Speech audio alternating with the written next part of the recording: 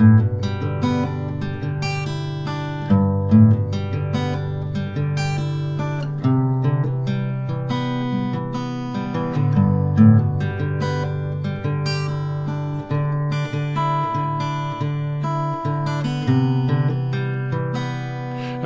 að Rauðaborðinu á miðvikudagskvöldi. Hér margt framundan. Sigurjón Magnús Egilsson hérna með mér. Það sem við ætlum að hafa hérna í þættinum aftast, þá kemur til hans Björn Þorláks, kemur nafnið hans, Björn Ólafsson, sem er lengi vel sjómaður og þeir að tala veiðiráðgjöf Hafró. Þú þekkir þá umræðu. Já. Það eru svona langflestir sem hafa verið að ræða sjávarútveg og breytingar á kerfinu hafa fallist á veiðiráðgjöf Hafró. Talið að það sé ekki hægt að bæði að ná fram kröfum breytingar á kerfinu, en líka verið að efast svona vísindalegan grundvöllinn á bakvið það. En efasemdirnar Hafró voru náttúrulega mjög öflug meðal sjómanna og meira svo skipstjórnarmanna og fleira hér á árum áður. Já. En það hefur mikið til þakkað vegna þess að stórútgerðin hefur ekki viljað vera með þessi efasemdir, hún hefur verið sátt við veiðiráðgjöfina. Já. Og það hefur verið, ég veit ekki hvað þú kannast við þá setningu að það var haft eftir einu stórútgerðarmanninum að hann vildi hafa samdrátt í þorskuðum því þá myndu hinir lendi í erfiðleikum til þess að hann geti keypt á upp. Þetta var svona ástandi sem var á 10. áratugnum. Já. Þú veist, það er ekkert víst að Samir í tapi á það séu bara 200.000 þorsktonn. Því að þá þú með þinn eina bátinn þarna einhvers staðar fyrir austan, lendir í erfiðleikum vegna þess að þú hafði keypt hann á öflugum tíma og skuldaði mikið og þá gat ég bara beðið ef ég er Samiri, þá getur þú lendir í vandræðum og svo þarf ég ekki að bíða mikið því að bara hringi Landsbankinn í mig og segja, heyrðu, vilt þú taka yfir hann að útgerðina Sigurjóns? Hann er í einhverjum vandræðum. Og þá er að bankinn selur sig það að hann sé bara að fá tryggja veðið. Það er betra að Samir í skuld okkur en að pening heldur en Sigurjón sem er í helvítis vandræðum og valla fyrir að endurnýja trollið af því að það er lausafjárvandi. Og þá sagt og bítandi þá færi Landsbankinn mér bara eins og gerðist náttúrulega. Samir ég meira meina drulluklessa sem er búin til á bönkunum. Það sem hefur teiknar alls konar útgerðir og færða til þeirra. Það er ekki allir kannski sammála við að kalla þetta endilega drulluklessu, en þetta er samansöfn og skilja eftir sig sviðina jörðu eins og Stöðvarfirði í Breiðdalsvík og víðar, Ísafirði. Þetta er bara... Þú varst á sjó og þá var meiri svona gagnrýni á Hafró, en það er ekki, hún er miklu minni núna, hún er orðin svona staðbundin, svolítið kringum Jón Kristjánsson. Já, ég held að menn skipstjórnarmenn og fleiri, sem eru í mjög góðum plásum, þeir vilji ekki opinbera hugsun sína. Það eru jafnvel hræddir að geti kostað á skipsplásið. Og þetta er skipstjóri til dæmis á, eins og sjá, þetta er ekki báta lengur, þetta eru skip, alveg glæsileg skip sem eru fiskveiðiskip, þessi stóru stöðsett, þetta er alveg ótrúlega flott. Og sá sem situr Skárra væri það nú að það verið eitthvað framþróun í skipum. Já, nei, ég átti við bara gegnum tíman, hvernig breytingarnar hafa orðið, Og sá sem að situr í skipstjórastólnum í svona skipi, hann bölvar bara hann í barminn, hann er ekkert að opinbera skoðanir sínar á jafn viðkvæmu máli og þetta er. Ég tekið svona sirpur í því að fjalla sjávarútvegsmál og fyrir stuttu fyrir COVID. Þá tók ég svona sirpu og var meðal annars fór á fund hjá Ögmundi. Já, ég var þar, já. Og svo eftir þá vildum við Ögmundum svona ferðast landið og þá var ég svolítið mikið að skrifa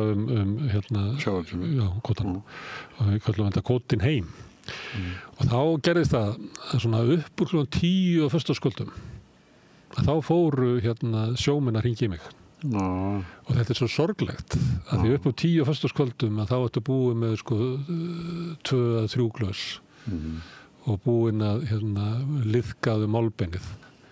Þannig að þú getur fyrir að tala það sem raunverulega meinar. Og mér fannst þetta svo sorglegt að svo var ég komið fyrir henni stoltu sjómanna stétt að hún væri undir svona rosalegri kúgun að hún gæti ekki sagt það sem henni meina nema, þú veist, eftir klukkan 10 á föstudagskvöldum. auðvitað var ég ekki að segja þetta við mennin sem ringdu, ég er bara þakkláttur fyrir að það voru að ringja. En ég hef hugsað alltaf eftir á þetta ekki fallegt samfélag. Nei. Og svo eru til dæmi að menn hafi verið reknir vegna svona sinna, ekki Ólufsi gott dæmi það? Jú. Gott dæmi, það er ljótt að segja það, gott dæmi það. Og fleiri, til dæmis stýrimaður sem stóð fyrir svona uppreisn, sildi rækjubát í land, af því að rósáttu við það að útgerðin geti bara sjálf ákveði verðið. Hann hefur verið eitthvað í smá í afleysingum, en hann meira að minna hættur bara. Og það er mörg dæmi þetta, því að það er þannig að þú verður ósáttur við Samherja og hættir, þá færði ekkert vinnu á Brím. Nei. Það er ekki þannig. Nei, það fer bara í hringinn. Já, þú með því að ypa gogg, að þá bara stimplar þið út. Þetta er... Og sömuleyti er þetta í takt við það sem hefur verið að ræða víða heim, að við sem komin inn í svona þetta ólíkarka kapitalisma. Þetta sé farið að minna á eiginlega ástandið áður en að verkalýðshreyfingin náði að binda stöflum og áður en almenningur náði einhverju svona tökum á ríkisvaldinu og eitthvað fleira. Að við sem komin inn í svona kannski þessi pláss sem að þessi Laxness er að fjalla í Sölkuvölku og en er það þá félögin þeirra, félagsskipstjórnarmanna kannski á það að láta í sér heyra? Ekki hafa sjómennið trú á þeim. Það er rosalega talað illa fórustuna og ég held að það sé eina ástæðan fyrir því að fórustuna verið ekki náð miklum árangri. Þannig að mannstu þeir eru reyndu 10 ára samningi sem var felldur. En þá var það fyrsta skipti sem voru að reyna að ná einhverjum samningi. Þannig að þeir fóru í verkfallið og þeir talaði að fengi 2 hanska fyrir það. Þannig að það er rosalegt kurr í stéttinu að fórustan hefur ekki auðnast að vera þessi sterka málpípa sem að svona kúu stétt þarf nauðsynlega á að halda. Eins og við getum borðið saman bara ræstingafólk og Efling. Gott fyrir ræstingafólki að hafa Sólveig Önnu, Ebba Gogg. Sjómennirnir, og ég er ekki að leggja dóm eitthvað á fórustu sjómanna, en þetta er bara það sem að sjómennirnir segja mér. Ég heyri það er ekki almenn ánægja sjómanna með fórustu sína. Svo er náttúrulega í þessu Smári, þetta er svo allt svo brotið. Þeir með orðið vigta sjálfur aflansi og ákveða íslutvallið og þeir selja sjálfum sér þetta til útlanda og svo aftur og aftur og við fáum aldrei að sjá reiknistæmið.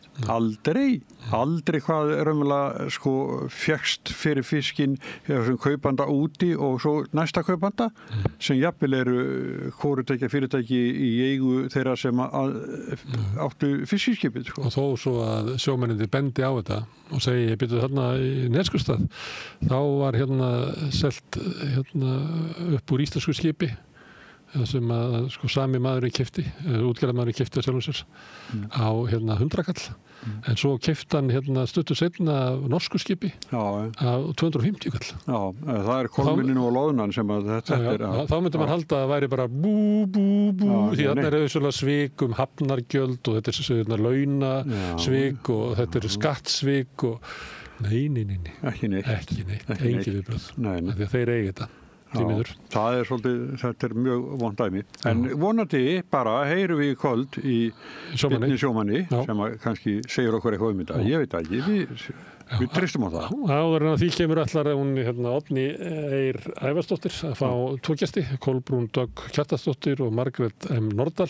Þau ætla að ræða mikilvægi uppskeruhátíða í baráttu fyrir betra lífi. Þetta tekist einhvern veginn listum. Kannski er þetta almenn hvatning að við að fagna oftar.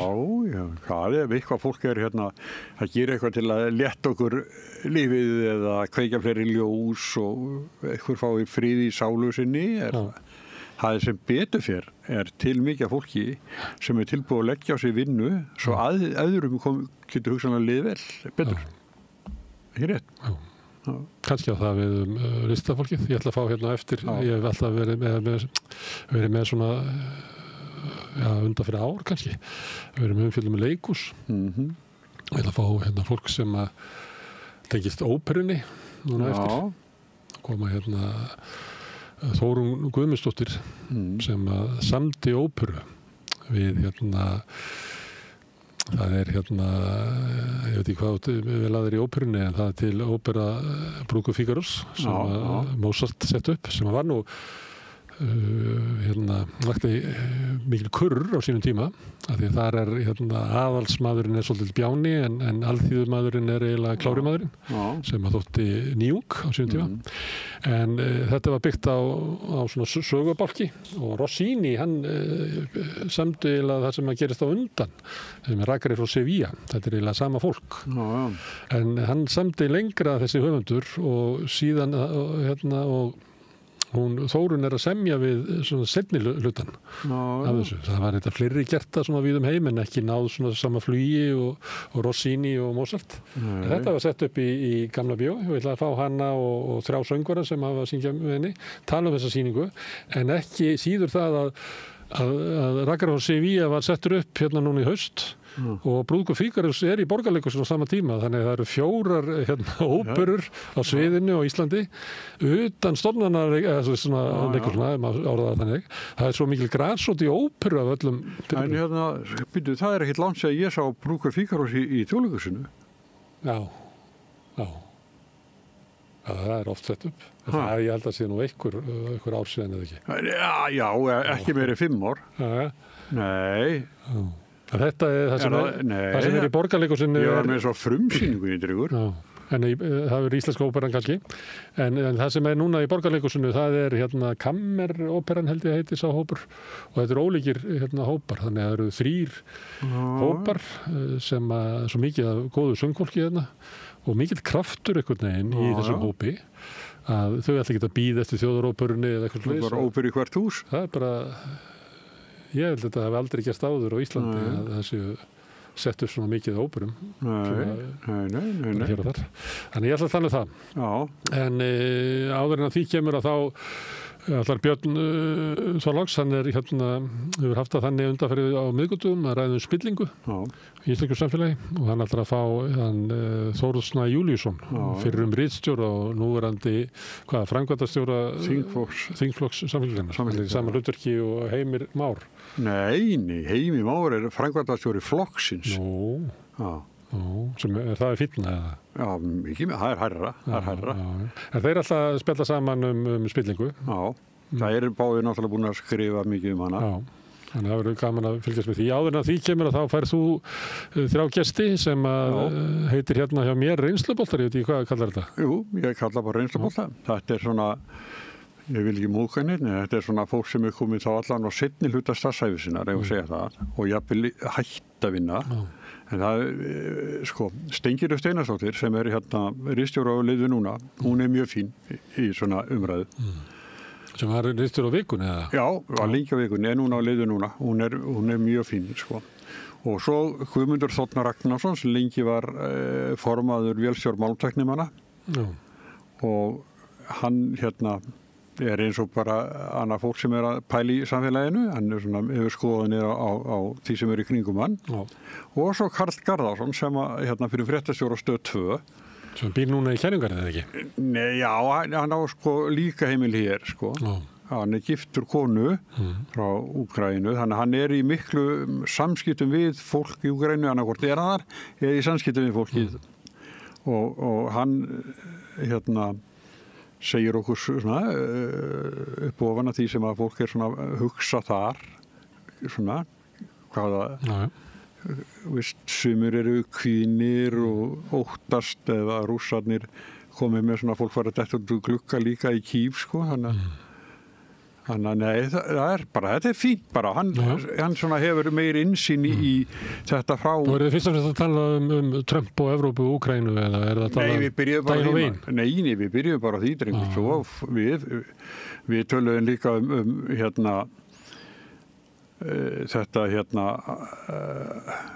þessi ákvörðun fyrir Einars Þorsteinssonar að segja sér, eða slítast meirhlutunum og Karl var nú áður þingmaður Framsóknarflokksins en hann reyndar hættur í flokknum og ég spyr hann hvers vegna. Það hættur í flokknum? Já, þegar hann fór að vinna aftur við fjölmiðla, þá vildi hann bara hreinsa sig að þessu.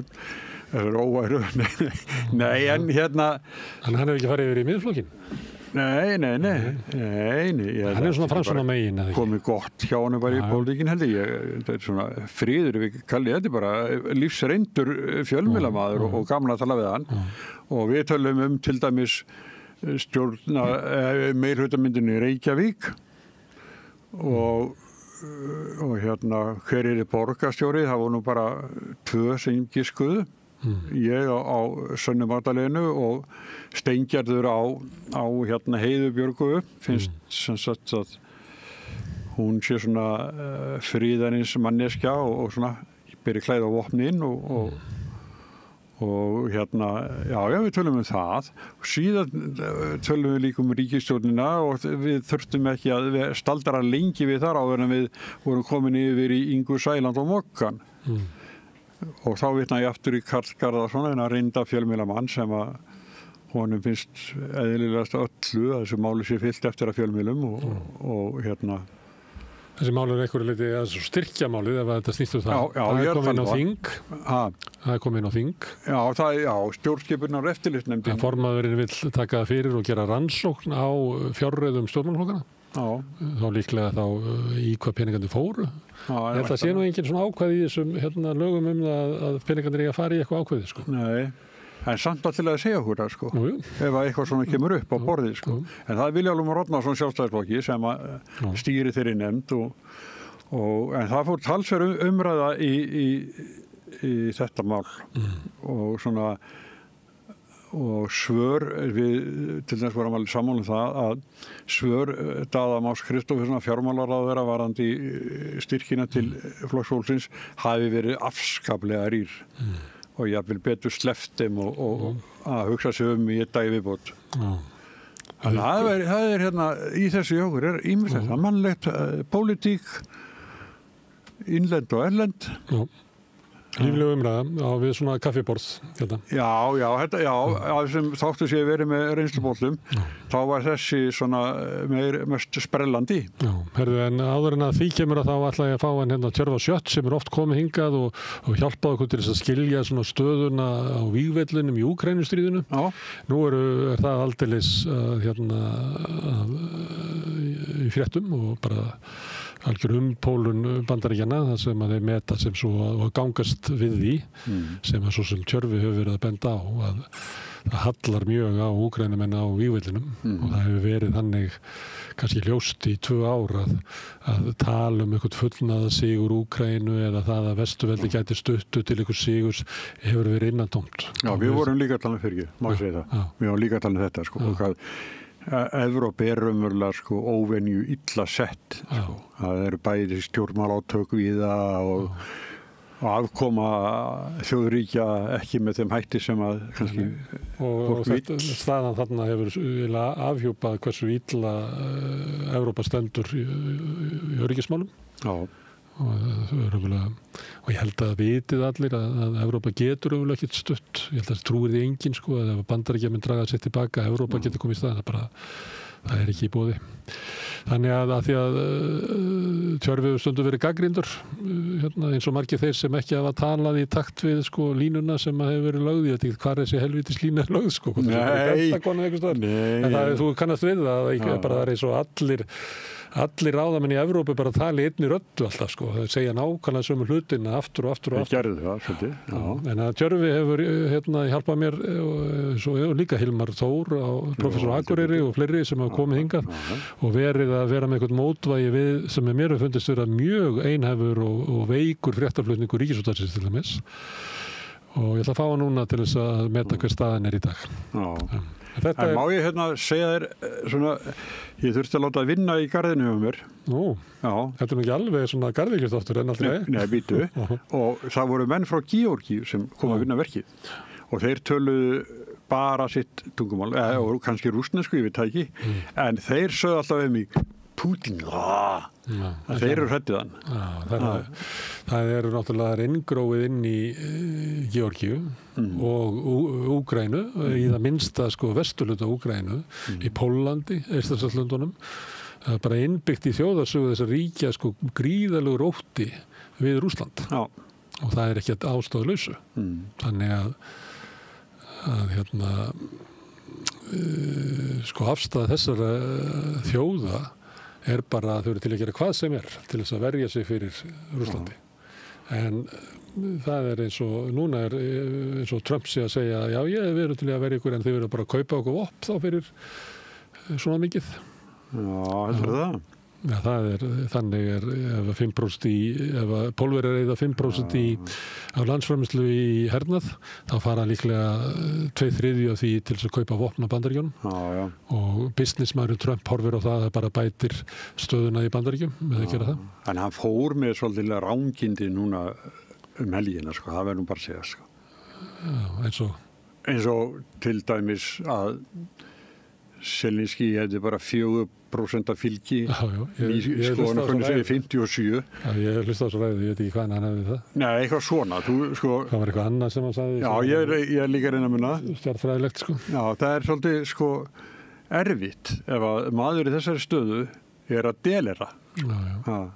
Bara eitthvað út í loftinu. Það hafa eins og verið kannanir þar sem að Úkraínumennir eru spurðir út í stríðið og það er mikil meirihluti sem vil bara enda það núna. Já, hvernig á að gera það? Það er við... Bara segja, komið þið bara og gera sér vilji hérna við? Nei, það er að semja að Rússar haldi því sem þeir hafa tekið. Þannig svara Úkraínumenn, sko. Þeir eru ekki að segja, já, við viljum frið, en bara ef okkur tekst að hrekja Rússa út fyrir landamærin sem voru fyrir 2014, menn er ekki að svara því. Það er bara þrek Úkraínumenna, er annað, er náttúrulega að bresta. Geta Vesturlandana til að styðja þau er að bresta og það er bara staðan, sko. Og ég held þú ætlar að vísa í það því að ég sá að mikil umfjöllun það á Íslandi núna að Trump sagði, sko, að Selenski geti sjálfsögur kennt.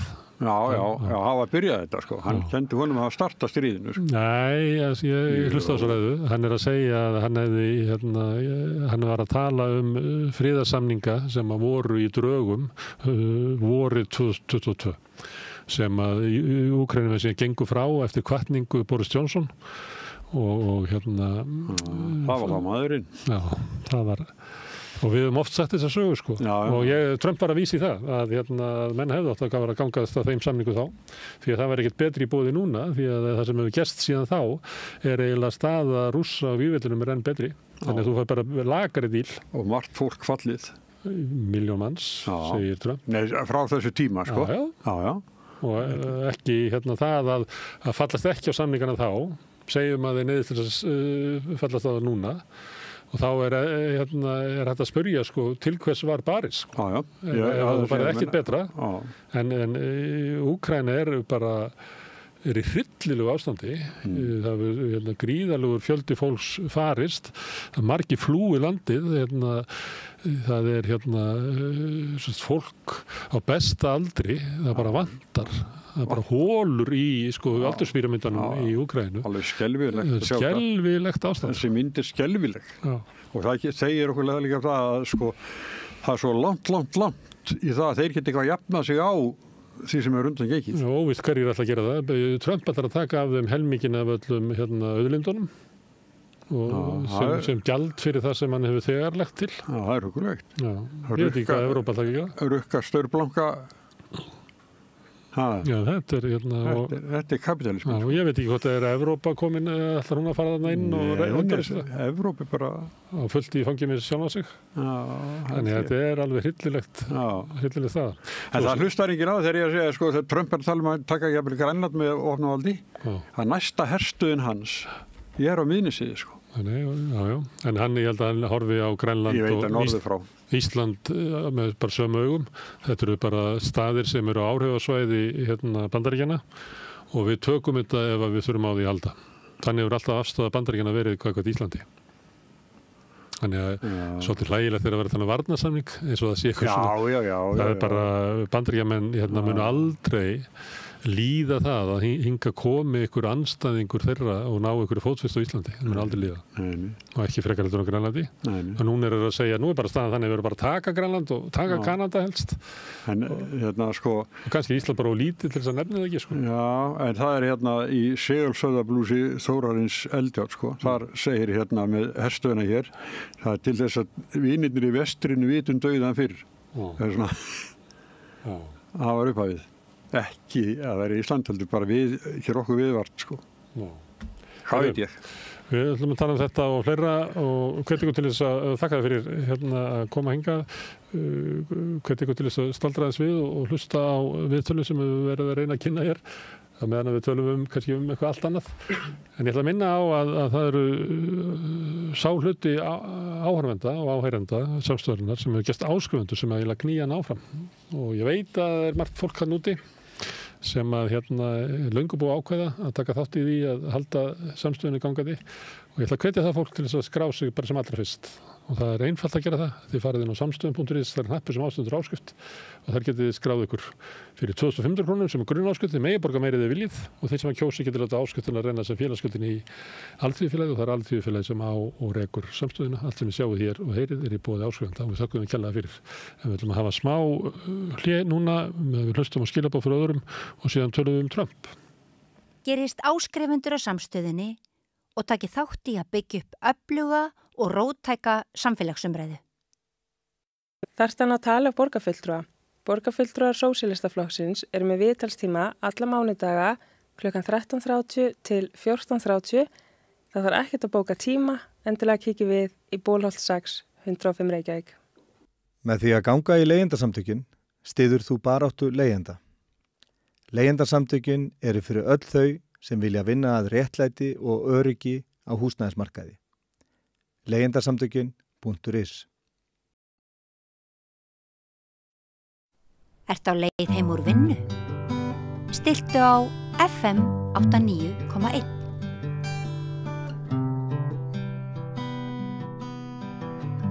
Já, það er komin tími til að ræða Donald Trump, Úkraínu og Evrópu og það uppsót sem hefur orðið í álfunni og í hugum stjórnmála fólks og stjórnvalda í Evrópu út af stefnubreytingu Bandaríkjanna og hingað er komin Tjörfi Schött, doktorsnemi sem er nú oft komið hingað að ræða Úkraínu í undanfarin 2 ár eiginlega.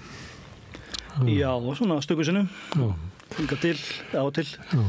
Herðu, hvað ræður þessari stefnubreytingu Bandaríkja stjórnar? Er það mat á því að svona svo lína sem að við höfum heyrt okkar ráðafólk tala og fólk í Evrópu líka að einarður stuðningur við Úkraínu munu tryggja varnir landsins og þó að kannski síður sagt svona undanfarin að þá var það lengi vel látið í það skína að möguleiki væri á fullnaðarsigri Úkraínu á vígvöllum.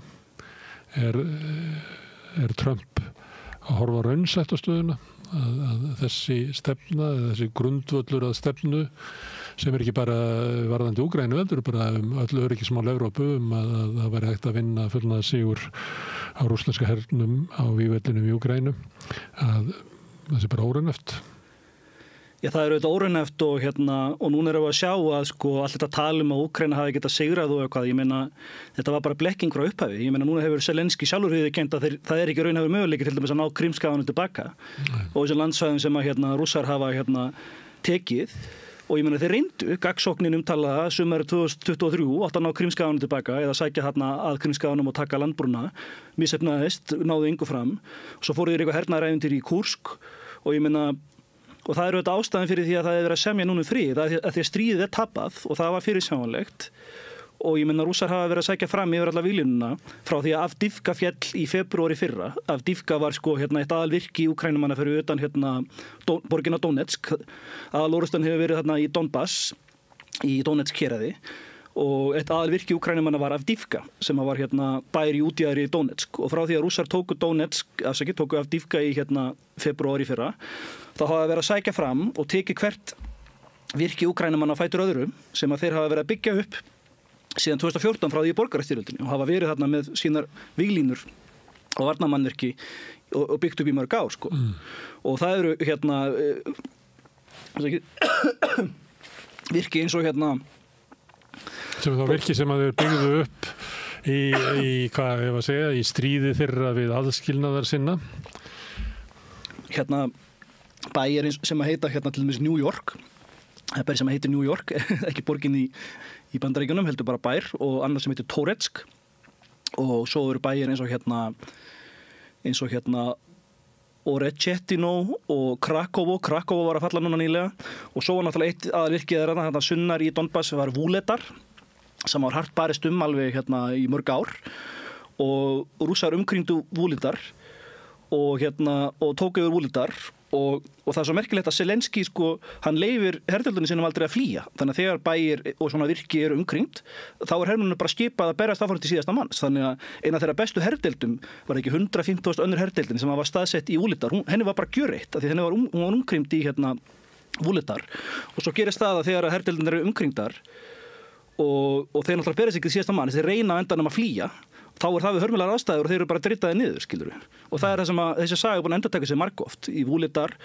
og svo var þarna bærin Krakovo var tekin, og fyrir sunnan Krakovo þar var svona koldrun að myndast, svona Úkraínumenn voru staðsettir í litlum bæjum og þorpum sunnan við Krakovo sem voru umkringt, og núna voru Rússar nýlega closing the pocket þar Svipuð saga endurtaka sig og svo eru þið núna farin að umkringja Pokrovsk sem er aðal birgðastöð Úkraínumanna í Donbass, og eru að sækja beggja hliða og umkringja borgina sem gera alltaf núna, þeir ráða alltaf aldrei beint inn í þessa borgir eða í þessi virki, heldur umkringja þau, það er kallað operational encirclement, og hægt og rólega síðan láta rigna sprengjum og stórskotaliði og taka þannig yfir bæinn og eru að gera það þá var hann ekkert eftir á honum. Þá var hann bara rústur einar. Já, sumir bæir hefða farið þannig, eins og Avdivka, og þegar ég séð myndir af svona bæjum sem líta lesti út eins og Hiroshima og eins og Zelenski orðaði það, og það eru bæir eins og Avdivka sem búið að vera barist í mörg ár, og náttúrulega íbúar óbreyttu borgarar hafa fyrir löngu yfirgefið bæinn og bærin er bara vígvöllur, af því að Úkraínumenn hafa byggt upp eitthvað svona virki og varnarlínur og skotgrafir, og svo er bara sprengjum látið rigna bara mánuðin saman og þá náttúrulega er þetta bara gjöreyðileging og ég veit ekki hvort að það sé vera að gjöra líka Pokrovsk núna, en Rússar eru umkringja þá borg og fara bráðum að taka hana. En er það þá þannig að Úkraínumenn geta ekki varist þessari hægu sókn Rússa, hægu en ákveðnu sókn Rússa, þrátt fyrir aðstóð frá vesturveldunum og Bandaríkjunum? Já, svo er það náttúrulega, það er talað að Rússar séu að sækja fram og taka cirka 10 ferkilometra á dag, og náttúrulega það er mismunandi hversu hratt þetta gengur fyrir sig, en eins og ég, það er alveg bara óteljandi, ég er búin að telja upp alla þessa bæi og borgvirki sem þeir eru að ná hverjum að fætur öðru, og þetta heldur bara áfram og það er ekkert sem stöðvar þetta, og það er alltaf að tala hvað þetta gengur hægt, og þetta er mjög hægt ef við berum þetta saman við önnur stríð eins og til seinni heimsstyrjöldinni, það sem voru svona risa stórsóknir, það sem að Þjóðverjar til dæmis sóttu inn í Frakklandi eða Sovétríkin og tóku bara, næstum allt landið bara á nokkrum mánuðum. Þetta er ekki sambarlegt, þetta er ekki þannig. Þeir eru ekki að sækja fram með skriðdreka herdeldum í einhverju svona combined arms árásum, skiluru.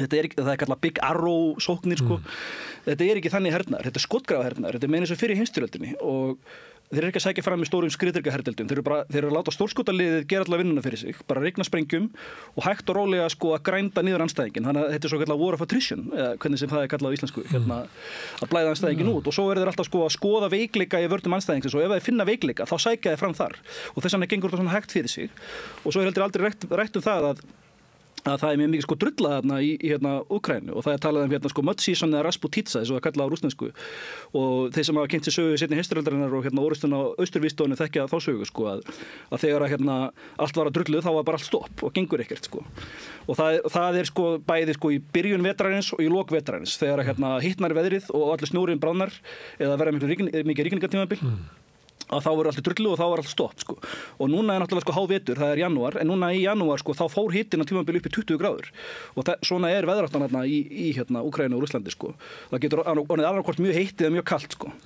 og þá bráðna allir snjórinn og það verður bara allt í drullu, þá er náttúrulega stoppar allt stöðvast allt, þannig að það er aldrei talað um þetta heldur, það er aldrei talað um bara aðstæðurnar á vígvellunum og þú veist, stríði sjálft og það auðvitað það sem að keyrir áfram sko atburðina og það ástæðan fyrir því að það vera semjum frið núna að því að stríðið tapa og svo náttúrulega fréttirnar af því að Úkraínumenn að klára sem mannafla, að tala að lækka herskiptaaldri niður í 18 ára því þeir eru ekki meiri mannafla, það búið að senda alla í hakkvélina á víglinni, skilurðu, og svo náttúrulega að NATO-ríkin hafa tænt þetta sína vopnabyrðir eftir að hafa sendt allt til Úkraínu, öll skotfæri, sérstaklega skotfæri fyrir stórskotalið og svo greindi New York Times frá því að Bandaríkin hafa sendt 500 þessar ATACMS-eldflaugar sem að það var stóra fréttin hérna núna í fyrra þegar að Biden gaf leyfi á að skjóta þeim inn í Rússland og inn í Kursk þessum svokölluðu ATACMS-eldflaugum.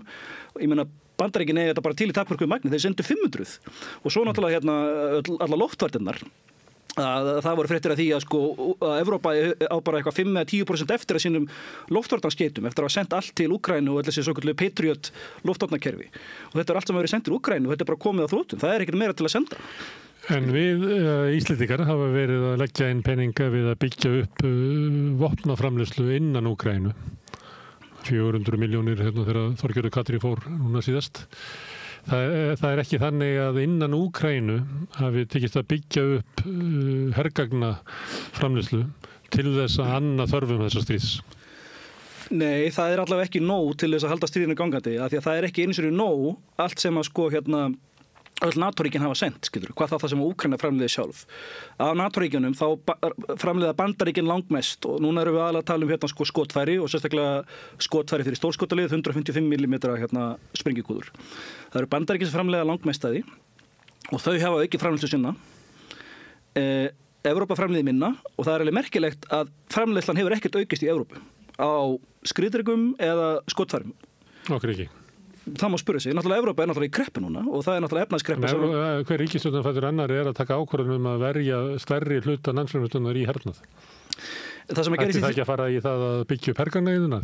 Ég muni það sem gerist í Þýskalandi var að ríkisstjórnin sprakk og það búið til nýra kosninga og það var út af deilum út af fjármálafrumvarpinu og það var fjármálaráðherrann sem að sagði af sér og það aldrei talað að sko deilurnar fjármálafrumvarpið, það vörðuðu sko fjársendingar og stuðning til Úkraínu af því þeir vildu náttúrulega sko einhverjir vildu senda meira en þeir bara átti að segja á því að það bara ekki efnahagslegu grundvöllur til að senda meira. Og það náttúrulega reglur sem að þjóðverðirnir hafa verið svolítið fasteldir á að fara ekki með skuldir eða halla á ríkissjóði umfram tiltekin mörk og það voru frjálslyndir demókratar sem vildu ekki fara yfir þau mörk en þá sósíaldemókratarnir sem vildu þá senda meira og brjóta þá þessi mörk til þess að geta stutt Úkraínu en frjálslyndir þá hafa stoppa að það væri ekki hægt að styðja það meira vegna þess að þá hefði hallinn á ríkissjóði orðið meiri heldur en þessar gullnu reglur sem að þjóðverðirnir hafi nú verið duglegir að halda sig innan í áratugum saman. Já, þetta voru deilurnar sko milli Schulz, kanslara og svo fjármálaráðherrann sem var á vegum sko liberala eða frjálslyndra. Viðreisnar flokkur þeirra þjóðverja sem er mjög ákveðin í því að halda sig innan svona taumhalds í ríkisrekstri. Og þá má spyrja sig af hverju þrátt fyrir allt þetta tal að styðja Úkraínu og auka varnir í Evrópu og svo framvegis hefur vopnaframleiðslan ekki verið aukin. Og ég meina það er ekki auðvitað að svara þessari spurningu og það er aldrei rætt um þetta. Ég meina við heyrum alltaf styðja Úkraínu, styðja til að sigra, en það er aldrei rætt um sko raunveruleikann, þú veist hvernig staðan á vopnaframleiðslunni, hefur hún verið aukin? Hvað getur við sendt mikið? Það er aldrei rætt um þetta. Þannig að þessi umræða er bara veruleika fyrst. Hún er ekki tengst um raunveruleika. Áttu við þá að stjórnmála stéttin í Evrópu og ráðamenn séu með þetta tal fyrst og fremst út frá eitthvað svona pólitískri stöðu sinni en það sé raunverulega engin svona alvöru hugsun á bakviða að byggja stór efla, að breyta Evrópu, kannski ekki alveg í svona stríðshagkerfi en að beina framleiðslu þáttunum út í það að búa til hergögn fyrir þetta stríð sem að Evrópuþjóðnar eru að heyja í gegnum Úkraínu. Sko, það er alveg ljóst að það sem að stjórnmálamenn segja og bæði í Evrópu eins og Keir Starmer í Bretlandi og Macron í Frakklandi og Scholz í Þýskalandi og stjórnmálamenn hér á Íslandi, þetta er bara retorík. Það er engin, þeir voru alltaf að tala um að Úkraína skildi fá að gangi í NATO og voru bara að segja að það væri bara einhvers konar loforð mittla í stein. Og ég meina núna kemur ný ríkisstjórn í Bandaríkjunum og nýr utanríkisráðherra og nýr varnarmálaráðherra og þeir segja bara það ekki fara að gerast, þetta ekki raunhæfur möguleiki. Þá heyrðum maður verið þess að suma segja víst eins og það væri möguleiki að Úkraína gengi í NATO gegn vilja Bandaríkjanna. Já, og það var alveg stórmerkilegt sko að ný ríkisstjórn í Bandaríkjunum segir þetta, þeir ráða þessu, þú veist utanríkisráðherrann og nýr varnarmálaráðherra Pete Hegseth og nýr utanríkisráðherra Marco Rubio og hvað gerir forsætisráðherra Bretlands Keir Starmer, hann segir bara jú víst, Úkraína á samt að ganga í NATO. Þetta er bara hlægilegt, hann er bara að gera þess að fífli maðurinn. Og við vissum alltaf frá upphafi, það aldrei fara að gerast það því að það er grundvallar regla að ríki getur ekki gengið í NATO sem á í landamæradeilum. Eftir að Rússar tóku Krímskagan, sem er alþjóðlega viðurkenndur hluti af Úkraínu, þá getur Úkraína ekki gengið í NATO fyrir að það er búið að leysa úr því máli deilur Krímskagan og Donbass-hérðin. Og öll ríki þurfa að samþykkja inngönguna eins og við áttum okkur á þegar Tyrkir töfðu inngöngu Svía í NATO langa tíma, og Tyrkir hafa kannski ekkert þeir hafa allir lagi stöðu í NATO út af legu sinni en þeir hafa ekkert viðlíka stöðu í NATO eins og Bandaríkin. Ef Bandaríkin segja nei þá gildir það bara. Já, þá gildir það og svo sjáum við eins og segir að ríki geta sett sig á móti því og við vitum að það eru ríki eins og Ungverjaland og Slóvakía og fleiri sem eru á móti inngöngu Úkraínu í NATO. Þannig að það er ekki að fara að gerast og það er ekki að fara að gerast út af því að Úkraína á í landamæradeilum við Rússland. Og það er heldur ekki að fara að gerast, ég meina Biden náttúrulega studdi sjálfur Úkraínu en hann sagði sjálfur að það er of mikið spilling í Úkraínu. Ég meina það er líka þannig skilyrði sem þarf að uppfylla. Þetta er svona svipað svo gangi í Evrópusambandið að það er talað að lönd þurfa að uppfylla ákveðin svona skilyrði og það er talað að Úkraína er bara of einhvern veginn, hvernig segir maður það ekki nú á nútímavæti og mikið spilling og það myndir þurfa að laga þessi mál, skilurðu? Það var á svona allri umfjöllun og svona mælikvörðum mjög spiltara land heldur meiri sem Rússland áður en fyrir innrásina og það er ólíkarkismin það sem að auðmenn hafa raunverulega náð undir sig öllu samfélaginu var miklu lengra gengið í Úkraínu heldur en í Rússlandi sem er kannski vert að rifja upp af því að stundum við talað eins og Úkraína sé svona frelsisberi í álfunni. Það var náttúrulega kerspill land.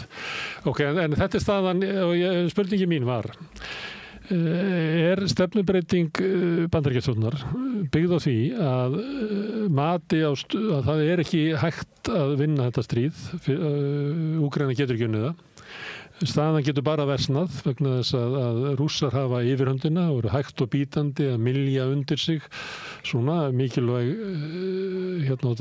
sóknir sig ekki hröð að þá eru þeir ná hægt og bítandi mikilvægum stöðum og hættan er kannski svo að varnir Úkraínumanna bresti vegna þess að þeir hafa mist mikið af mönnum, þeir hafa mist mikilvægar herdeildir að þeir þurfa til þess að bara skaffa fólk til þess að mæta á vígvöllina þá þurfa þeir að lækka herskiptualdurinn niður í 18 ár og það er bara hætt á því að varnir Úkraínu bara bresti eins og getur gerst í svona stríði að það er linnulaust sótt fram, hægt og bítandi en svo náttúrulega ef að varnina bresta þá er sótt raðar fram.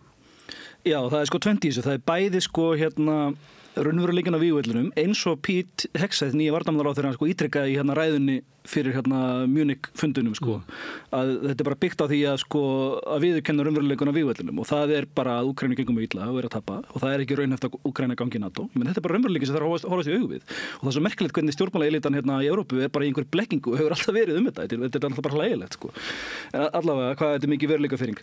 En það er bæði það og svo er hitt að það er verið að taka upp aftur eðlileg diplomatísk samskipti við Rússland eftir að þau hefur bara verið alveg slitin á milli stórveldana, Bandaríkjanna og Rússlands í næstu 3 ár Af því ég meina frá því að Rússar réðust inn í Úkraínu í febrúar 2022 þá hafði Biden, hann tók aldrei upp símann og hringdi í Putin, aldrei. Og núna náttúrulega hringdi Trump í Putin og það var merkilegt og sagði frá því og það var mikið í fréttum. Og svo er fólk að fordæma það, ég menn er það ekki bara gott að þeir eru byrjar að tala saman aftur. Ég menn Biden, það er alveg stórmikilegt, Biden sagði sjálfur að það er mesta hættan á kjarnorkustríði síðan í Kúbudeilunni. Hann segir það sjálfur en samt tekur hann ekki upp símann og hringir ekki Putin. Og utanríkisráðherra Biden sem Anthony Blinken. Og það sem að Kennedy gerði þegar hann hringdi í Khrushchev. Já, og ég meina í kaldastríðinu var bara eðlilegt. Það voru stöðug samskipti á milli Bandaríkjanna og Sovétríkjanna í kaldastríðinu. Og eftir Kúbudeiluna þegar að heimurinn var á barmi kjarnorkustyrjöldar og menn sáu hversu nálægt þeir hefðu komist kjarnorkustyrjöld þá við talaðum detente, þá voru tekin upp betri samskipti og það var miklu meiri samvinna og það var samið að takmarka kjarnavopn og saltsamningarnir og allt þetta skilur við.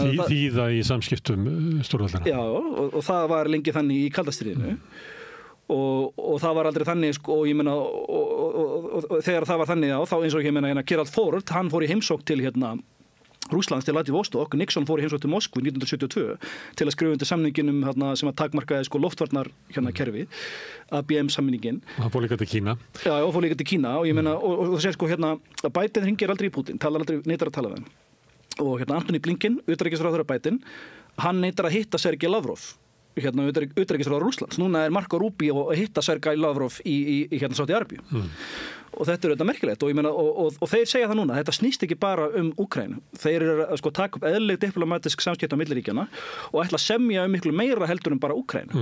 Og það tengist kannski svona geopólitísku heims stórvelda átökum og það hefur verið á það bent lengi að raunverulega stuðningur Bandaríkjanna við Úkraínu eitthvað sem að truflar langtíma markmið Bandaríkjanna sem að þar líta margir á að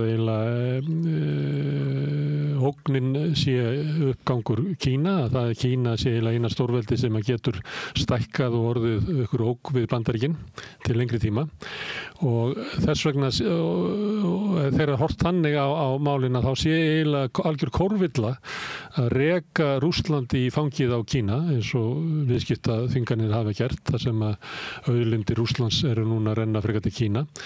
Því að það getur verið að þessi stefnubreyting Trump sem byggð á svona mati að við verðum bara að hafa betri samskipti við Rússland vegna þess að við megum ekki missa Rússland í fangið á Kína.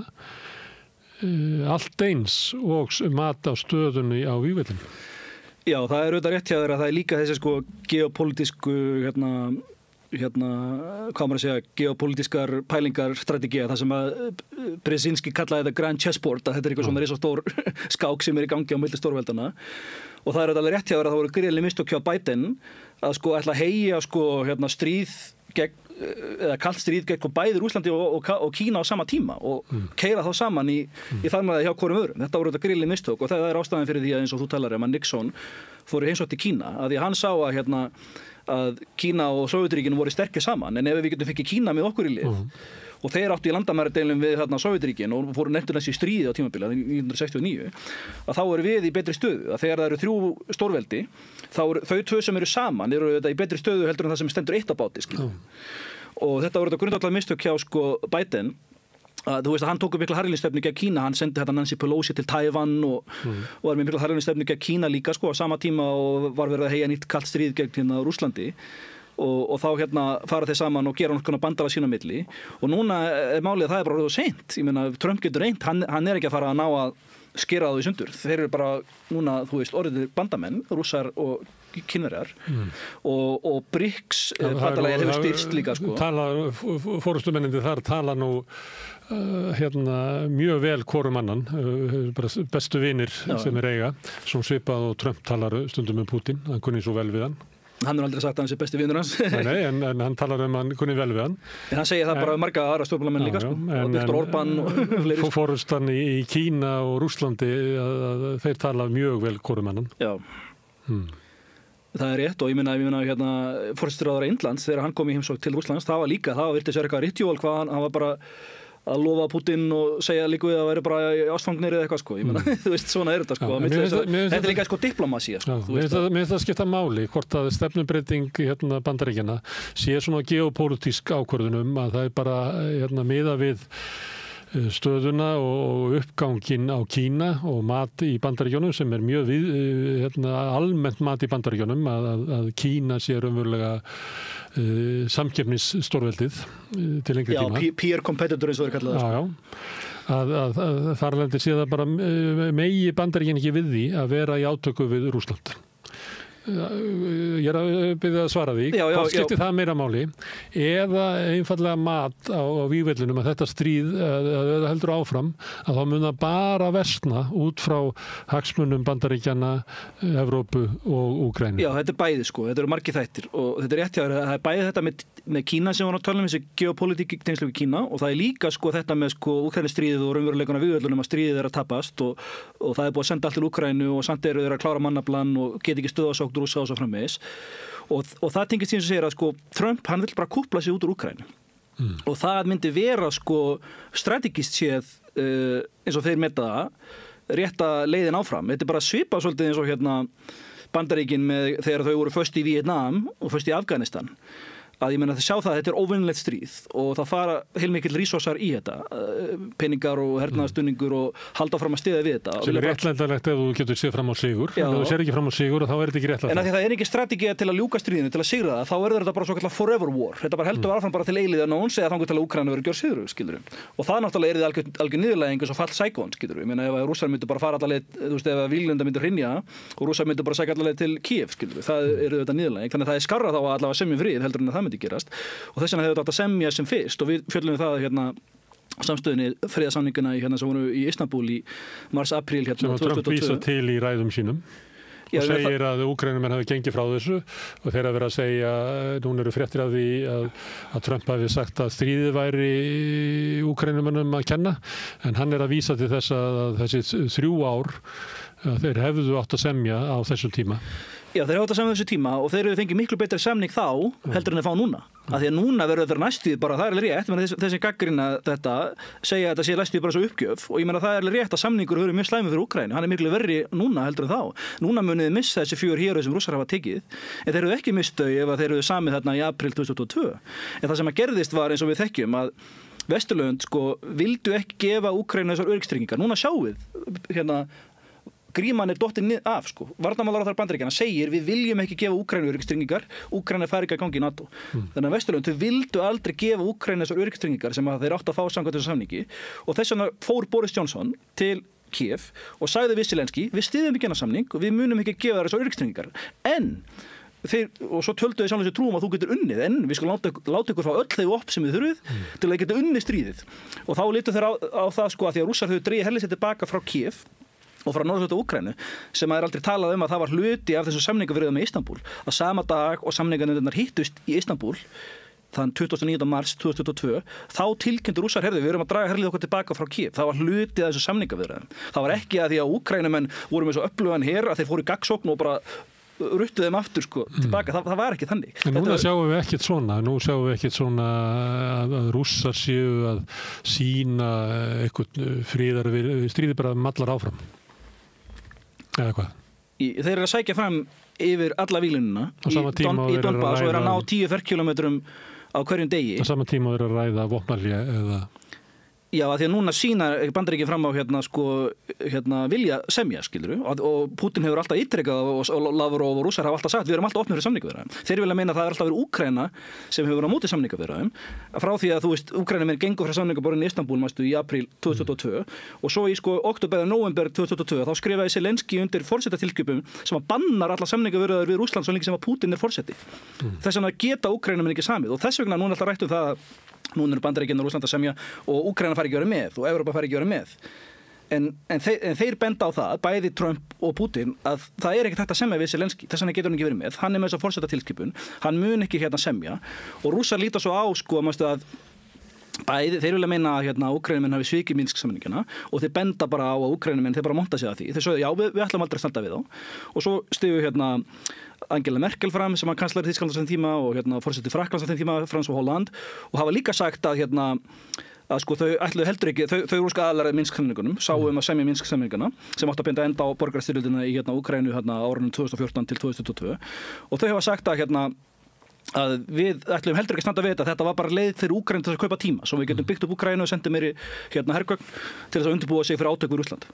Þetta er það sem hefur verið sagt og þetta benda Rússar á. Þess vegna segir þeir að það ekki trúverðugt, við getum ekki samið við Zelenský og líka út af samningunum í Istanbul í apríl 2022 að við drógum herlið okkar tilbaka frá Kiev og við vorum tilbúinir að semja og Putin hefur birt skjal, hann segir að þetta var draft treaty og þeir voru búinir að undirrita þetta það áttu bara eftir að fullgilda þetta, það áttu bara eftir að Putin og Zelenský myndu hittast til að fullgilda þetta en þeir hættu við á síðustu mínútu og svo tekur Zelenský upp þessa mikla harðlínustefnu og hann alltaf farið fram á við þurfum að ná Krímskaga tilbaka og við getum ekki sami fyrir að Rússar draga allt herlið sér tilbaka frá Úkraínu sem alltaf óraunhæf krafa eins og þú heyrir í umræðinu bara meiri segja í dag það sem sagt að ef að Rússar verið á frið þá geta það bara fengið frið með því að kalla allt herlið sitt af úkraínsku landi. Já, þetta bara óskhyggja og blekking þeir aldrei fara að gera það til þess að ef Rússar eiga að draga herlið sér tilbaka þá þarf þetta að setjast niður við samningaborðið við það og semjum það að þeir draga herlið sér tilbaka. Þeir ekki fara að gera það bara sjálfir að því að þú óskar eftir því þú veist, þetta lýsandi fyrir þessa veruleikafirringu og sjálfsblekkingu sem hefur verið í gangi í þesslega þetta stríð, ég meina. En núna, þú varst að lýsa svona stöðunni á vígvellinum og svolítið út frá því að veikleika Úkraínumanna, að þeir eru að klára mannaflann sinn, þeir eru að klára skotfærið sín, þeir eru að klára náttúrulega svona móral, að náttúrulega raunverulega hætt á því að sérstaklega eins og mál hafa þróast að herinn svona falli saman, að það verði baráttu andinn verði niður fyrir frostmark. En á sama tíma verið að halda því fram að þetta sé einmitt staðan sem er í Rússlandi, að rússneska stríðshagkerfið þá getur kyrta áfram einhver tíma, nú það komið algjörlega þannþóli, það sé bara tímaspörsmál hvenær rússneskur efnaður fallist niður á hnéskelennar, að þeir hafa búin að reyna allt til þess að draga fólk á vígvöllin og það sé mjög erfitt fyrir Putin að ná í nýjan mannafla Þetta er það sem okkur hefur sagt frá upphafi að Rússland sé bara við það að hrynja og þetta er sko sagan sem okkur er sögð til að fá okkur þess að trúa því, Úkraína getur unnið. En rétt handað við hornið sé sigur. Já, sigur alltaf handanhótt, en við ekkert að þessu gengið eftir. Núna liðna 3 ár og það er búið að vera að segja að Rússar eru að klára sín skotfæri, þeir að klára síðan eldflaugar og það er uppreist Prigozhin og Putin verið steypt á stóli og efnahagkerfið er á þrotum komið, það var náttúrulega uppalega planið með efnahagsþvingunum, að það var vonin að sko eins og Biden orðað að the ruble will be turned to rubble, að rúblan myndi bara hrynja og hagkerfið myndi bara hrynja eða ekkert að þessu gengið eftir. Ég heyrði það nú bara fréttaskýrjanda á RÚV segja það að rúblan var í hruni og ég fór nú bara inn og kannaði það og það reyndist bara hún er á sama stað fyrir árið síðan.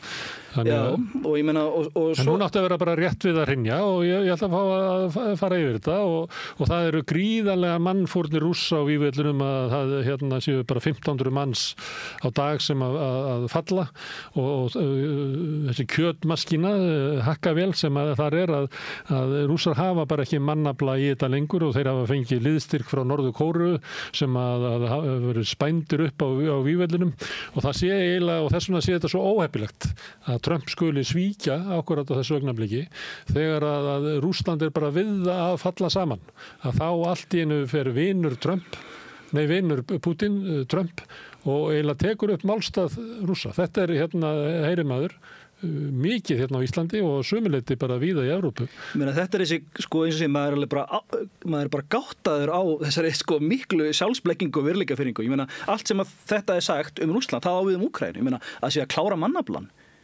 Ég meina, þú veist á hvað plánundu býr fólk. Rússland er miklu stærra land, við miklu meiri mannafla heldur en Úkraína. Það er Úkraína sem er að tala að lækka herskyldualdurinn niður í 18 af því þeir eru að klára mannaflan. Það er Úkraína sem hefur farið í svokallar general mobilization, hefur kallað út alla í herinn sem að geta skilt herskyldu. Rússland hefur ekki gert það. Rússland var með svokallar partial mobilization. Það kallaði út 300.000 varaliða, en svo hafa 30-40.000 sjálfboðaliðar á hverju mánuði verið að bjóða sér fram í rússneska herinn og þetta er sko ekki komið frá Rússum, þetta er komið frá Institute for the Study of War sem er vestræn stofnun sem að rannsaka þetta. Þeir segja þetta að í gegnum stríðið það var 30-40.000 sjálfboðaliðar verið að bjóða sér fram til að gegna herþjónustu í rússneska hernum. Þannig að hann hefur verið að stækka jafnt og þétt rússneski herinn.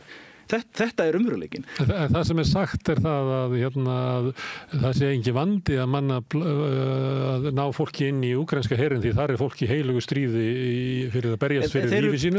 En Rússarnir, þar er þetta óvinsælt stríð og þú þarft að draga menn úr fangelsum til þess að fylla upp í herinn. Þetta er rangt af því að fyrstulega hvar við byrja. Úkraínumenn eru þegar búin að kalla út í herinn alla menn sem eru sem geta sint herskyldu, skiluru. Þess vegna talaðum að lækka aldurinn í 18 af því að það er ekki nóg. Það þarf að breykka skilgreininguna á mönnum sem að gegna herskyldu. Það er svokallar general mobilization.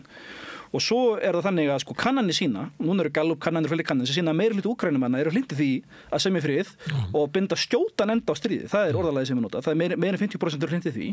Og svo eins og Trump hefur verið að benda á, sem er rétt hjá honum, að Zelensky er mjög óvinsæll. Kannanir segja að aðeins 14% myndu eða 16% myndu kjósa hann. Sagði, ég var að hlusta á hann í gær hann sagði 4%, hann var approval rating var í 4%, ég gæti ekki fundið þau gögn Hérna er sérfræðingurinn Ivan Katjanovski sem er Úkraínumaður og sérfræðingur mál. Hann segir Trump segir 4% approval, það er ekki alveg rétt, en kannanir sína að sko aðeins 16% styðja Zelenski og það var sko í nóvember í fyrra. Þannig hann segir að líklegast það ennþá minna núna. Þannig að það umveruleikinn. Og þú varst að segja sko að það verið að segja sko að það engin stuðningur fyrir stríðið í Rússlandi og svo framvegis, en ég meina Putin miklu vinsælli. Hann hefur sko eitthvað 70% approval rating í Rússlandi, hefur mikið stuðning í Rússlandi og hérna á meðan eins og við vorum að tala að Zelenski hefur 16% eða minna og kannanir segja að meira hluti Úkraínumanna eru hrindið því að semja frið. Ég reyndar ekki segið, en ef gerða sambærilega kannanir fyrir Rússa, heldur að meira hluti Rússa vilji semja frið. Sjá þeir ekki fram á að við erum að vinna og við erum bara að halda fram að vinna stríð. Ég myndi halda meira hluti Rússa. Ég hef enga skoðun, en ég bara man ekki eftir slíkum könnunum sko, sem sína það. Þannig að þú heldur í fram að þessi hérna... Ég prófa að tala við Rússa. Hefur prófað að tala við Rússa? Þeir eru allir mjög hlindir sko, þú veist, styðja Putin og trúa öllu sem hann segir og þú veist, opinbera narratív Rússa stríði. Þeir eru allir bara alveg á þeirri línu sko. Langflestir Rússar sem allavega einhverjir sem ég tala við og fleiri sko. Já, kom hinga hefur auðaborðið hérna Rússar sem að voru að lýsa samtölum við sína ættmenni í Rússlandi og það kom þeim á óvart sko hversu afgerandi stuðning Putin hafði. Já, einmitt. Það komið fram hérna við auðaborðið. En þannig að þú gefur ekki mikið fyrir þetta sem verið að segja að Rússland sé við það að leysast upp. Okkur hefur verið sagt þetta frá upphafi, þetta er aldrei gengið eftir. Já, þú þekkir söguna Úlfur, sko, endan kom Úlfurinn, sko. Þannig að það já, og á drenginn. En málið er að þessi saga, þetta er projection, af því að það er verið að segja að Rússland sé við það hrynja, það er öfugt, það er Úkraína sem er að hrynja og það er stuðningur NATO-ríkjana, Vesturlanda við Úkraínu sem eru að þotna upp. Þeir eru búin að senda allt sem þið geta sendt. Stuðningur þotnar upp og þess vegna er Úkraína að tapa. Og ég meina Zelenski viðurkennda sjálfur að án stuðnings NATO-bandaríkjana þá myndu við ekki halda út mjög lengi, sko, skilur. Hann er búin að viðurkenna það sjálfur. Það er raunveruleikinn. Þannig að sko það er verið að stilla sig upp að þetta sé war of attrition. Ég veit ekki hvað að kalla war of attrition í íslensku, það er bara stríð þar sem að sko það er verið að keppast sko þetta er svona langhlaup og svo sem að blæðir út fyrst hann tapar, skilur. Það er war of attrition. Ok, rökin eru svo þeir að segja þetta er war of attrition og Rússland er að blæða út. Þessi rök gangi ekki upp, það bendir alltaf þess að það er Úkraína sem er að blæða fyrst og það er stuðningur Vesturlanda sem er að þotna upp fyrst. Okay. Skilur, það bendir alltaf þess. Hversu sem ástæðan er hvort það sé mat á stöðun á vígvellinum eða mat á öryggishagsmunum Bandaríkjanna í svona stórvelda pólitík heimsins að þeir verði eiginlega að búa til einhvers konar samskipti við Rússland svo þeir missi ekki Rússland alveg upp í hendunar upp í fangið á Kínverjum. Hversu sem ástæðan er? Að það var augljóst að þeir eru búnir að missa Rússland í fangið á Kínverjum. Því verður ekki breytt. Já, það verður ekki breytt en líklega spilar inn í það væntingar þeirra að það sé mögulegt. Já, þetta gerir sig vonur að þið getur bætt ástandið. En þetta endurmat á öryggishagsmunum Bandaríkjanna sem að er ekki bara eitthvað dellu hugmynd Trump að því að Trump sé skrítið maður, þetta er þetta stefnubreiting sem hefur víðtækan stuðning í Bandaríkjunum og inn í bara bandaríska hernum og víðar. Já, ég meina fólk lætur eins og sko þú sér sko umræðana hérna í Evrópu og Íslandi þetta, þú veist, menn eru ennþá með eitthvað svona Russiagate-kenningu um að sko Trump sé einhver, sko ekki bara vinur Putin, heldur bara útsendari Putins líku við, sko. Ég meina, þetta talaðu samsæriskenningar, þetta er þetta samsæriskenning sem har aldrei verið sönnuð. En ég meina, hann vann yfirbúð á kosningu í Bandaríkjunum, þannig að Bandaríkjamenn líta greinlega ekki, eða meirihluti Bandaríkjamanna sem að kussa hann. Hvað var það, 70-80 milljónir sem að kussa hann, þeir verðist ekki líta á hann sem strengjabrúður Pútins eða eitthvað föðurlandsvikara sko.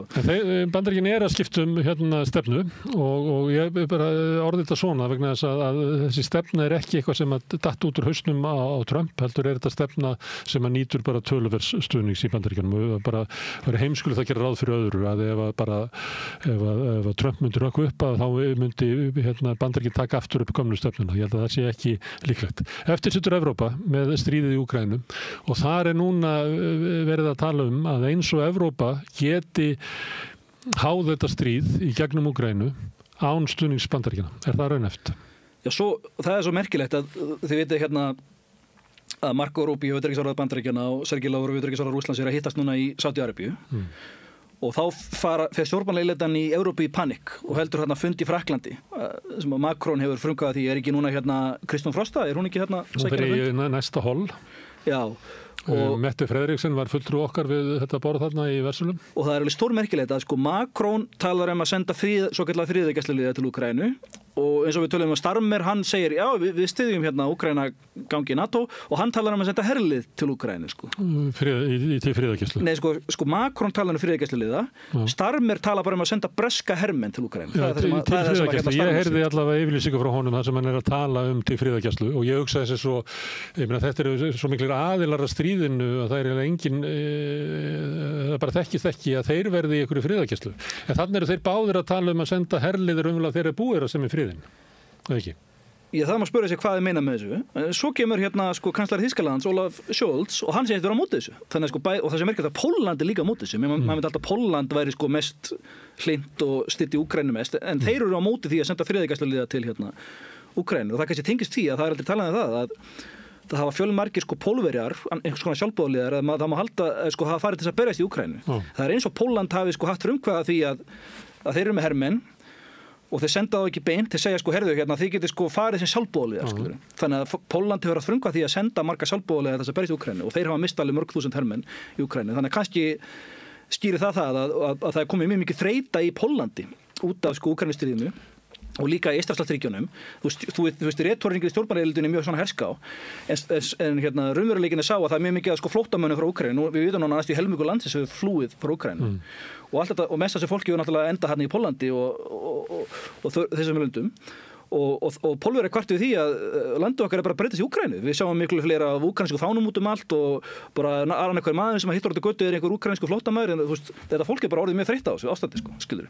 Þannig að það er ekki eins mikil, sko, ekki eins mikil stuðningur til dæmis í Póllandi eins og er alveg talið og það er bara, þú veist, fólk er bara orðið mjög þreytt á þessu. Þannig að Pólverjar styðja ekki þessa hugmynd að senda friðargæsluliða og ekki heldur Þýskaland. Þannig að strax á þessu fundi þarna sem að Macron hélt í Frakklandi til hliðar við fund sko Rússa og Bandaríkjamanna í Sádi-Arabíu, að þá eru sko mikla deilur og þeir eru ekki samstíga sko. Af því að þetta átti að vera eitthvað svona alternative proposal, skilur. Já, það er kannski sérmál hvort að sé raunverulega pólitískur möguleiki það að Evrópuríkin geti orðið samstíga. En ég ætla að spyrja, er það möguleiki að Evrópuríkin geti tekið sér saman og veitt Úkraínu þann stuðning að til þess að stöðva sókn Rússa og snúa jafnvel stríðskæfinu við án aðstoðar Bandaríkjanna? Sko, já, ég mynd Því þú ert svo mikið að tala óskikki. Pólitíkin er mjög mikilvæg og nú skulum við ræða þetta sko. Þessi hugmyndu friðargæsluliðið er ekki ný. Það var búið að vera að ræða þetta bara allt árið fyrir það sko. Og það er talað sko að ef að, eins og sé, það er eins og sko, það myndi þurfa að semja vopnahlé og þá eru friðargæsluliðirnir sendir, skilur, eins og segir. Fyrsta lagi samþykkja, sko, Rússar ekki vopnahlé, þeir vilja vanalega lausna átökunum, sko. Þannig að Rússar aldrei fara að samþykkja friðargæsluliða eða vopnahlé, sko. En ok, láta það aðeins til liðar. Og Evrópa og Zelenski hefur líka sagt sem það er ekki hægt að semja neitt það nema Rússar bara fari úr landinu. Þannig að það er eiginlega tónsmál að tala vopnahlé út frá kröfum Evrópuríkjanna. Þetta er mjög óraunhæft pólitískt, sko. En getur Evrópa gert þetta? Það er búið að ræða það lengi og það er talað að þurfi sko 200.000 friðargæsluliða. Og svo jafnvel einhver aðri sem að segja að það þurfa að vera ennþá fleiri, jafnvel 500.000 eða það ætti að vera raunhæft sko. Og núna er virkilega farið að tala þetta og skoða þetta og þá er talað að sko Evrópa gæti nú ekki sendt mikið meira heldur 25.000. Þú veist, það er engin, þú veist, þeir geti ekkert sendt 200.000. Skoðaðu hérna herið þessari ríkja, þeir eru ekkert úðalega stórir. Stærstu ríkin eins og sem eru Þýskaland og Bretland og Frakkland, herlið Bretlands er alveg pínulítill sko. Þeir eru bara með einhverja eina herdelt sem að geti farið sko, sem expeditionary force og þeir eru bara með 50 starfhafa skriðdreka. Herinn í þessum löndum, hann hefur bara verið hólaður innan á nýfölsku tímabilinu. Þá segir Zelenski. Og þú veist, það er ekki nóg, þeir hafa ekki burði til að senda meirinn 25.000 hermenn og svo rættum við hergagniðina þeim. Að þessi lönd hafi ekkert gert til að auka hergagnaframleiðsluna. Þau framleiða ekki nóg af hergögnum og skotfærum til þess að halda stríðinu gangandi og til þess að framleiða það sem Úkraína þarf til þess að halda stríðinu gangandi, þú veist, á hverjum degi eða hverjum mánuði. Þannig að þetta er algjörlega óraunhæft sko. Þá kemur Zelenski og segir sko, ef það er vilji til þess að auka herafla í Evrópu og ef Evrópa vill vera samstíga, þá er náttúrulega besta sem hægt er að gera er að byggja upp sameinaðan herafla á grunni besta hersins í Evrópu sem er úkraínski herinn. það sé í þessu sé eitthvað svona tækifæri að þarna með því að vera þarna með hann virka her sem hefur mikla reynslu af vígveldinu sem að aðra þjóðir mun ekki síðan 80 ár hafa aldrei barist neitt, náttúrulega barist í Íran og Afganistan og víðar en í mjög smáum stíl, að það sé hægt í kringum Úkraínustríðið að búa til evrópskan her. Það er rétt að her Úkraínu er stærsti og öflugasti herinn af öll þessu ríkjum sem hefur verið að berjast á vígvöllunum í Úkraínu og þetta er Úkraína ekki aðalega NATO en Úkraína, eins og John Mersheimer hefur bent á, er de facto aðalega NATO af því að Úkraínuher, það var búið að samhefa Úkraínuher samkvæmt NATO, það er kallað interoperability að á árunum fram að í aðdraganda stríðsins sem braust út 2022 þá voru Úkraínumenn að gera sameiginlegar heræfingar með NATO, þeir voru að senda sína offisera í þjálfun hjá NATO og NATO var búið að koma upp þjálfunan búðum í austurhluta Úkraínu og það var eitt fyrsta skotmarki sem Rússar riðust á, það voru þessar þjálfunan búðir NATO í austurhluta Úkraínu rétt hjá Lviv þannig og Úkraínumenn voru búnir að samhæfa sitt her gagnvart NATO og þetta svo kallar interoperability og þegar stríðið brýst út þá eru NATO-ríkin, Bandaríkin að aðstofa Úkraínumenn með sínum upplýsingum, þeir eru með gerfuhnetta sem eru með mikilvægri nútíma hernaði til þess að afla upplýsinga óvininn og allt það og þeir eru að láta þá fá bara beint í æð sína upplýsingaöflun, þannig að þeir eru bara í nánu samstarfi í stríðinu og svo náttúrulega þessar eldflaugar sem að margum reddar, þeir eru þetta aðstoð til að skjóta þeim og miða þeim og það var leki þegar einhverjir þýskir hermenn voru eitthvað að ræða einhverja eldflaugárásir í Úkraínu, þá kom fram að það eru breskir sérfræðingar sem eru í Úkraínu að aðstoða að skjóta eldflaugunum og það hefur líka komið fram í greinum til dæmis New York Times og Washington Post að það eru einhvers konar sérsveitarmenn eða aðilar í Úkraínu, nokkur hundruð frá Bandaríkjunum, Bretlandi og svo Discord-lekin svo kallega, þessi Pentagon-skjöl sem voru lekin á Discord 2023, þar var gefin tala, það voru 50 breski sérsveitarmenn í Úkraínu, þannig að samstarfið hefur verið alveg náið og málið er Svo ég endur þetta ekki spurninguna. Ef að Bandaríkin að draga sig út úr Evrópa þarf að stórefla hernaðarlega getu sína. Zelenski segir að það er best að gera það á okkar her. Er þetta raunhæft? Já, þegar punkturinn var sá að, eins og segir, þannig að Úkraína de facto aðilar NATO, ekki de jure, þeir hafa ekki 50 greinina og hafa ekki öryggistryggingarnar, en er de facto aðilar NATO og fyrir utan Bandaríkin þá er Úkraínu her öflugasti herinn í NATO og þú ert ekki að tala að byggja upp eitthvað samevrópskan her og úkraínski herinn Zelenski þú ert að tala að Zelenski tala það, þið burðastólpinn í því en ég meina Úkraínu her er bundið niður á vílinni í Donbass á austurvístofunum. Þannig að hvernig ætlar að gera það? Það þarf að semja eitthvað vopnahlé eða eitthvað. Vopnahlé og nota svo friðinn til þess að byggja upp sameiginlega en það er ekki að gera það. Þegar Rússar eru að vinna stríðið þá halda þeir bara áfram þangað til að vinna og þeir eru búin að segja eða að semja, þeir sætta sig ekki í vopnahlé. Þeir segja ef það eru vopnahlé þá er það bara eins og Minsk-samningarnir eða álíka. Það er bara tækifæri fyrir Vesturlönd til þess að senda Úkraínu meiri stuðning og byggja upp Úkraínu í framtíðinni og þá er líka tækifæri til þess að innlima Úkraínu meira enn í NATO sem að þeir vilja meina að sé að markmið þeirra komi vekk fyrir þannig að þeir vilja ekki vopnahlé. Þeir segja ef þeir eru samið fyrir þá þarf það að vera permanent lausn. Þeir sætta sig ekki við svona frosin átök svona eins og á Kóreusskaganum sem er vopnahlé. Það myndi þurfa að vera ef það er vopnahlé þá þurfti að vera varanleg lausn á átökunum.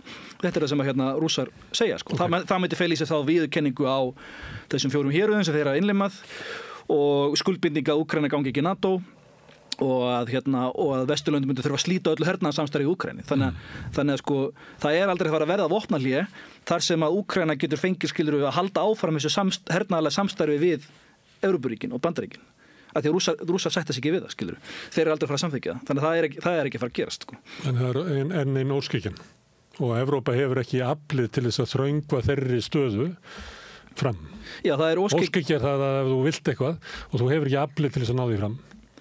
Já, og það er bara ekki raunverulegt, ég vil kannski fara til Tungsins á morgun en það bara er ekki raunhæft, það er óskikja, það er svipað með þetta að fara að byggja upp einhvern samevrópskan her, eins og ég benda á, það eru liðið næstu 3 ár, Evrópa hefur ekkert gert til þess að byggja upp hergagnið þann og þá er maður að spyrja sig hvers vegna ekki við erum búin að minnast á það er bara efnahagskreppa í Þýskaland af iðnaðarvæðast, skemmdarverki á Nord Stream gasleiðslunni, búið að skrúa fyrir ódýra gasi frá Rússlandi, orkuverð að hækka, það er mikil verðbólga, það er stöðnun, ekki hagvöxtur og fjöldamörg fyrirtæki í Þýskalandi hafa verið að fara á hausinn. Það er ein ástæðan, það er alltaf kreppan og svo er annað að bara herinn í þessum löndum hefur verið hólaður innan á nýfrjálsíkjárunum af því að hergagniðan hefur verið engaveittur og hann er rekinn í hagnaðarskyni á meðan Rússar eru með eitthvað sovjaskerfi, það er bara ríki sem að stjórnar hergagniðanum. Stríðshagkerfi sem að Sovjetmenn tókur náttúrulega upp stríðshagkerfi sem að margar þjóðir hafa haft. Þetta er ekki bundið við það er ekki að sama stríðshagkerfi, af því fólk er alltaf stríðshagkerfi. Stríðshagkerfi er eitthvað eins og Bandaríkin gerir seinni heimsstyrjöldinni, eins og Sovétríkin gerir seinni heimsstyrjöldinni. Breyttu traktorsverksmiðjum í skriðdregaverksmiðjur. Já, þá var borgaralegum verksmiðjum var umbreytt yfir í hergagnaverksmiðjur og ríkið steig inn og stjórnaði framleiðslunum með svona kvótum og svoleiðis og það var líka tekið upp skömmtunarkerfi og svo framvegis og þegar það var hergagna stríðshagkerfi þá var hergagnaframleiðslan var alltaf 40% af landsframleiðslunni. Þannig var það í seinni heimsstyrjöldinni og það var líka mjög hátt í fyrri heimsstyrjöldinni þegar það var líka stríðshagkerfi. Núna er það þannig að hergagnaframleiðsla er 8% af þjóðarframleiðslu Rússa. Þannig að það er ekki það sama á stríðshagkerfi. Ok, það má segja að þetta er meira stríðshagkerfi heldur en í Evrópu, það er alveg rétt, en þetta er ekki það sama, þú veist, fólk er að rugla sér saman. Þetta er ekki eins og þetta var í seinni heimsstyrjöldinni. Og svo má það líka benda á það að Sovétríkin, þegar þau voru ekki í stríði, þá var hergagnaframleiðslan var alltaf 12% af þeirra landsframleiðslu, eins og til dæmis á 9. áratugnum. Vissulega voru Sovétríkin í stríðinu í Afganistan, en til dæmis á 8. áratugnum. Og það var meðal vegna þess að þau lögðu svo mikið að byggja upp kjarnavopnin. Heilmiklar eldflaugar að kjarnavopn, það fór gríða mikið peningur í það. Það skilurðu að hergagnaframleiðslan var 12% af hagkerfi Sovétríkjanna á friðartímum. Það er ennþá meira heldur en hjá Rússlandi núna, sem er 8%, skilurðu. Þannig að þetta er líka misvísandi umfjöldun sem heyrir þetta svo kallar stríðshagkerfi En eins og ég, Rússar hafa vissulega gert margt til þess að auka sína hergagnaframleiðslu og þeir eru að framleiða meira af hergögnum og skotfærum heldur en öll NATO-ríkin samanlagt og þetta er alltaf stórmerkilegt og þegar maður er alltaf haldið það er alltaf litið á eins og Bandaríkin séu þetta great industrial powerhouse eins og þannig var það í seinni heimsstyrjöldinni að þau framleiða langmest af skriðdryggum og flugvélum og skipum og svo framvegis en þau eru það ekki lengur þau framleiða meira heldur en Evrópa framleiðir voðalega lítið og af hverju hafa þeir ekki gert neitt til þess að auka hergagnaframleiðsluna þráttur alla þessar yfirlýsingar og alla þessar retórik og þetta kemur meðal fram að það var skýrsla hjá Kiel Institute sem var að skoða hergagnaframleiðsluna og líka skýrsla í SIPRI, hvað heitir þetta, Stockholm Research Institute gefa árlega út skýrslur stöðu svona hernaðarmála í heiminum og ég meina þarna kemur þetta fram að framleiðsla þeirra á skotfærin fyrir stórskotalið hefur ekkert aukist. Af hverju ekki? Ég spyr, af hverju ekki? Af hverju stjórnmálaleiðildin Evrópu? Af hverju hafið þið ekki gert neitt til þess að auka hergagnaframleiðsluna? Er þetta bara innanlandsleg retórik? Þið talið það. Þið talið að byggja her og alltaf taka ykkur að verja Úkraínu og allt þetta. En þið hafið ekkert gert í því. Þannig að hvað skýrir það? Er það því þið getið það ekki? Eða er það að því að það sem þið segið, þið meinið ekki það sem þið segja? Er það því að þetta er bara blekking? Hver er skýringin á þessu? Við höldum áfram að spyrja þessar spurninga hérna við rauðaborðið, fáum fleiri gesti og takk fyrir að koma hingað og með áhugaverð innsýn inn í þessa óvissu tíma sem er í Evrópu. Það er þannig. Það hefur líklega aldrei verið meiri svona óvissa í Evrópu, ekki frá seinna stríði, þegar kalda stríðskerfið var byggt upp. Nú er það eiginlega fallið. Það er óljóst hvers konar kerfi verður búið til. Já, það er þetta rétt að það maður spyrja sig framtíð NATO og þessa samstarfs, hvort að Bandaríkin séu að fara kúpla sig meira út heldur en lítur út fyrir Og ekki endilega bara það hvort að Bandaríkin fari út úr NATO, en NATO getur bara orðið bara að koðna niður í einhvern veginn að það getur einhverjulega ekki gert neitt. Ég stóri ef að Bandaríkin muni draga sig úr NATO, það myndi náttúrulega bara þýða að NATO myndi bara leysast upp, en það er verið að tala um að þau muni draga herlið sér tilbaka frá Evrópu. Þau eru samt alltaf áfram í NATO, en það er náttúrulega þýðinga mikið ef þau draga herlið sér tilbaka frá Evrópu. Og þá verður NATO bara eiginlega svona einhver kjaftaklúbbur. Þannig að við breytum eðli. Herðu, en Tjörfi, takk fyrir að koma og ég ætla að fá þig hérna mjög fljótlega aftur, alltaf ávert að tala við þig. Takk fyrir það. En við ætlum að skipta yfir hérna í annað, en ég býst nú við að verði líka rætt öryggismálin í Evrópu. Hann Sigurður Magnús ætlar að fá hingað fólk til þess að spjalla daginn og veginn, fólk sem hann kallar reynslubolta. Allt það besta er ókeypis. Knúsaðu vini þína. Samstöð.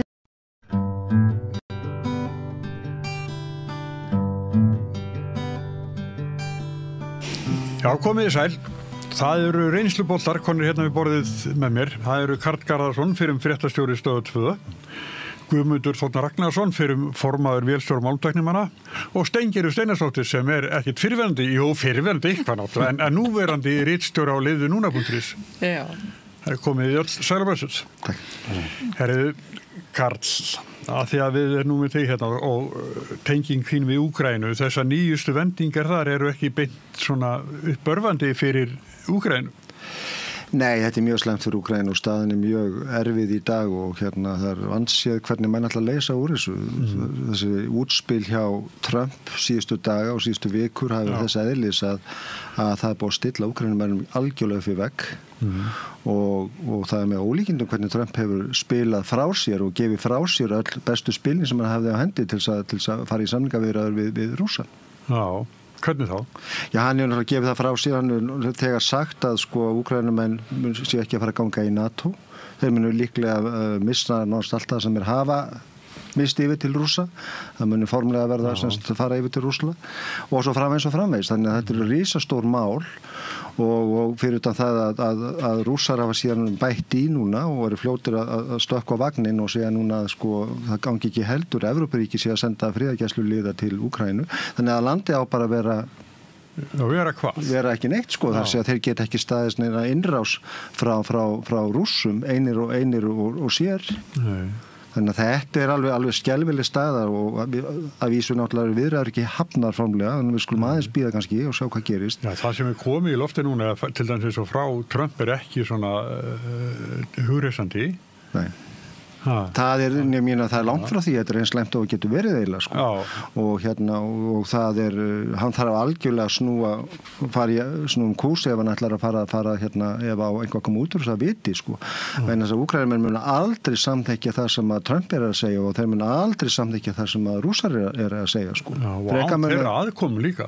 Talan ekki þegar þetta er án þeirra aðkomu. Já, án þeirra aðkomu og það er ekki sem segir að það sé að fara að breytast því að nú munum væntanlega Trump og Putin fara að hittast innan kannski viku eða 10 daga og þeir eru ekki ennþá komnir inn í neinar umræður þá milli þessar aðra Nei.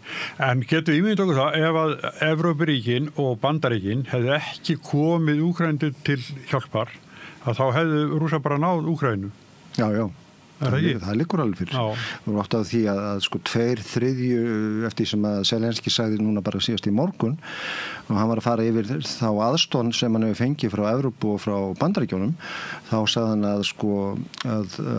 að mjög ýktar tölur sem að Putin var meðvarandi hvað þeir hefði hjálpað Úkrænumennum mikið og hann sagði í mann rétt að það væri kannski 1/3 sem að þau hefur komið með sjálfur eða 1/4 sem er sjálfurlagt til Bandaríkjumenn 2/3 og síðan var restin eitthvað smávís frá Evrópu þannig að þetta dugar til þess þeir eru varla að halda í við Rússana í dag og ef að Bandaríkjumenn fara með kannski helmingina þeirra aðstoð nána sem er að fá í dag þá er þetta búið spil. En fyrir okkur hinn, við náttúrulega það sem við sjáum og heyrum að þessu sendur engum á sama. Nei, og þetta er svona bara eitthvað tómarúm ef maður er að reyna að bera sig eftir einhverjum upplýsingum eða þá verðast allir vera bara með stórt spurningamerki og bara hvað næst og ég held að aftur á móti ég horfi nú svolítið á þetta hvernig Evrópa allar einhvern veginn að reyna að komast inn í þetta eða hvort hún hefur eitthvað getu til þess Úkraína er náttúrulega rosalega mikilvægt land ég meina þetta er svakalegt mataforðabú þetta er alveg gífurlegir hagsmunir skiljiði þannig ég það er eiginlega það sem maður er mestar áhyggjur af maður hefur náttúrulega ekki nógu þekkingu í þessu en ég tek alveg undir sem hann að segja það er bara, menn eru bara í uppnámi og bara hvað næst og við erum náttúrulega að sjá það síðan Trump tók við að ég meina við getum bara búist við öllu hvað á morgun þetta er bara rússibana reið bara að vera síðan hann kom til valda og ég svona velti fyrir mig svona, ég svolítið mikla áhyggjur að þessu að kannski verður þetta bara þannig að hann mun bara gera þetta, ég meina, Biden var náttúrulega undan honum en maður hefur svona hort á sambandi við þessa ástand sem er búin að vera í Palestínu, við erum búin að horfa bara á heilt samfélag lagt í rúst, drepa hann að 20.000 manna og það er enginn sem getur stoppað það því að Bandaríkjamenn er bara búin að blessa það eða styðja Ísrael og hver sem er vondikallin og góðukallin í því að þá svona veltir maður sér fyrir sig og ég er svona svolítið að hugsa þetta og leggja þetta saman á þess að ég hafi nú mikla kunnátt í þessum utanríkismálum en maður hefur svolítið áhyggjur að því sko að þarna verður bara tveir sem leika þetta og stjórna þessu menn Ísrael og Bandaríkjamenn eru búin að stjórna öllu þarna og gera bara það sem vilja og verður eitthvað öðruvísi þar ég meina skelfilegum afleiðingum og þá horfir maður á þessa ég meina svo er náttúrulega annað líka efnahagur margra að landa í Evrópu er ekkert allt og glæsilegur, menn eru með alls konar vandamál heima fyrir og þakka fyrir að sitja í embætti sko, næstu kosningar eða eitthvað sko, þannig að þetta er einhvern veginn allt svoðalega shaky, svona fyrirgæði að sletta þetta, en svona einhvern veginn horfir maður á þetta er maður er að reyna að sækja sér upplýsingar en það virðist vera alveg sem að hvað menn þykjast nú vera miklir eða eru miklir sérfræðingur að það standa allir bara að gapa sko. Heimur versnandi fer. Já, það er nefnilega það sem er svo hættulegt í þessu sko, það má ekki gleyma því að ef að Rússar komast upp með þetta og Ísraelsmenn eru þegar búnir að komast upp með þetta þá horfumst við í augu við veröld þar sem að menn geta bara brotið alþjóðalög þeir geta brotið mannréttindi miskunnalaust án þess að það komi neinar afleiðingar og hvar stöndum við þá? Við stofnuðum Sameinuðu þjóðirnar til þess að reyna að koma í veg fyrir þetta, til þess að reyna að vernda fólk og til þess að reyna að byggja upp einhvers konar heim þar sem að fólk gæti lífað í öryggi og friði og það bara farið út gluggann. Ef að Trump tekst að gera það sem hann ætlar að gera núna, afhenda Rússum á silfurfati það sem að þeir ætluðu sér í upphafi með innrás sem er gerð í trássi við öll alþjóðalög og alla reglur. Já, þetta er ekki burðugt. En Úkrænufólk hefur vendalega miklar áhyggjur. Þú náttúrulega giftu konu á Úkrænu. Já, það er gríðarlega miklar áhyggjur á stöðum mála og mikil reiði þar líka. Það er mikil reið út í Bandaríkinu núna þessu dagana. Sem er flossað upp núna bara undan. Já, og líka reið út í Evrópubúa sko. Fyrir hvað hafa verið seinir að taka við sér og þeir telja sig bara hafa verið svikna sko og þetta sé bara, þú veist, allt sem hafa lagt. Þið voru áttökur á því sko, þetta er land þar sem að sko var ekki alla til svo fjölskylda sem er ekki mistekun í þessu stríði sko. Og það er alltaf til svo fjölskylda í Úkraínu sem að þekkir ekki það að þurfa að bera eitthvað til grafar sem hefur látist í þessu stríði og þannig að þetta er óbáslega nálægt og að hugsa til þess og eins og er alltaf sagt við mann sko, Úkraínumenn segja alltaf til hvers voru við að fórna öllum þessu unga fólki sem er búið að láta lífið í þessu ef við fáum ekkert, ef við töpum öllu síðan til viðbótar. Hvað vorum við að gera og til hvers vorum við að þessu? Og þetta er svona spurningar sem að fær mjög mikið í Úkraínu sko, frá þeim, ef að taka þetta síðan allt frá okkur, við fáum ekkert. Og Rússar koma hérna inn og hvað mun Rússar gera þið farinn? Ég skal segja hvað muni gera. Þeir muni fyrst alveg taka þessi hér og náttúrulega sem verður lofað. Síðan muni þeir undirbúa nota næstu 2-3 ári að undirbúa herinn fyrir frekari árásir. Þeir munu ráðast inn í Moldavíu sem er rétt bara eins og í suðurhluta Úkraínu. Það er auðvelt að fara þangað inn og ná því. Það er lítið viðspyrnu þar. Síðan er Eystrasaltslöndin sem eru viðkvæm og síðan Pólverjar sko. En þó að Pólverjar sé náttúrulega reyndar með sko miklu sterkari varnir heldur en hina þjóðirnar. Hefur bætt í... Já, en síðan munu líka hefjast mikla sko ef að Rússar ná sínu fram. Og segjum bara að þeir myndu ná stærri hluta af Úkraínu sem mun þá gerast öllu óbreyttu ef Trump og Putin ná sínu fram. Þá munu hefjast mikla hreinsanir í Úkraínu. Andstæðingar Rússa, þeir vera bara teknir og þeir vera bara fjarlægðir og þeir vera teknir að lífa og svo framvegis. Þetta gildir stjórnmálamenn, þetta gildir fjölmiðlamenn, þetta gildir alls konar fólk úr öllum stéttum. Þarna það eru hreinsanir þarna, svo mikla sem hafa ekki orðið síðan í seinni heimsstyrjöld. Þannig að þetta það sem fólki óttast. Þetta það sem fólki óttast og segir bara. Þetta það sem mun gerast, það vita allir. Mynd, sko. Já.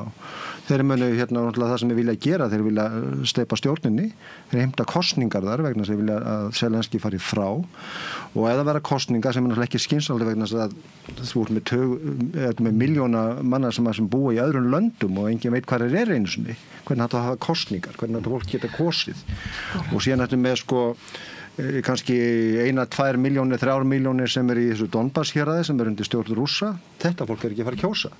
Það segir sér sjálft. Þannig hvernig átt að hafa kosningar sem eru lýðræðislega kosningar. Það ekki hægt. Nei. Og þannig að þetta allt í vitleysu. Við verðum að taka upp í léttara hjálp, krakkar.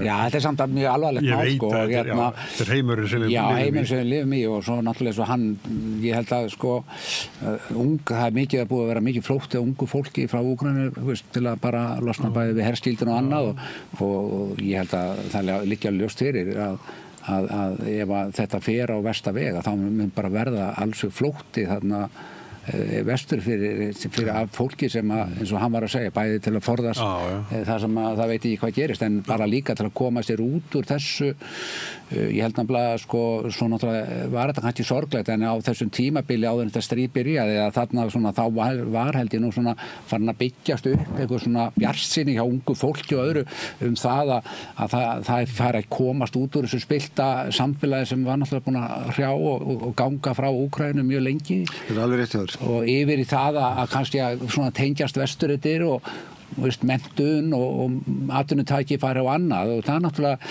ég meina ef þetta er bara að fara að drepa þetta niður þá náttúrulega getum við hort á bara samfélag sem er bara sviðu jörð skiljið, það er bara fara allir sem að eitthvað geta, mentað er eitthvað svona og þannig þetta eru alls konar getgátur við erum bara með stór spurningamerki en það er ástæða til að draga upp dökka mynd núna í ástandið Já, af því að þetta er alveg svona liggur við að sé borðleggjandi við höfum heyrt þess að sögu frá Rússlandi að fólk hefur verið að reyna að flýja þar herskildun og annað og auðvitað er þetta bara partur af þessu öllu saman Það er að missa heila kynnslóð af karlmönnum sem hafa farið í stríði. Þetta er aldurinn frá 25 til alltaf upp undir 60 sem aldurspíramídin er. Og svo þeir að færa þetta núna loksins, það er að segja vegna þrýstings frá Bandaríkjunum meðal annars, þá þeir að færa þetta neðar núna, þrátt fyrir að Úkraínumenn hafi ekki viljað gera það, þeir hafi ekki viljað setja unga fólki í þetta líka. Þannig að núna voru þeir að kynna bara í síðustu viku þar segja þeir að bjóða ungu fólki upp á að ganga í herinn, þar segja þeir ekki skyldu til að fara í herinn en frá 18 ára aldrei getið þeir fara í herinn og þá munu þeir fá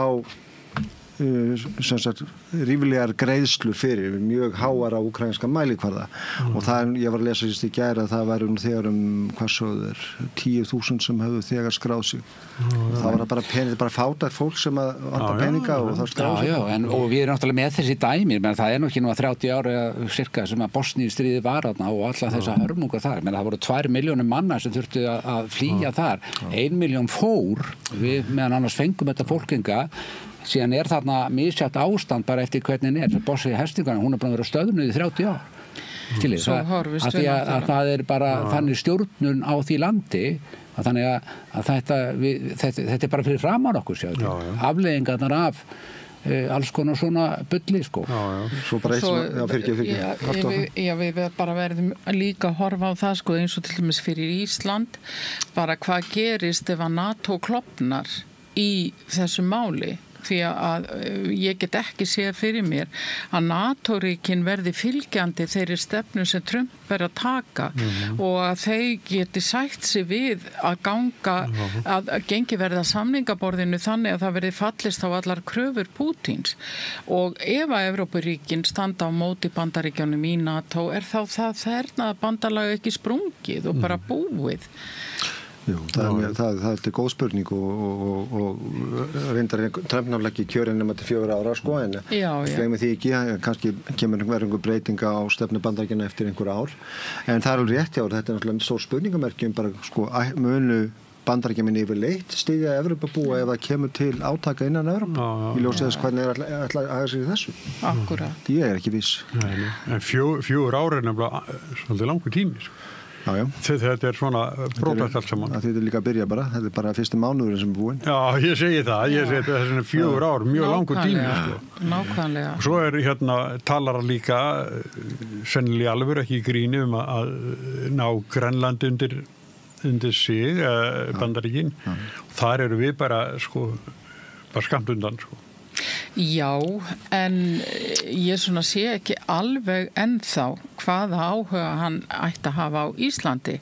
En Grænland geti skilið vegna þess að þar eru náttúrulega öllir þessi sjaldgæfu málmar í jörðu og þessar auðlindir sem að vitað og eru svo óstjórnlega mikilvægar til dæmis varðandi tækni og annað og svo auðvitað bara hernaðarleg staðsetning Grænlands, hann sér það auðvitað líka sem ágætis staðsetningu fyrir sig að koma sér fyrir til þess að skapa svona ákveðna valda ógn gagnvart Rússlandi.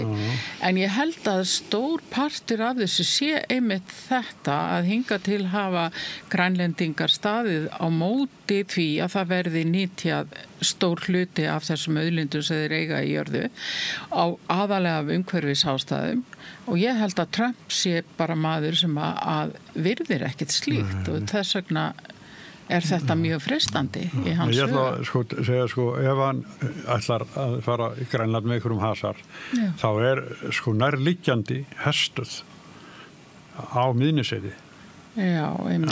Jú, hann líka að horfa á norðurheimskauti líka það sé staðsetningu Grænlands gagnvart því vegna að í framtíðinu verða sem mikla siglingar þarna á milli þannig að hann horfa á það líka, skiptir gríðarlegu máli en það er mikil slagsmál í gangi varðandi hjá stórveldunum varðandi norðurskautið og það sé kannski ekki mikið í fréttum hér þá er það samt og það skiptir miklu máli þannig að við höfum búist við hverju sem er frá Trump varandi Grænland. Ég var svo barnalegur þegar þetta kom í lofti að ég sagði nú er hann ekki bara að skella þessi fram aðeins að testa liðið þarna í Evrópu og sjá hvernig viðbröðum verða. Það sé kannski ekki meining á bakvið þetta, ég veit það ekki, þetta er náttúrulega grafalvarlegt mál en svo náttúrulega veltir maður sér fyrir sér ég náttúrulega þekki ekki alveg nógu vel inn í bandarísk stjórnmál en það er nú einu sinni þing þarna og ég hef nú verið að velta því svolítið fyrir mig getur ekki, bara komin kóngur eins og einhver sagði hann ræður báðum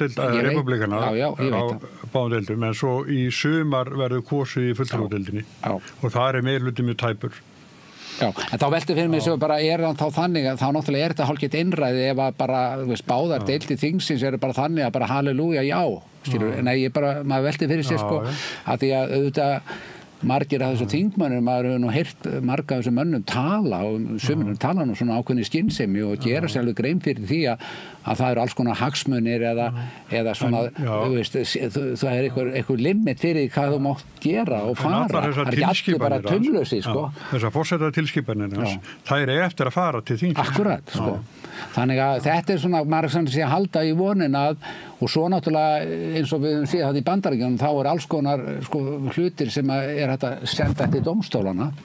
Og það eru svona, en svo getur hann haldið áfram þangað til kannski komið í Hæstarétt. Já, hann ræður Hæstarétti. Þið sjáum þessar tilskipanir samt þegar það fara í framkvæmd þó að þessi ekki búin að Já, ég veit það, það er málið Og hann er náttúrulega þegar búin að reka fleiri tugi og hundruði manna sem að störfuðu að mannréttindamálum og ýmis konar jafnréttismálum innan stjórnkerfisins og þetta er náttúrulega hlutir sem verður ekki teknir tilbaka svona. Og við sáum það nú best þegar hann setti börn í búr á landamæri Mexíkó og Bandaríkjanna að þegar hann bakkar síðan með þetta að það eru 100 barna sem enn þann dag í dag hafa ekki ratað heim til sín og hafa aldrei fundist foreldrarnir eða annað. Þannig að það er aldrei neitt auðvelt að taka tilbaka svona aðgerðir og sérstaklega af þessari stærðagráðu. Nei. Nú róum við á heima mitt ég er svolítið vonbrigður með hvað tekur langar tíma að mynda nýjan meirihluta í Reykjavík. Er ég einn með það? Nei, ég er ekki hissa á því. Þú ert með svo marga flokka, ég meina þetta er ekkit auðvelt. Já, þannig að fólk sem búið að sitja í rauninni. Jú, þú ert búin að vera við hlið, sko. Já, ég er búin að sitja við hliðina, en það þarna nokkur flokkar sem hafa unnið saman, náttúrulega, það sem hafa kjörtímabilinu, sem kom bætast nýjir við. Og það stór mál, þú ert komið 5 eða 6 flokkar sem ná samkomulagi. Hvað það langt mikið eftir kjörtímabilinu? 12 mánuðir, 13 mánuðir, 14 mánuðir? Já, allt í lagi. Þú veist, þetta ekkit auðvelt. Flest af því sem í gangi, flest af því sem skiptir máli hjá borginni akkurat hjá þessu fólki komið í framkvæmd hjá fyrirverandi meirihluta. Þannig að þeir sem að gangi núna, hvað fá þeir í sinn hlut? Já. Og það getur ekkert verið neitt mikið vegna þess að það ekkert eftir. Þetta stutt kjörtímabil sem lítið eftir á kjörtímabilinu og hvað munu þeir fá? Þannig að þeir verið sáttir. Þannig ég er ekkert hissa á því að þetta sé svona svolítið flókið eiga við þetta. Nei, og sérstaklega því að svona stutt í kosninga alveg rétt sem þú segir að þú þarft að reyna að ná svolítið fram eða gera einhverja breytingar og kannski það sem þú hefur verið að gagnrýna mest því að hvað ætlað þú svo að fara með inn í kosningabaratuna ef þú ert búin að skrifa undir að fara inn í það sem þú varst á móti þannig að þetta nú meirinn að segja það að því það svo stutt í kosninga bara undirbúningin og það kosningabaratu? Já, kosningabaratu. Sanna fær einhverja uppbygging á húsnæði? Já, vonandi.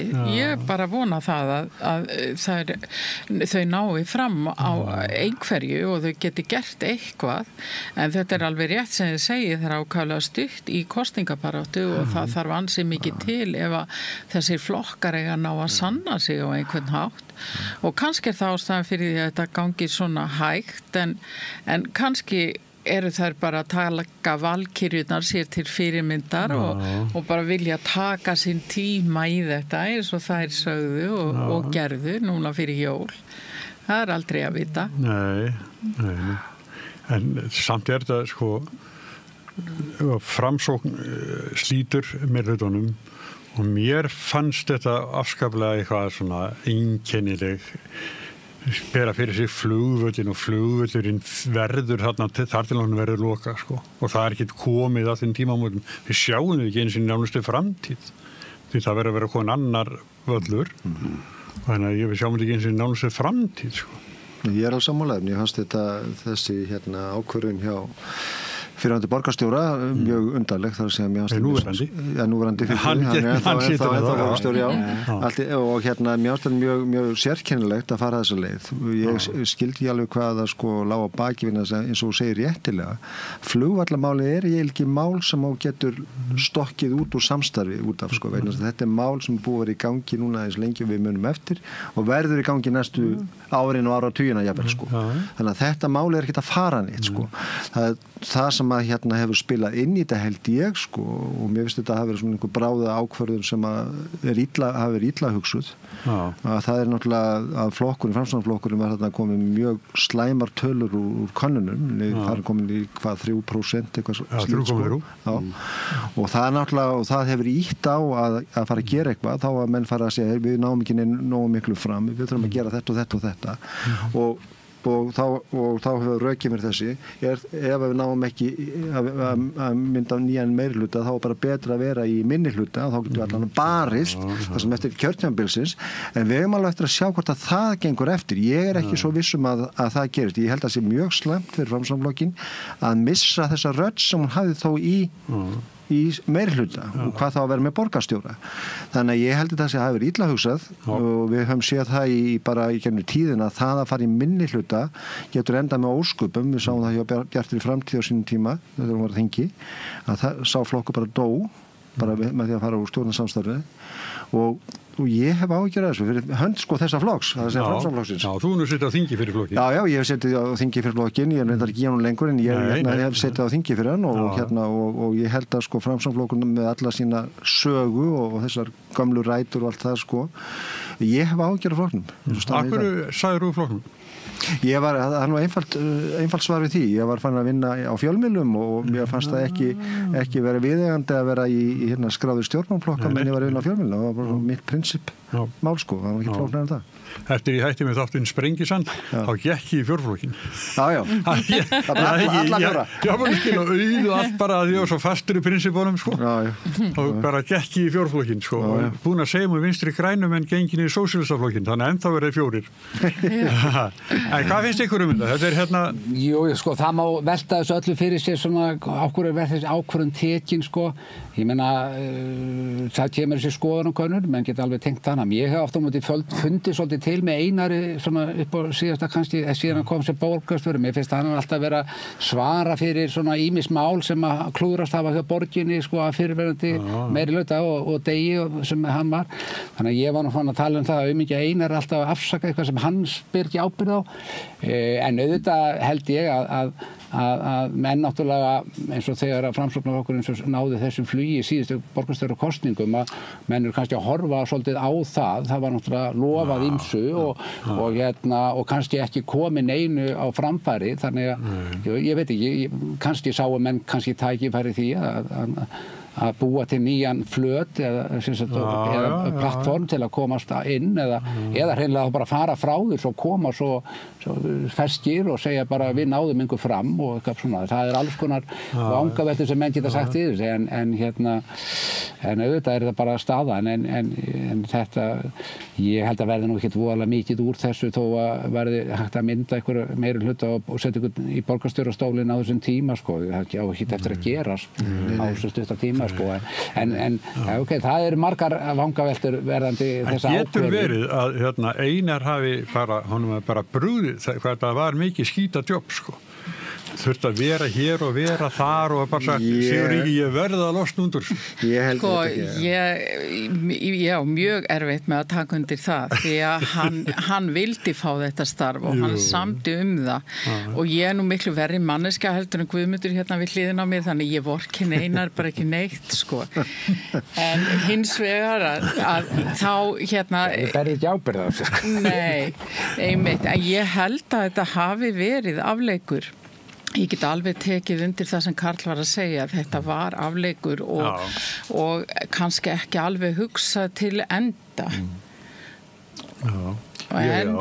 En svo bara sjá, kannski fáum við einhvern magnaðan borgarstjóra sem kemur til með að breyta öllu á næstu mánuðum. En fyrir dag þetta þannig, hann fer út úr ráðhúsinu, skilar lyklunum og 18 dögum síðar allt upp í loft. Hann hafði haldið svona allskins meirhlutum gangandi árum saman. Já. En svo veit maður náttúrulega ekki þetta þetta Framsóknarflokkurinn náttúrulega í rosalegum sárum og svo kom þessi kjónukönnun og maður hætti að getur kannski verið eitthvað allsherra plott sem á að fara að byggja upp og á að koma fram hérna ég held að það sé Nei, ég veit það ekki sko maður það kom misráðið held ég Já, en hvað gera menn í örvæntingu sko? Jú, svo það líka En svo líka annað í þessu sko, ef þú ert að fara í samstarf með flokknum sem er búin að vera svona grónir svolítið í meiri hluta eins og Einar fór með þá þarftu náttúrulega að vera með alveg á hreinu þegar þú undirrita þau plögg sem það eru undirritið í byrjunum samstarfið hvað það stendur þar og hvernig það á að framkvæma það þannig að menn get ekki fara að leika þá leiki að fara til hliðar og breyta einhverju og brjóta eitthvað sem voru kannski munnlega búin að lofa og þetta, þú veist Þannig að nota þetta sem afsökun þeir bara hlustuðu ekkert á mig sem var einnig hans afsökun þannig séð fyrir að hætti þessu. Þú veist, þá spyr maður sér býttu, þá var þetta bara ekki neins virði þetta plagg sem þeim voruð undirritað í byrjun. Já, og svo líka þetta eins og Karl vitnaði hérna í Jón Gnarr áður en þátturinn byrjaði þar sem hann segir sko þegar ágreiningu verður þá setjast menn niður og ræða. Já, það var ég sem sagði þetta. Ég veit ekki það var ekki ég. Nei, það var ég. Já, ok. Ég vil ekki gefa því. Nei, ekki fyrirgefðu það. Ég skildi miskóta þetta. En eins og ég segja að þetta finnst mér svo skynsamleg afstaða. Og það er alltaf svolítið skrítið fyndið þegar að menn eins og Karl að tala þeir eru búin að sitja í alls konar meirihlutasamstarfi, menn eru búin að semja ótal hluti, setja niður á blað áætlanir og skipulag og fyrirheit og markmið og svo allt í einu er ekki hægt að ræða saman lengur, er ekki hægt að fara eftir hlutunum lengur og þá spyr maður sig sko, ef þú ert ekki betri samningamaður en þetta, hvað ertu þá að gera? Einmitt. En hver verður borgarstjóri? Ég ekki sko Sönnu. Ég hef ekki hugmynd. Ég hefði á tilfinningunni svona... Samkvæmisleikur hjá okkur núna. Já, ég kannski bara endar þetta með því að það vilja alla meira borgarstjóra, það verður bara fá einn utan komandi til að... Já, kannski það. Ég, svona, ég... Til að þurfi ekki að meta... Ég held að það verði ekki reyndar. Nei, ég bara velta fyrir mig sko, að því að ég held að það verði svolítið erfitt hjá mér heyrist að daginn að það vilja allar í stólinn. Já, sko Heiða Björk hefur náttúrulega langmesta reynslu af þessum konum. Hún er búin að vera lengst í borgarstjórn og manni finnst svona fljótt á litið að hún væri augljósasti kosturinn. En verður hún ekki líka sko bara upp á sína pólitísku framtíð sko? Það skiptir hana verulega miklu máli að verða borgarstjóri. Hún hefur verið svona númer 2 bæði í stjórn Samfylkingarinnar og í borgarstjórnarflokknum. Já, en Heiða hefur líka alltaf verið svolítið mikið sko svona friðarins manneskja og allstaðar þar sem hún hefur komið fram og þegar hún hefur verið að svara fyrir einhverja hluti þá hefur mér alltaf fundist hún vera sú sem er tilbúin að biðjast afsökunar, bera klæði á vopnin og hún viðurkennir til dæmis mjög fúslega nokkru sinnum í viðtölum þegar ég hef séð hann að svara fyrir eitthvað sem upp hefur komið að mistök hafi verið gerð. Þannig að ég held kannski þetta sé ekki endilega svo stórkostlegt pólitískt skref fyrir hana af því að hún hefur sko verið dálítið í bakgrunnum fram að þessu. Einmitt. Og ég held einmitt að sko það væri rosalega flott fyrir hana að taka við þessu en ég held líka að þó hún væri í bakgrunnum að þá gæti hún alveg náð að vera þar verulega áhrifamikil og vinna sér mjög mikið pólitískt afl. En þá var það valkyrjurnar. Hvað er Inga Sæland, það er alveg baunað að hana hverjum degi, alveg látlust. Já, það er nú ágætt, það er nú að hafa eitthvað að lesa og skerast í fjölmiðlunum. En er búið að ofgera þessu, Kalli? Ef við værum nú saman á ritstjórn og segja, komið nóg? Nei, mér finnst það nefndir ekki, ég sko vera hreinskilin í því sko, mér finnst það ekki. Ég er svona varandi svona hluti eins og það að þykja fjármagn frá hinu opinbera sko. Og við vitum alveg hvernig opinbera haga sig gagnvart svona okkur hinu og litlu köllunum sko í þjóðfélaginu sko að þá finnst mér þetta alveg þess virði að það er að sko taka svona mál upp sko ég hef aldrei skilið að hverju þingnefndir að taka svona upp sko það sem að þingmenn rauninni að sko að kveða upp einhverju úrskurði og nánast dæma í eigin málum sko eins og á að fara að gera í þessu máli sko svona frista þess að koma höggi á og menn fyrir eitthvað og svo fer þetta út í það líka sko það er rétt hjá þér sko þannig að en ég er hins og þeirra skoðunar svona mál eigi að skoða alveg til þauðlega. Ég er þeirra skoðunar. Ég hef ekki séð ennþá hvernig þeirra bókhald varandi meðferð á þessum fjármunum og síðan má ekki gleyma því að þetta mál... Það hljóta þurfa að sína það. Það vantar, finnst mér Nei, myndu þau fengu viðurkenningu fyrir reikningsskil. Já, ég var skoður að segja það. Já, en hvernig voru þau sko? Við hefum ekki séð hvernig þetta er sundurlega á því sko. Fór inn á skattin og... Ég fór inn á skattin og það er ekki þar sko. Nei, það er ekki þar sko. Mér var sýnt það sko. En síðan má ekki sko, þetta er nefnilega svolítið svona, þetta er kannski svolítið erfiðara mál heldur en áttir að vera sko. Það voru 58.000 ellilífeyrisþegar og öryrkjar sem þetta endurgreiði fyrra þegar skatturinn kom að því að við erum í þessu vandræði með það að það er misræmi á milli útgreiðslana og út af þessu verbótum og verðborgunni þannig að það getur ímyndaðir fjölmiðlalætin sem verða þegar að þetta fólk á að fara að borga tilbaka okkur á Jón að borga en ekki sér að Jón og þetta er ekkert búið sko en þetta er nú fréttaefni á hverju ári að það sé sem sagt og óréttlæti gagvart ríkisstjórnarlífið núna óréttlæti gagvart þessu mörgu þessu gamla fólki sem hefur ekki alltaf mikið á milli handana og er svona fá bakreikning sem bara er erfitt að kljúa Ég get bara sagt ykkur það því ég er ekki út heima best og að heyra í sömu gamla fólkinu sem er að segja upp blaðinu að maður liggur að maður segir skal bara senda þetta ókipis sko. Það á bara ekki fyrir lífsnauðsynum, ekki möguleika. Svo hringdi mig konan daginn og hún var að hætta og ekki það, hún hefði ekki efnaði sjálf sér, heldur henni gert að fara á pósthúsi og sækja blaðið og í vetrafærs eins og var þá, norður á Sauðárkróki, þá það bara ekki lagt á gamalmenni.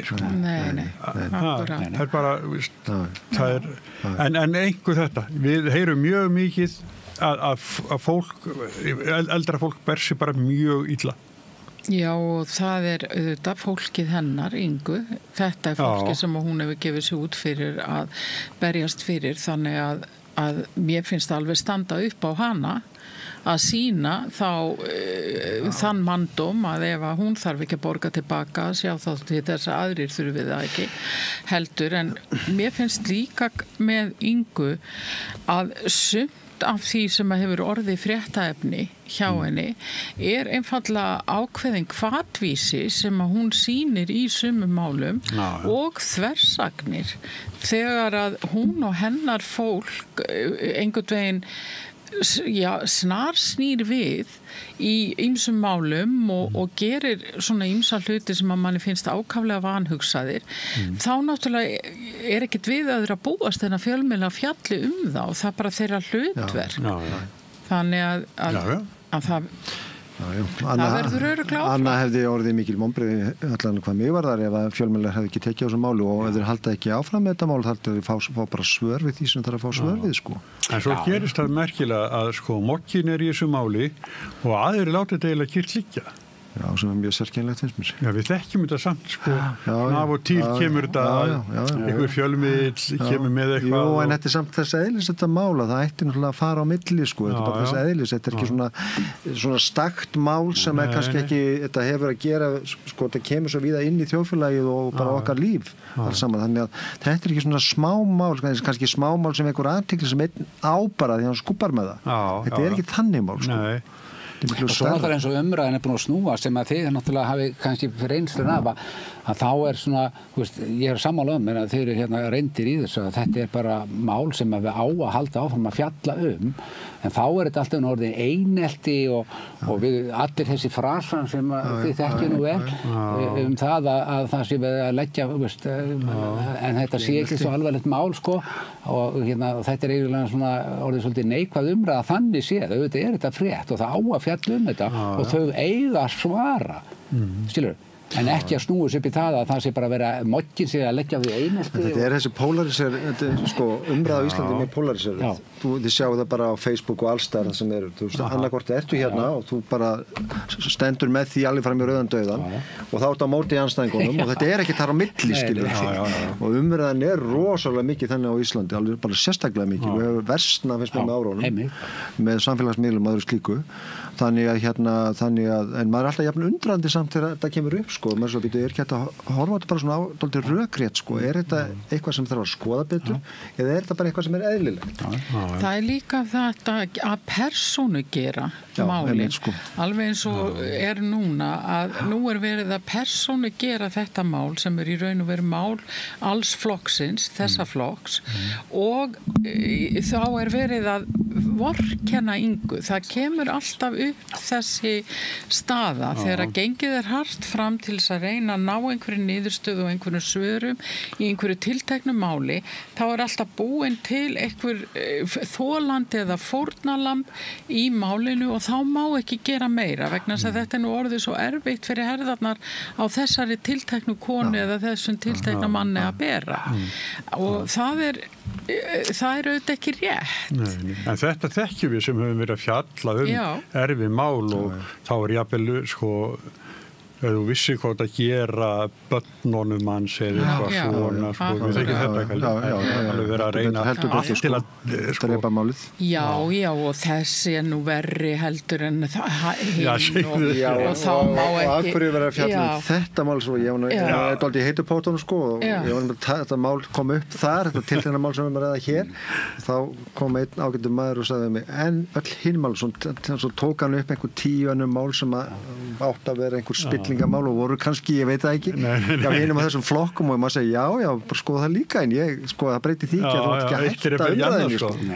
En svo er náttúrulega heilhlíðin á sig líka sem er svolítið hlægilegt, sko, ef við horfum á, sko, að þegar menn eru í stjórnarandstöðu eða stjórn, sko, að maður horfir hérna, ég er nú á Facebook líka, ég veist þarna, að það er ákveðin þingmenn sem voru mjög framalega í því að ef ykkur fór yfir á rauðu ljósi eða fekk stöður með þá var hvað komið í fjölmiðla, nú voru þeir farnir að þeir eru, sko, meðan þeir voru í stjórnarandstöðu, nú voru þeir komnir í stjórn og þá eru farnir að verja, sko, Ingu og viðreisnarmennirnir eru aðal hennar stöðnismenn, sko, og ég bara blöskrar þetta, sko, en þetta er svona hluti af þessu leikriti öllu, en samt svona, sko, samt sem áður, sko, þá finnst manni þetta að því það er nú verið að tala meðferð bara fleiri 100 milljónir peningar ríkisins og þá þurfum við náttúrulega bara, þá sé ekki hægt að bara klappa einhverjum á baki og segja bara ekki gera þetta aftur. Þetta þarf að fara allaveg og auðvitað þessi þingmenn líka sem eru að verja þetta en ef þeir væri í stjórnarandstöðu núna þá voru þeir búin að vera, sko, eldrauður í fjölmiðlum að æsast yfir þessu, sko. Þetta er svolítið hlægilegt, sko. Já, og Inga ætlaði nú að leggja fram vantraust á Svandísi Svavarsdóttur á sínu tíma fyrir það að hún hefði ekki farið fyllilega eftir lögum og reglum með hvalveiðibannið, en svo er allt í einu núna hægt að beygja aðeins frá reglum. Já. Þannig að fólk þarf alltaf svolítið að gæta sín á því að láta allt jafnt yfir alla ganga og gera sömu kröfu til sjálfra sín eins og til annara. Hérna var svar Daða Más Kristóferssonar fjármálaráðherra í þessu máli kannski var veikt. Það var mjög veikt. Þetta leit út alveg frá upphafi, sko, þetta var lagt fram sem einhver bara það var búið að velja þarna einhverju til þess að koma með og það var fyrirfram búið að ganga frá því rauninni þannig séð. Ég ætla ekki að segja að þeir hafi tekið við móti einhver fyrirskipunum þeir sem að voru að skrifa undir þetta, en samt sem áður þá leit þetta verulega illa út, sko. Þetta var verulega veikt, þetta var gengið fram í öllum lögum og reglugerðum og þetta, sko, stóðst ekki neitt sem var sagt hann, þetta er alveg rétt í sjálfu sér, skilur, þetta svona almenna reglur, en það eru, sko, lög í landinu sem þarf að fylgja og þetta held ekki neinu vatni, sko. Og lögin er mjög skýr, sko. Það er svona dæmi það einhvern tímann hefur maður séð hérna pantasvar, sko. Það var þetta, sko, það var og svo kemur, sko, svo kom hvað í gær í fjölmiðlum, sko, að skatturinn hafi látað að vita af þessu fyrir hérna hvað árið síðan og þá fóru önnur rökin af sko tveimur sem voru þarna, sko, strax farin, sko. Þá eftirstanda bara einhver rökum að hérna þetta sé stjórnmálaflokkur, sko, þó hann sé að ekki verið skráður stjórnmálaflokkur því hann sem er fólk á þingi. Já. Sem ég er reyndar. Þetta er svo skrítið mál. Já, það er það. Þau búið fram og þau eru þingi hvað. Já, svo er þetta kannski svolítið svona, þetta er eitthvað rosa slæmt mál fyrir ríkisstjórnina því að það er, menn leggjast að það á að fara að bæta samfélagið, auka gagnsæi og alls konar svona hluti og svo bara fyrsta verkefni er það að kæfa eitthvað spillingamál ef að gynna gæsalappa, sko. Já, sko, grunnurinn í þessu líka það, sko, þú þannig með félagsamdöfum, þetta er flokkur sem skáð sem félagsamdöfum, hann er með heimilisfangaði Margrét heima hjá Ingu og hún var með prókúru og annað slíkt, sko. Þannig að þetta var svona bara vasabókhald, hann er séð, eins og er hjá mörgum og þarna er verið að afhenda til hennar þá í rauninni inn á reikningi sem að hún er með fyrir, sko, 100 milljóna og hvað? Og það er bara allt í lagi. Já, það er, sko, ekki í lagi. Og hvað er eftirlítið? Hvað er, sko, jú, það getur verið einhver ásreikningur hafi farið frá þeim. Hvernig lítur hann út sá ásreikningur? Hversu sundurliðar er hann til dæmis þar hann getur séð í raun hver peningarnir fóru? Og fyrst er búið að skila ásreikningi og fá gott fyrir þá var bara að sína okkur hann eða ekki máli. Já, og í, sko, sundurliðan, sko. Já. Það er það sem það er, sko. Já. Því það, maður myndi halda það ef hún væri með allt á hreinu þá væri þetta bara besta mál að koma og leggja þetta bara fram og klára máli. Já, þar með væri það búið í rauninu, sko. En það er eitthvað auðvitað meðan þetta er svona og þetta mun eins og ég segi þetta, þó svo að einhver önnur mál komi hérna upp næstu mánuði og þetta muni aðeins sjáðuna, sko, að þá mun þetta blása allt upp aftur þegar að endurgreiðslan verður krafist á þessa 20.000 Íslendinga sem að, eins og við sögðum áðan sem margir hverjir hafa kannski lítið lítið á milli handaða til þess að geta greitt þetta tilbaka og þá koma mikla tilfinningar sko. Ég held mér ekki hérna þetta mál sko. Nei. Já, og svo bara held ég líka að við verðum alltaf að gera meiri kröfur til þeirra sem eru að starfa svona á opinberum vettvangi ákveðið siðferði og líka ákveðna ábyrgð og það allt og sjaldgæft hér á Íslandi að menn axli ábyrgð af einhverju alvöru og svona með einhverjum glans eða glæsibrag. Fáheyrt bara. Ég að leita í huganum svona og hraðflugi gegnum höfuð á mér, ég man nú getið mörgum dæmum. Það var ekki Guðmundur Árni, hann sagði þetta eitt og eitt svona. Jú, ég menna þetta að segja af sig, en ég vildi vegna þess að verið þvingar í það sko, þetta hefur komið það langt sko. Já, Guðmundur Árni sagði það sér og held góða ræðu við það sko. Já, þannig að það svona talið svona fyrirmynd í þessu. Og auðvitað hefur maður alltaf öfundað þetta og vonast til að einhverju tímapunkti kæmi að því, við þekkjum dæmi bara út í Danmörku og Svíþjóð líka. Ein leigubílanóta sko, sem að borgu með ráðherrakortinu, það var nóg til að fara sko. Og hér aftur á móti virðist ekki skipta neinu máli hvað og meiri sér þau ljúgur upp í opið á almenningi sko, það dugar ekki sko. Þannig að þarna fór svolítið þarna af því sem lagt var upp með að bæta samfélagið og allt upp að borði og allt þetta fallegu frasarnir. Nefnum að taka sér tak og gera það. Já, en þá bara stjórnin búin. Til of miklu úlúð. Já, eða stjórnin bara, stjórnarsamstarfið farið sko. Hún unni farið það held ég sko. Já, stjórnin, ef það gerir sko, þetta fer út í það sko, þetta fer út í eitthvað mjög alvarlegt sko. Já, þú reynist verið alvarlegt sko. Já, að því eru hinnir að gera þetta eins og það Már gerði, þetta náttúrulega bara. Þú vil ekki rugga bátnum. Nei, ég má ekki rugga bátnum. Já, einmitt, ef þú ætlar að svara þá. Eða sko, almennilega ekki vera búið til fleiri efasemdir sko. Nei, en það eru lögfræðingar búin að koma fram sko, virtir lögfræðingar og skrifa bara greinar og sýnt fram á að lögin eru bara skýr eins og hann sagði hérna áðan og þannig að hérna Þannig það sko. Jæja, krakka mínir, við erum búin að sitja dágóða stund. Krakka mínir sko. Ágætt að heyra þetta. Einu voru við þrjú að kaupa okkur pilsu í pilsuvagni í Stykkishólmi og ég segi svona, krakka, hvað vil ég á pilsunar? Og ung stelpa akkur og hún skellir lofaði sem ég fannst þetta svo fyndið að ég kallaði jafnaldra mína og mig svona krakka. Já, við verðum náttúrulega krakkar í hugum jafnaldra okkar held ég bara fram eftir allri ævi. Já, þetta svona gæla, þetta sætt svolítið. Já. Herri, ég ætla að þakka fyrir. Takk svo mjög. Steingerður, Guðmundur og Karl.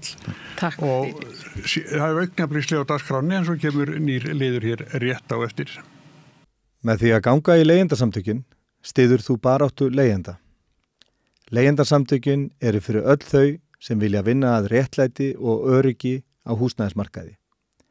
Leigjendasamtökin.is Ertu á leið heim úr vinnu? Stilltu á FM 89,1.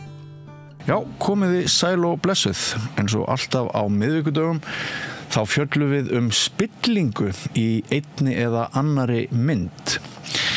Það er stutt á milli blaðamennsku og spillingar í þeim skilningi að mörg blaðamennskan leitast við að veita spillingu aðhald eða upprætana.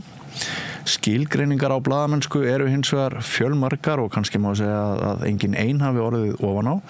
En áður en ég kynni gest þáttarins í dag langar mig til þess að vitna hérna í ansi fallega skilgreiningu á blaðamanni.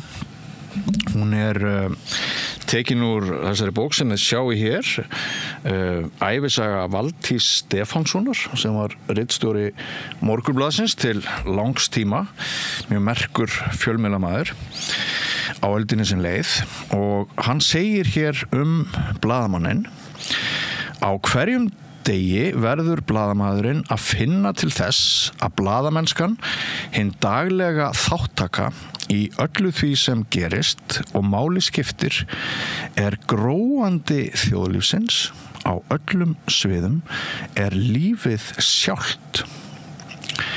Nú á þessum tíma báru menn sannlega mikla virðingu fyrir blaðamennskunni og viðmælandi minn, ég hef alltaf borið virðingu fyrir honum sem blaðamanni. Hann heitir Þórður Snær Júlíusson, velkomin. Takk. Hvernig fannst þér skilgreining Valtýs Stefánssonar á blaðamanni? Hún var háfleg, en falleg? Já, falleg. Já. Sko, við ætlum að ræða spillingu hérna eftir, en mér langar aðeins að kynnast svona því hvernig þú dast inn í fjölmiðlun á sínum tíma. Hvað til dæmis langt síðan og hvar þreifaður fyrir þér fyrst? Ég datt inn í fjölmiðla óvart, eins og svo margir aðrir. Já. Fyrsta starfið mitt í fjölmiðlum var á blaðinu, já. Sem var fríblað sem var stofnað hérna, til höfuðs fréttablaðinu hérna, snemma á þessari öld, verið hausti 2005. Já. Þá var vinur minn var að vinna þarna í umbroti og það vantaði fólk og hann svona mælti með mér. Það sé ykkur text eftir mig og ég hoppaði þar inn og vann í alls konar, bíla aukablöð og bar saman bestu kjúklingana sem voru seldir heilir í hinnum og þessum verslunum en fór svona fettaði mig síðan inn og var farin að skrifa bara fréttir undir lokin, var náttúrulega bara í nokkra mánuði og fór síðan í heimsreisu og ætlaði aldrei að verða blaðamaður. Ég mennta mig tekið stjórnmálafræði í háskólanum og svo meistaragráði í alþjóðlegum og evrópskum stjórnmálum í Edinborg og það var mér augun á því að fara að vinna í alþjóðakerfinu eins og margir samnemendum mínir í því námi, alþjóðastofnunum eða slíku og allt var svona einhvern veginn tímabundið sem að vera að gera fram að því en svo kom ég heim eftir að hafa farið í bakbókaferðalag á heiminn og svona, en þá bara hvað að finna mig eins og margir á þessum aldri og þá atvikaðist það þannig að Ægir Þór Eysteinsson, vinur minn, æskuvinur minn var að taka stöðu hjá RÚV einhvers staðar út á landi og var hætt á fréttablaðinu. Akureyri? Og manni hvort það var austan Akureyri sem að byrja, sennilega Akureyri og mælti með mér og ég fór í viðtali á Jóni Kaldal sem síðan bara fínn vinur minn og hann spurði mig hvort ég spilaði fótbolta út af því að fjölmiðlamótið í fótbolta var framöndan og ég sagði já, markmaður með sig og hann sagði bara ok, þannig að hún mætti bara mándaginn og ég fór á fréttablaðið og var þar í eitthvað tíma og það var Trausti Hafleðarsson, nú er þetta ritstjóri Viðskiptablaðsins, ráðinn sem ritstjóri blaðsins, mis gamla vinnustæðar og bað mig að koma með sér og ég fór með. Trausti var síðan reikinn bara mjög skömmu síðar og þá var mokkinn keypt allt saman, allt hlutaféð á Rókur. Ólafur Stephensen var svona settur í pröfurensli sem ritstjóri á þessu fríblaði og nafninu breytti 24 stundir. Og það var síðan fyrsta fyrirtæki sennilega sem fór á hausinn eftir að bankarhrunni skall á. Ég held að síðasti útgáfudagurinn hafi verið 50 dagurinn í bankarhrunnsvikunni og öllum sagt upp á föstudagsmorgnunum nema okkur örfáum sem vorum færð, selflutt yfir á mokan. Það sem Ólafur var þá tekinn við sem ritstjóri. Og við tókum bara sennilega lærdómsríkustu og skemmtilegustu tímar sem ég hef átt í blaðamennsku að ég hef oft lýst þessu þannig að útgáfufyrirtæki var gjaldþrota, það var upp á náð og miskun banka á glænir í kennitölu komið og fyrir framan okkur var bara mikið haugur af einhverju sem við þurftum að fara að grafi okkur var eitt teskeið og svo bara hefðu farið að útskýra þetta fyrir fólki hvað gerist hérna og þannig starfaði ég bara ótrúlega sennilega lærdómsríkasti tími sem ég hef átt í blaðamennsku vegna þess að breytist allt yfir nóttu aðgengi að upplýsingum og hvernig fólk talaði með þetta verkefnin alveg óraunverulega mörg sem þurfti að takast á við og fjölbreytt bæði það sem síðar reyndust vera glæpir, alls konar sem hafði áhrif á venjulegt fólk alþjóðamál í tengslum við Icesave-deiluna og allt sem var að gerast hjá Íslandi samskipti við alþjóða gjaldeyrissjóðinn og hér voru sett gjaldeyrishöft og bara allir fyrir áhrifum sem að labbaði miðbæinn og þetta var bara eins og í einhverju upplausnar ástandi í einhverjum heimi sem var mjög fjarri manni, eldar kveiktir og alls konar þannig að þarna starfaði ég fram á haustið 2009 þegar nýjir ritstjórar tóku við það voru eigendaskipti, það kom hópur og keypti Árvakur hérna snemma ást 2009 og sagði síðan Ólaf upp og Davíð Oddsson og Matthías Jónsson tóku við þarna haustið og stuttu eftir það sagði ég upp og fylgdi mínum þáverandi yfirmanni á Mokkanum Björgvini Guðmundssyni yfir á Viðskiptablaðið. Hvers vegna sagði þér upp? Aðalástæðan var einfallega svo að Björgvin hefði verið ráðinn í stöðuna sem Haraldur Jóhannesson var í áður. En var einhver svona... Og hann fylgdi, hann vildi fá mig með og ég og Magnús Halldórsson kollegi mér fóru með. En hvað fannst þér með að Davíð væri orðinn ritstjóri? Ég veit að mér fannst þetta ekki henda og ég hef sagt frá því áður að það kom upp sena sem ég var að skrifa frétt sem var mjög almenn frétt, það var tilfærslu á máli frá fjármálaeftirlitinu yfir til sérstaks saksóknara eða saksóknara efnahagsbrota, ég man ekki hvort að það var á þeim tíma að fjármálaeftirlitið að vísa máli sem snerist Baldur Guðlaugsson fyrir hann til ráðuneytisstjóra fjármálaráðuneytinu og svo frétt var ekki birt og þrátt fyrir að ég og Björgvin og Egill Ólafsson heitinn, þá var þetta fréttastjóri Morgunblaðsins hefðum svona kallað eftir skýringum, þá fengust bara það skýringar að það veru betri upplýsingar sem lægi á ritstjóranum en okkur og svo bara en á þeim tíma var ég búin að segja upp þannig að það var engin katalist í því, ég fekk bara hætta aðeins fyrr og RÚV sagði þessa frétt síðan nokkrum dögum seinna vegna þess að þetta var auðvitað fasti, þetta var ekki eitthvað sem var huglægt mat og mjög einföld frétt og mjög tíðar svoleiðis fréttir á þessum tíma þegar að vera rannsaka hann sem mikið. Já, og á þessum tíma á Morgunblaðið svona í huga okkur að vera hafið yfir þetta að láta fréttir hverfa sem að... Já, Morgunblaðið þetta er með rosalegt afl á þessum tíma, þannig með 40% lestur og er ennþá eins og Morgunblaðið var í æsku minni að Morgunblaðið var að mörguleiti blað sem allir landsmenn gátu tengt við þótti tengt ekki við pólitíkina og pólitíkin kannski var oft tíðum lúmskari í Morgunblaðinu við höfum að venjast í dag og hún var svona almennt var lögð áherslu á það að Mogginn væri mjög breiður og með mikla skírskotun til sem flestra, það getur allir fundið eitthvað með mjög metnaðarfulla lesbók, frábæra ljósmyndara, metnaðarfullar íþróttafréttir, landsbyggðin, allt þetta, þannig að fólk getur verið með tengsl við hann. Já, það má halda fram að Morgunblaðinu hafi tekist áratug eftir áratug að vera fréttablað allra landsmanna burt sér frá pólitíkinu. Engin vafi, þegar ég var alast upp þá áttaði ég mig ekki á því að það væri einhver áður en ég byrjaði að pæla eitthvað í pólitík og ég las bara bíófréttirnar og íþróttafréttirnar og allt þetta. Ég aldrei, ímynda mér aldrei að Mogginn væri einhvers konar pólitískt animal. Nei. En auðvitað var hann það þegar á reyndi og það er engin það er engin feluleikum með að maður lesti til dæmis bækur Styrmis Gunnarssonar þegar hann er að lýsa því hvernig Mogganum var beitt þegar pólitíkin þurfti á því að halda hvort sem það var pólitík innan flokks í Sjálfstæðisflokknum eða á stóra sviðinu. Og sumir segja það nokkuð augljóst þessa dagana eftir stjórnarskiptin. Já, núna í dag? Já. Já, þetta er auðvitað allt önnur skepna í dag. Og hún er líka auðvitað lesin af miklu minna mengi. Lesturinn á Morgunblaðinu núna rétt yfir 20%. En áhrif frétta þeirra samt ansi mikil því að það eru flestir fjölmiðlar sem oft taka upp fréttir á MBL og sem vekja athygli og svona. Já, en fjölmiðlarlandslægi er auðvitað á mjög vondu stað. Já. Það er, fjölræðið er mjög lítið. Já. Krafturinn í einkareknum fjölmiðlum því miður er bara mjög lítill. Já. Og minni en ég man eftir. Er það ekki? Jú.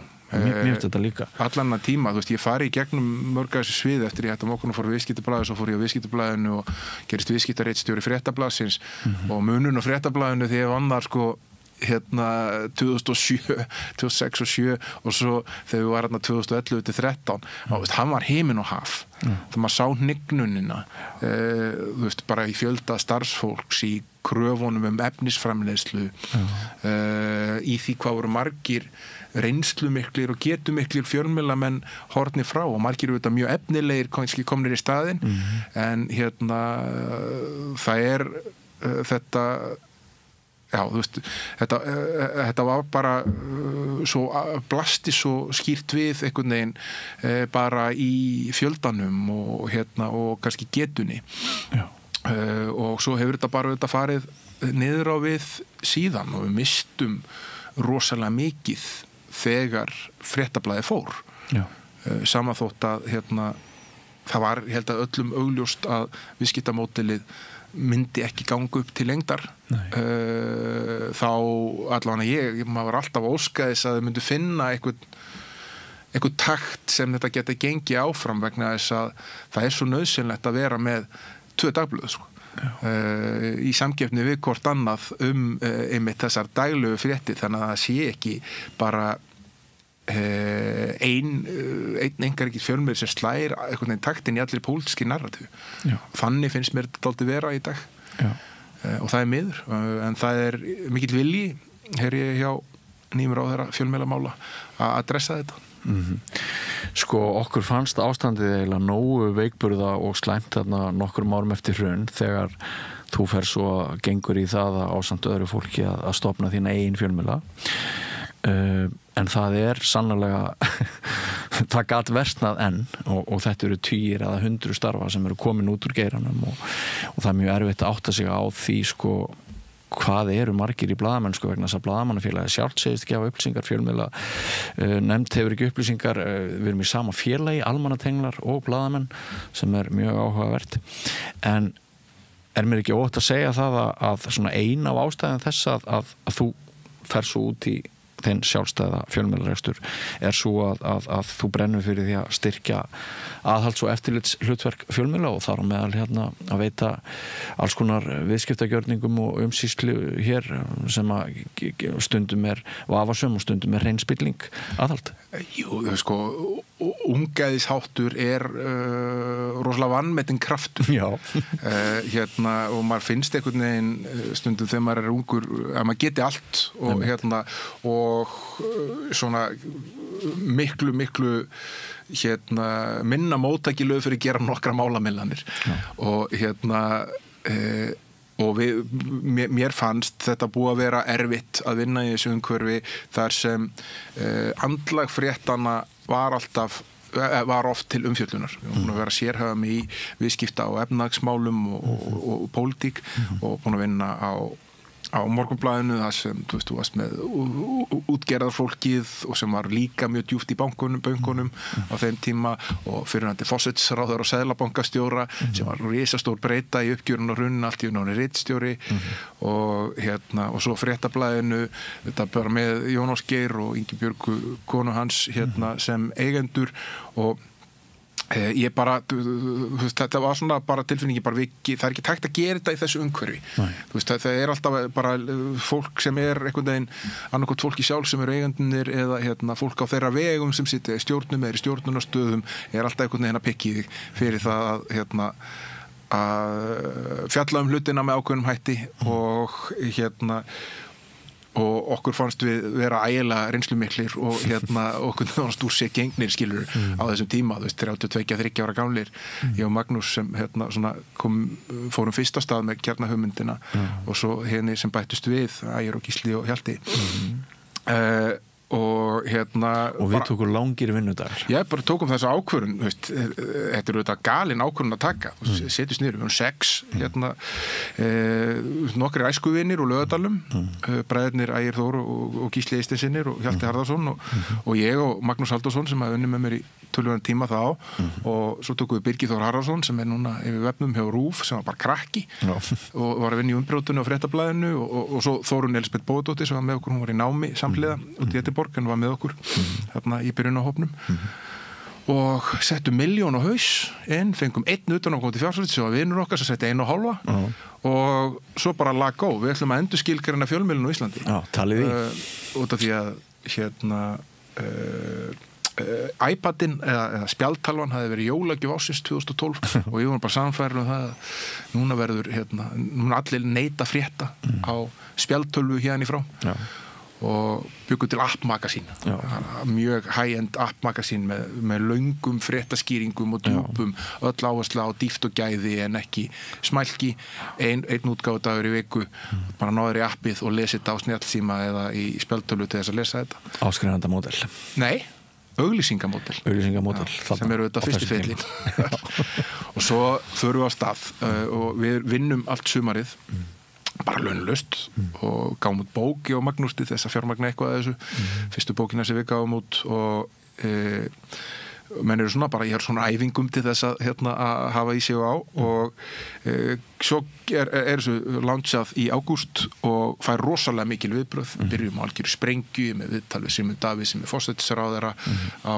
forsíðunni og við erum með leyniskýrslur sparisjóðin í Keflavík sem voru mjög opinberandi sem var stórt neykslismál á þeim tíma og fáum FME á okkur í fyrsta kastið að hóta bara að loka sjoppunni ef við tökum ekki skýrsluna úr birtingu, við birtum gögnin með og alls konar svona og þannig að þetta var stuð og gríðarlegur áhugi og athygli á miðlunum strax hann varð mjög og velvilji. Já, og fljótt svona mest uppikkaðasti miðlinn, það er að segja við vorum bara aðrir miðlar vitnuð í okkur vikulega, það sem þegar við komum út. En það var augljóst að við höfum gert mörg regin mistök í forminu. Business modelinu. Það voru bara börn sem voru að nota spjaldtölu til þess að spila ykkur að leiki en ekki fullorðið fólk til þess að lesa djúpar fréttaskýringar og stöðu efnahagsmála og flestir voru að lesa kjarnan í PDF útgáfunu sem við settum á veginn og þannig hörkuðum við gegnum fyrsta árið með mikinn velvilja en langt undir áætlunum varandi tekjur og menn týndust úr hópnum og svo svona eftir rúmt ár þá var þetta bara raunlega make or break staða við fengum inn utanaðkomandi fjárfesta og tæknigeiranum Hjálmar Gíslason og Vilhjálmur Þorsteinsson sem leiddu það og komum með smá peninginn í þetta og við fórum og snérum módelinu við og urðum bara vefsíðan sem var rekin á auglýsingatekjum og svo þessu styrktarmódeli sem svona svipað og Guardian að reka sig þannig að þetta eru valkvæðir styrkir og þannig var kjarnin rekin alla tíð á meðan hann var sjálfstæð eining. Svo líður tíminn og það kemur að því að Stundin og Kjarnin sameinast í Heimildina. Síðan höfum við ég tók nú saman sjálfur bókum Spillingu sem ég skrifaði mestu fyrir 2 árum þá fór ég nú einu sinni að tvisvar í heimsókn til ykkar á Heimildinni til þess að taka viðtal við Helga Selja en sko flestir sem ég hitti þarna innan hús á þeim tíma þeir eru hættir blaðamennsku komnir eitthvað annað Já.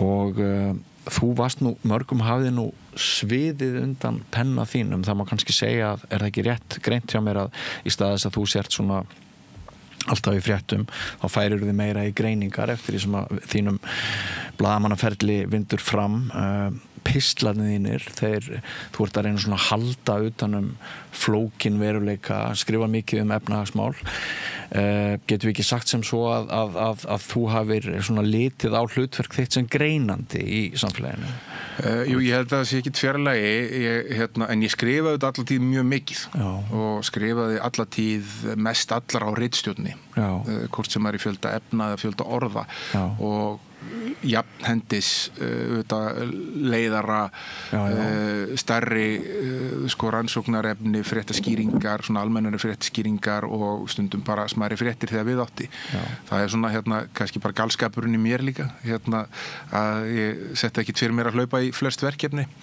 en minn fókus, það sem ég vildi helst vera að gera var að vinna í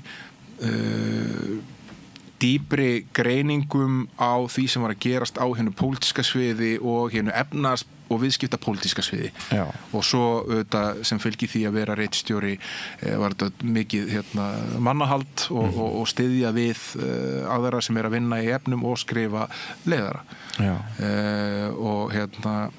og ég lagði alltaf mikla áherslu á þegar leiðir að skrifa að vera ekki bara huglægur heldur greinandi og vísa, undirbyggja það sem ég var að skrifa með vísun í staðreyndir tölulega staðreyndir eða eitthvað skona gögn það fannst mér svona heillavænlegasta leiðin til þess að skapa kannski þann trúveruleika sem ég var sækist eftir og þetta vantar kannski svolítið núna þetta samhengi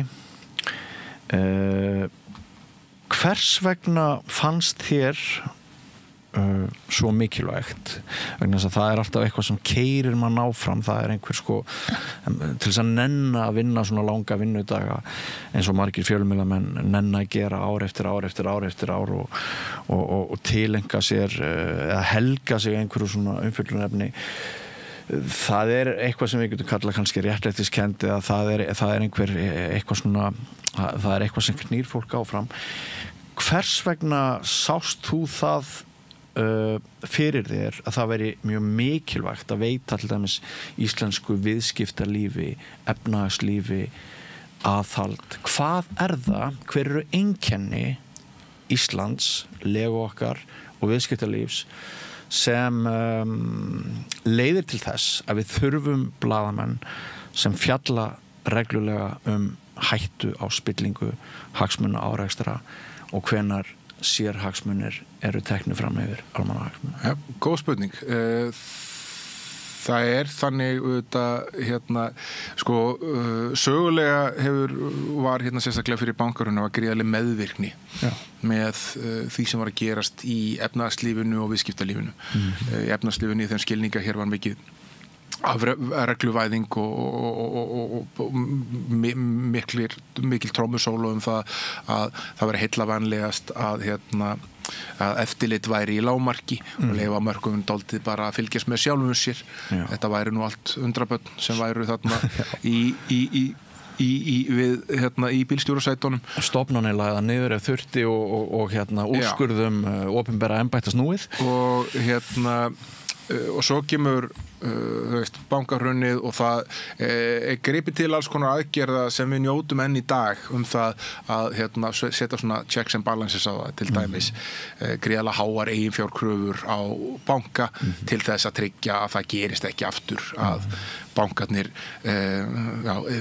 eigi ekki fyrir því sem þeir segjast eiga og falli með þeim hætti sem þeir gerðu með þeim gríðarlegu samfélagslegu áhrifum sem það hafði. Hafa farið í það að fara að rannsaka efnahagsbrot með hætti sem var ekki gerð þannig einstæðar annars þeir í heiminum.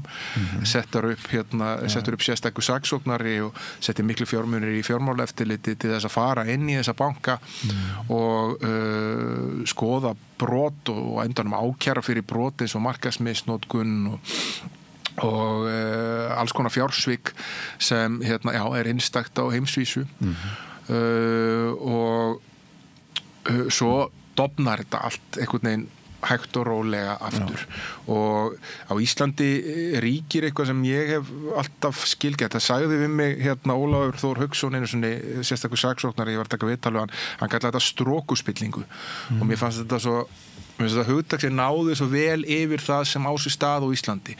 Að þetta ekki svona spilling þar sem menn eru með skambissur eða brún umslög. Þetta svona ég strík þér og þú stríkur mig tilbaka þegar mér hendar spilling. Og hún á sér stað, það svona grátt svæði í íslensku samfélagi þar sem efnahagsmál, viðskipt og stjórnmál mætast og það rosalega margir sem búa á þessu gráa svæði.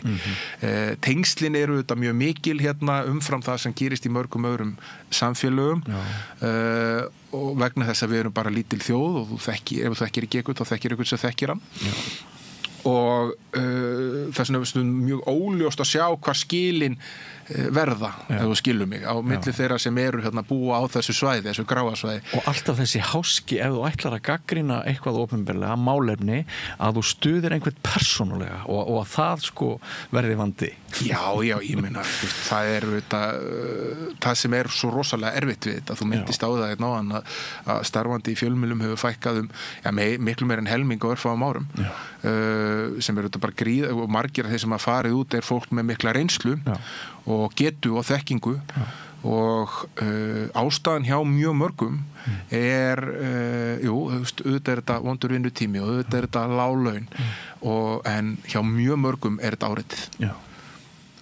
Áreitið af því að alltaf vera kritískur blaða eða fréttamaður í svona litlu og nánu samfélagi það er sannarlega ekki fyrir alla og getur reynst mjög erfitt. Þá er vænlegra að taka þátt í strokuspillingu eða loka augunum fyrir því sem betur mætti fara. Já, eða bara fara að gera eitthvað annað. Skilurðu?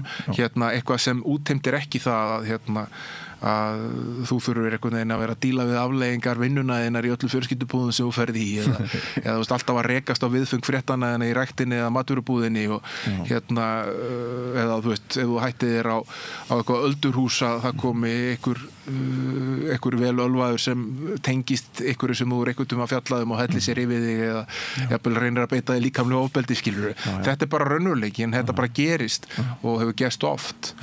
Þannig að ég skil rosalega marga sem eru líka bara komnir með fjölskyldur og það er eitt að byrja af einhverjum eldmóði og fá þessa bakteríu og þú ert bara ungur og þú ert áhyggjulaus og þú ert vitlaus og þú gerir mistök og þú ert bara þú ert ábyrgðarlaus og svo bara held fer inn í lífið og allt breytist hjá þér, skilur, þú veist bara hvernig það er að fara í gegnum lífið, bara viðhorfiðin breytast og þú þroskast og þú eignast börn og þú eignast ábyrgð og þú eignast húsnæðislán og allt þetta og það auðvitað kannski á einhverjum tímapunkti sér bara, allt þetta, er þetta þessi virði að standa í þessu, að vera alltaf með eitthvað lið að æli bóga yfir því á samfélagsmiðlum eða internetinu eða einhverja brjálaða bloggar á bakinu í mörg ár eða hvað sem er.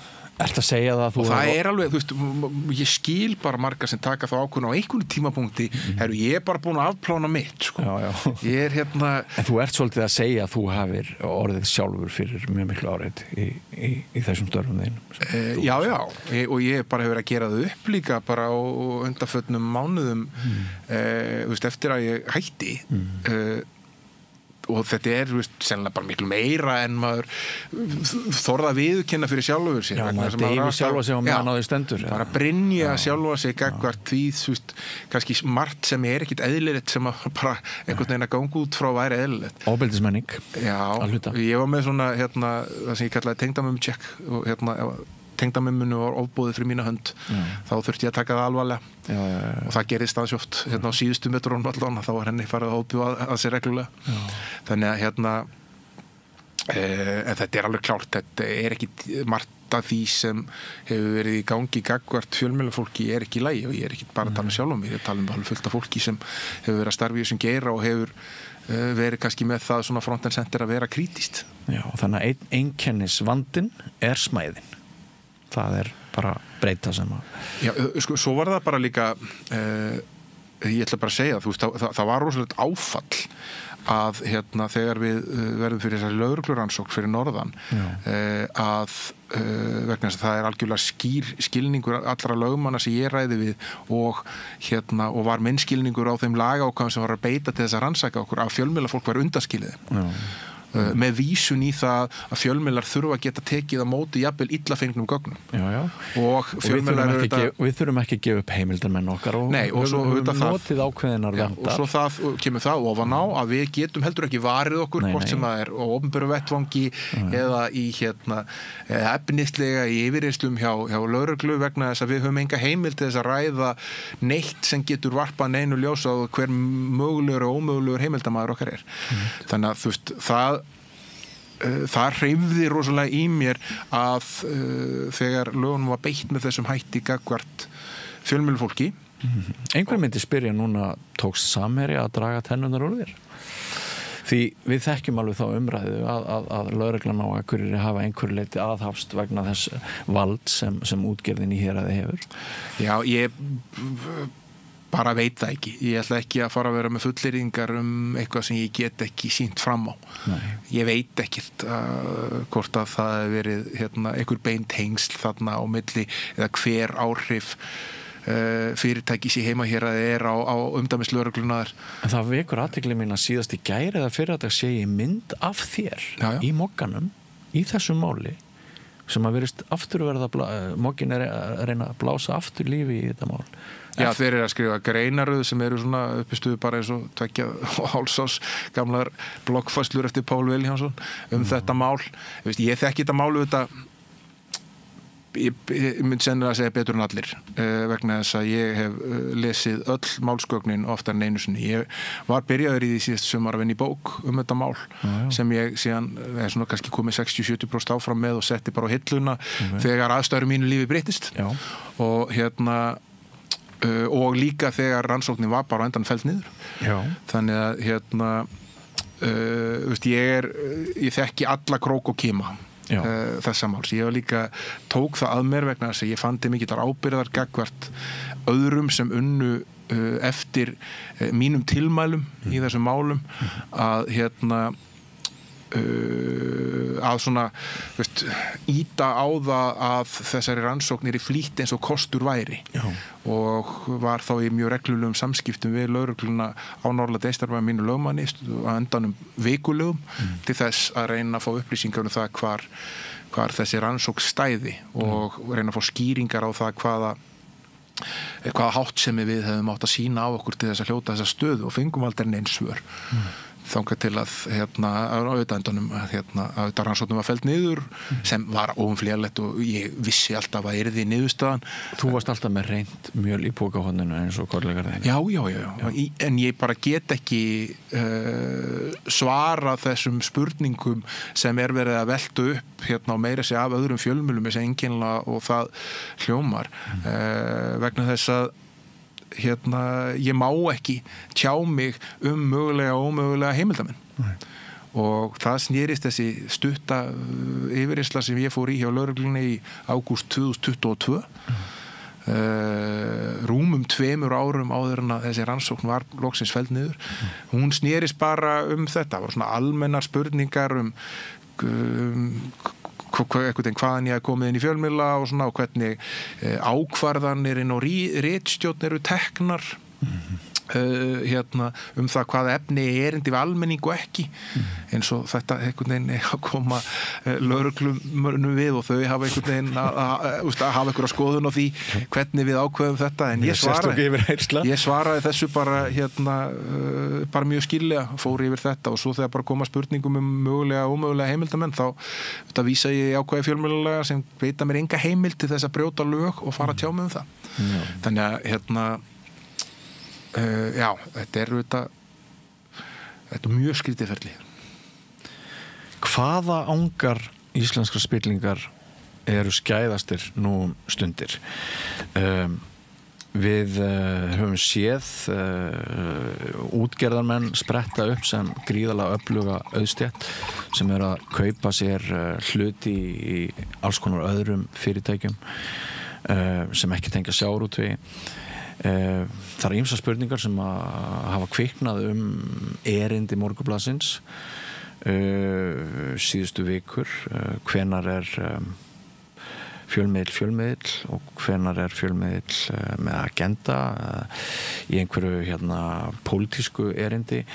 Við vitum hverjir eiga Moggann.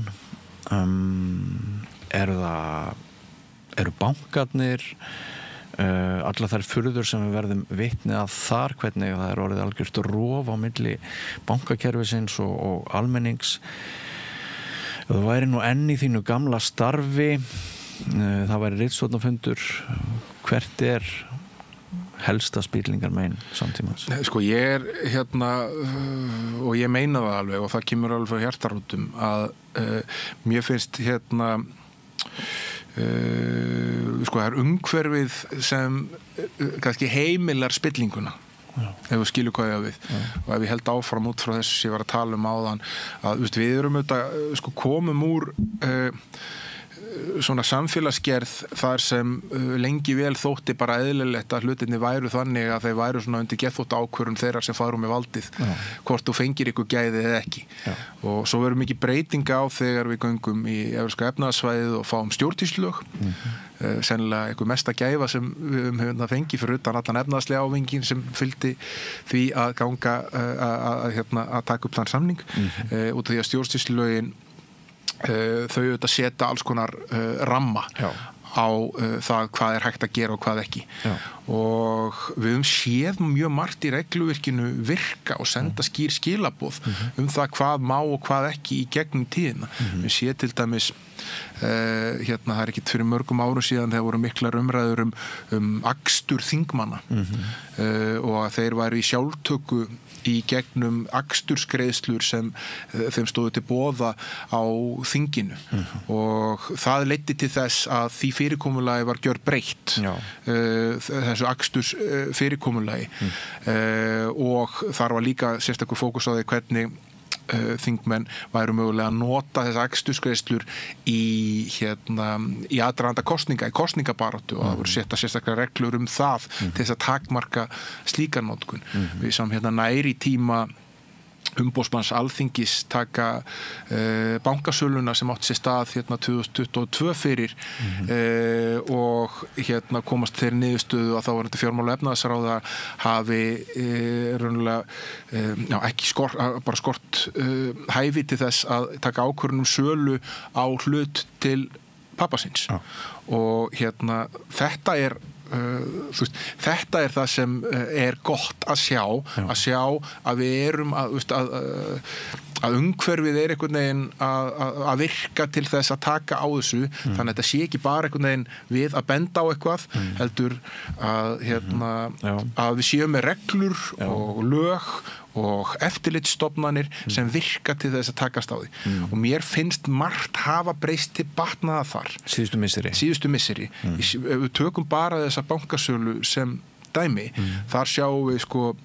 Ríkisendurskoðun skila mjög beinskeyttri skýrslu sem er áfelli yfir þeirri stofnun sem stóð að þeirri bankasölu við sáum aftur umboðsmanns Alþingis gera það sem hann gerði við sáum fjármálaeftirlit Seðlabankans fara í mjög aggressívar rannsóknir á söluráðgjöfunum sem skilaði metsekt á Íslandsbanka sjálfan og það eru enn aðri söluráðgjöfar ennþá í rannsókn vegna þessa þannig að það er mér finnst margt af þessu sem að var einhvern veginn að benda á í gegnum tíðina það er aðeins að þokast í rétt átt. Við erum aðeins að fullorðnast sem samfélag og ég held að það verði mjög hollt óháð því sem ég er að gera í dag og hvar mínir hagsmunir í pólitík liggja í dag. Ég held að það er mjög hollt þegar verða svona stjórnarskipti upp á pólitíska menningu sem flæðir út í stofnanirnar að flokkar sem hafa meira og minna setið við völd á Íslandi hverfi frá að minnsta kosti tímabundið og komi þá aftur tilbaka inn í annars konar menningu. Ég stundu sagt að þetta sé svona dálítið svipað eins og gerðist 94 þegar R-listinn náði völdunum í Reykjavík og stjórnsýslan í Reykjavík fór úr því að vera svona valdbúðandi stjórnsýsla í að vera þjónandi stjórnsýsla og ég hef mikla væntingar og mikla trú á því að þetta moment sem er að þessi stað núna gæti mögulega skilað okkur á svipaðan farveg en við höfum auðvitað langt í land það er margt sem er auðvitað ennþá dálítið skrítið. Ég held við þurfum líka að ræða í einu orði fyrirmyndir og það sem að þykir í lagi og við erum að, sem sagt, Bjarni Benediktsson hann er ekki lengur við völd hann er ótrúlega löng hneykslismála saga sem fylgdi honum og minni tiltrú gagvart playerum þarna í brúnni í stjórnmálakerfinu heldur að það eitt og út fyrir sig sé samfélaginu til bóta að það er ekki Bjarni Benediktsson lengur ég held að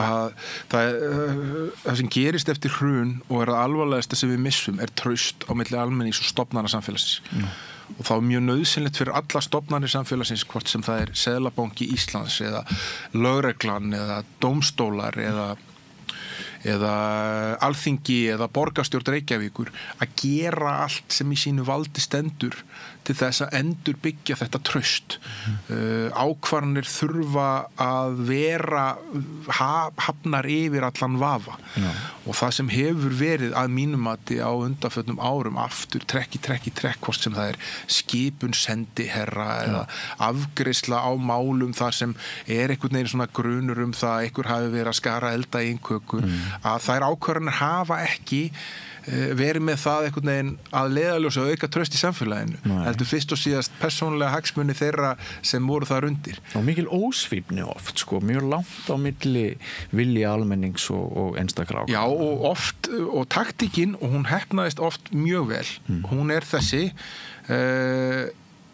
þegar fingurinn bendir á tunglið þá horfum við fíflið á fingurinn og reyna að fá fólk til þess að festa sig í forminu. Það að segja, síðasta dæmi var nú bara í aðdraganda kosninga út af þessum hvalveiði-vídeóum sem sonur Jóns Gunnarssonar var í. Þar umræðan fór á 10 sekúndum frá því að snúast efnisatriðin í þessum myndbandsupptökum yfir því að snúast formið það hvernig þessa efnis var aflað og frammeins og óskamfellið þar og þetta bara virkar. Þetta sama og gerðist í þessu máli og þess vegna alltaf verið að trommit upp aftur og aftur okkar varandi skerulega til Samherja.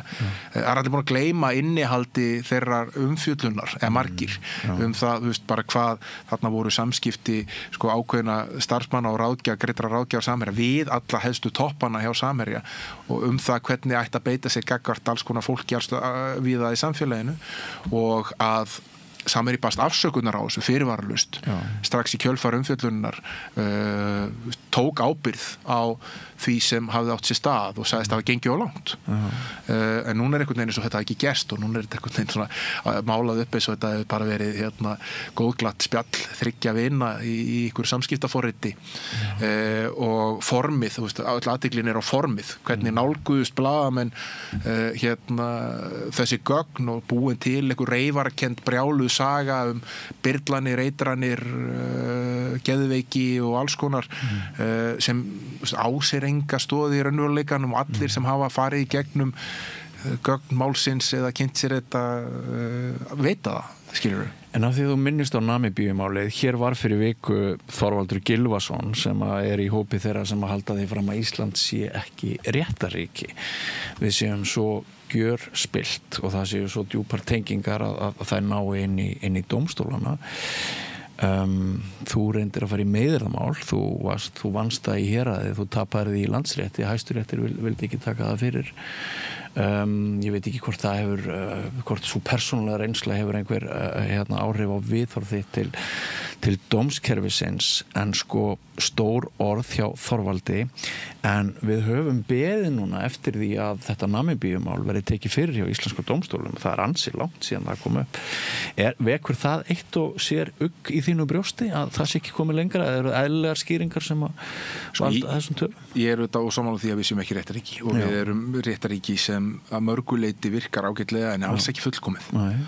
Og ég get alveg leyft mér að vera sem leikmaður og ég auðvitað ekki lögmenntar en ég hef tamið með það þegar það koma dómar sem vekja átekli minna eins og einhverjir dómar sem snúi í málum sem ég sjálfur aðeila að eins og þessu meiðiramáli að fá fólk í kringum sem eru með lögfræði kunnáttu til þess að chippa inn og segja mér bara blákalt það hver þeirra skoðun niðurstöðun og það var mín niðurstöð og minna ráðgjafa að niðurstöðan í þessu meiðiramáli mér fannst hún einkennileg en ég tek henni vegna þess að þetta bara farvegurinn. Það kannski grunur að öflin sé að hegna þér? Já, aftur, á samaskapi þá líti ég ekki á hérastóminn sem féll í þessu máli, sem ég fannst mjög góður og vel uppiður og féll okkur í vel, sem að þar hafi einhvern veginn öflin verið að hygla mér og þá ætla ég ekki að líta á það að Landsréttur hafi með einhverjum hættum verið að refsa mér fyrir eitthvað. Þetta var bara niðurstaðan, maður verður bara takinni.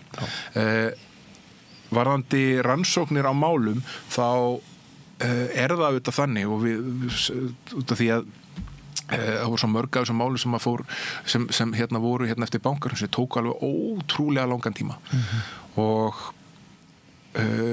ég þeirra skoðunar að mál þau mega ekki taka of langan tíma af ýmsum ástæðum. Fyrsta lagi þá það bara óbærilegt fyrir þá sem eru undir í málun að þeim sé gert til dæmis eins og var í einhverjum málum eftir bankahrunið að setja kannski á sakamannabekk í 9-10 ár eða sem sagt áður en að málin fá endanlega niðurstöðu út af því að það gildir auðvitað að þú ert saklaus sem sekt sönnuð að því sögðu þá eru auðvitað eitthvað að þeim tíma, þeim sjálfum að kenna vegna þess að þeir eru beitt alls konar leiðum til þess að tefja ákveðna anga málsins.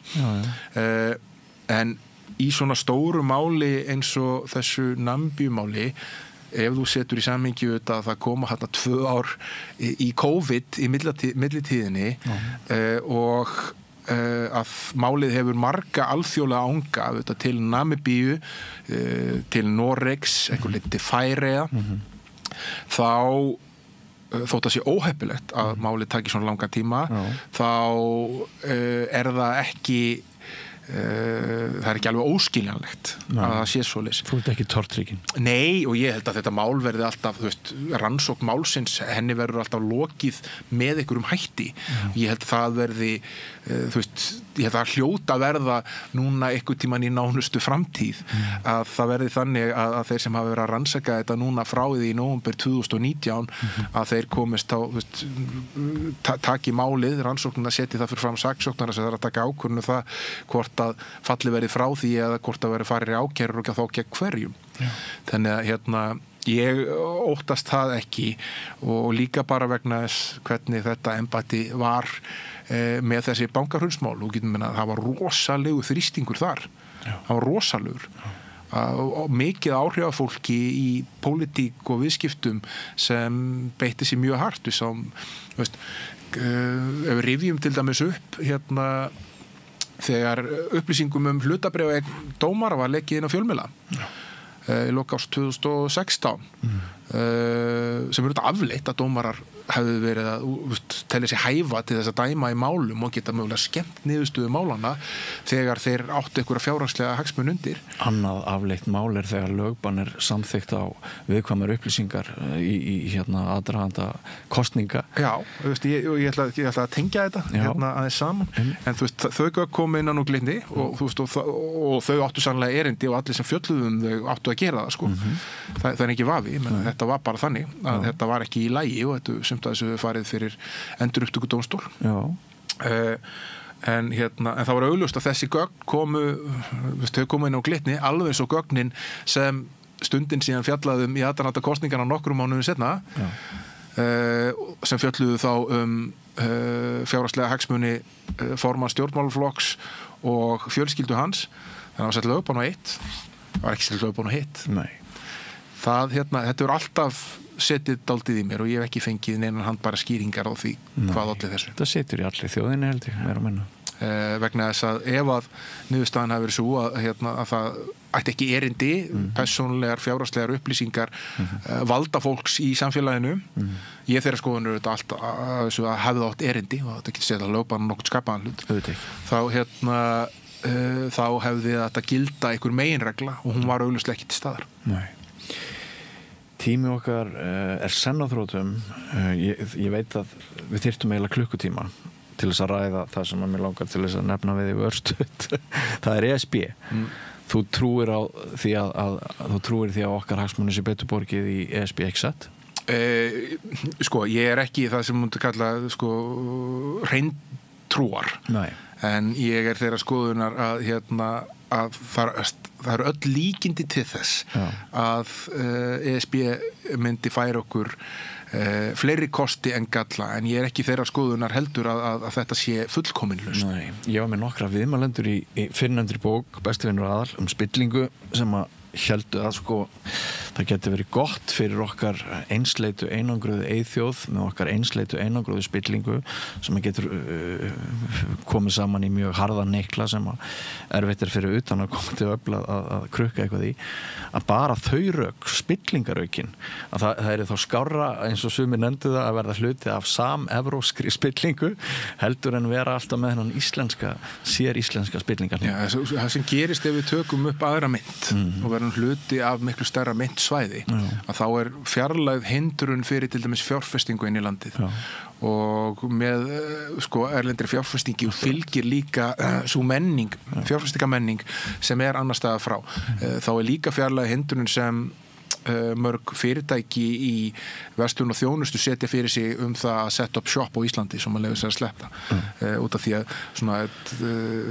krónan er breyta í viðskiptamódelinu sem þykir óeftirsóknarverð og við getum fengið þá aukna fjármálaþjónustu utanfrá sem við þurfum ekki að sækja bara til þeirra sem starfa hérna á innlendum markaði og það dregur það úr völdum og áhrifum þeirra sem stýra þessu bankakerfi á Íslandi líka. Þannig að það allt saman gríðarlega jákvætt og ég hef séð þetta sem einn helsta kost þess að ganga inn í Evrópusambandið. Það að ég nokkuð viss það að erlend fjárfesting til Íslands myndi aukast og með myndi koma tölverð viðskiptamenning annar staðar frá sem til bóta og myndi þroska viðskipta og efnaðsumhverfi hérna á Íslandi. En þeim stórfyrirtækjum sem þegar gera upp í tvöföldu kerfi, þau náttúrulega vilja hafa óbreytt ástand? Ég ekkit alveg viss. Er það ekki?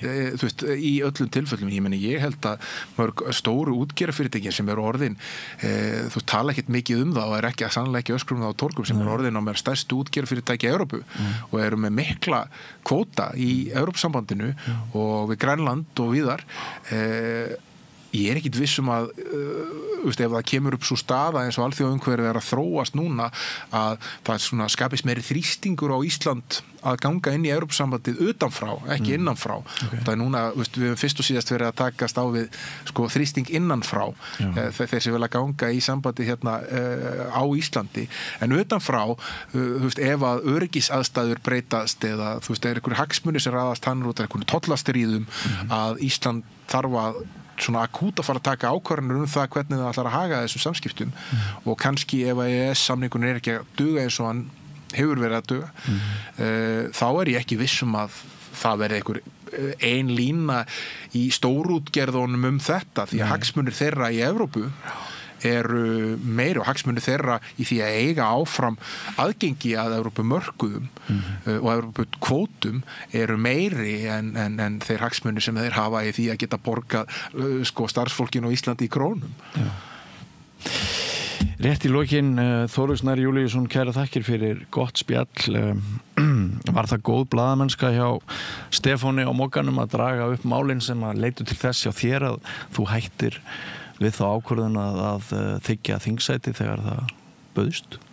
Ég bara ætla að segja pass vegna þess að ég skil alveg pólitísk mótíf þegar fólk í frambúði til þess að reyna að hafa neikvæð áhrif á þá sem þú lítur á sem ógni aðstæðinga og það ekkit annað fyrir mig að gera en einfallega að sætta mig við það sem var og draga línu í sandin og halda áfram.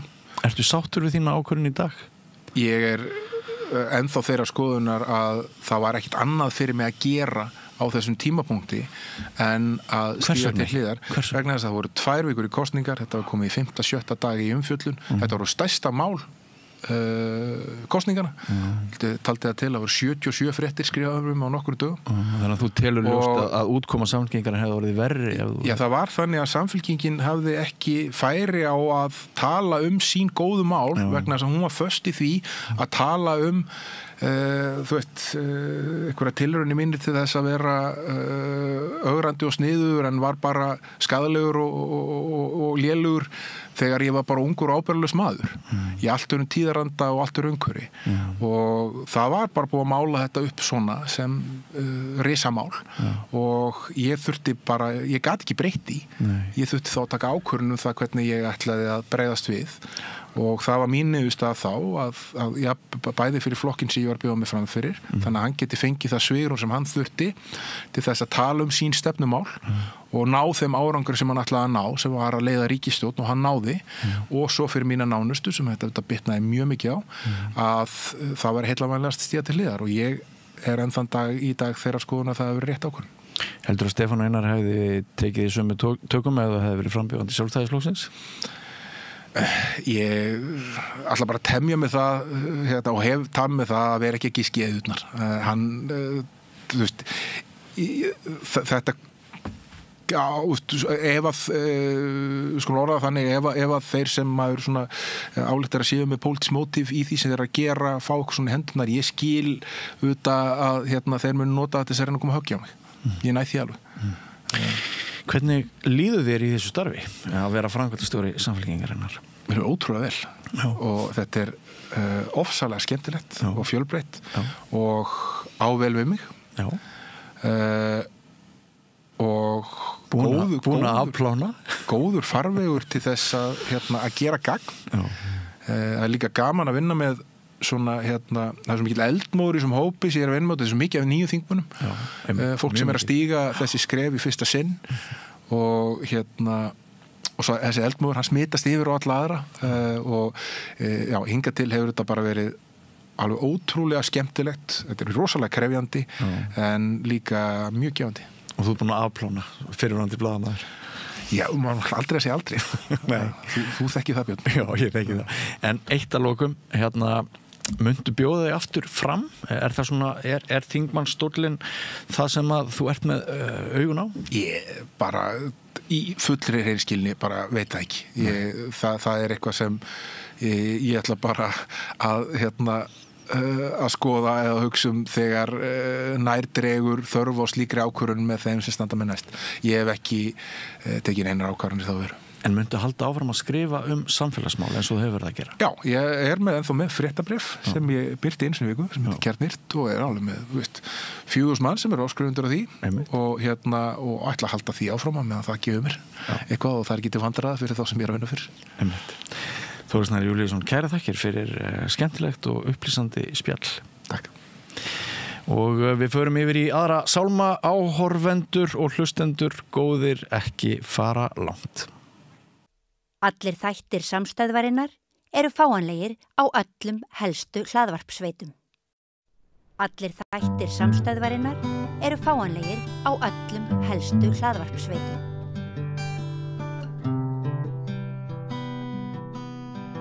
Já, það komið að leikhúsinu, við ætlum að fjalla leikhús og meira að segja óperu og frumflutning á nýrri íslensku óperu sem er í Gamla bíó, heitir Hliðarspor og er eftir Þórunni Guðmundsdóttur.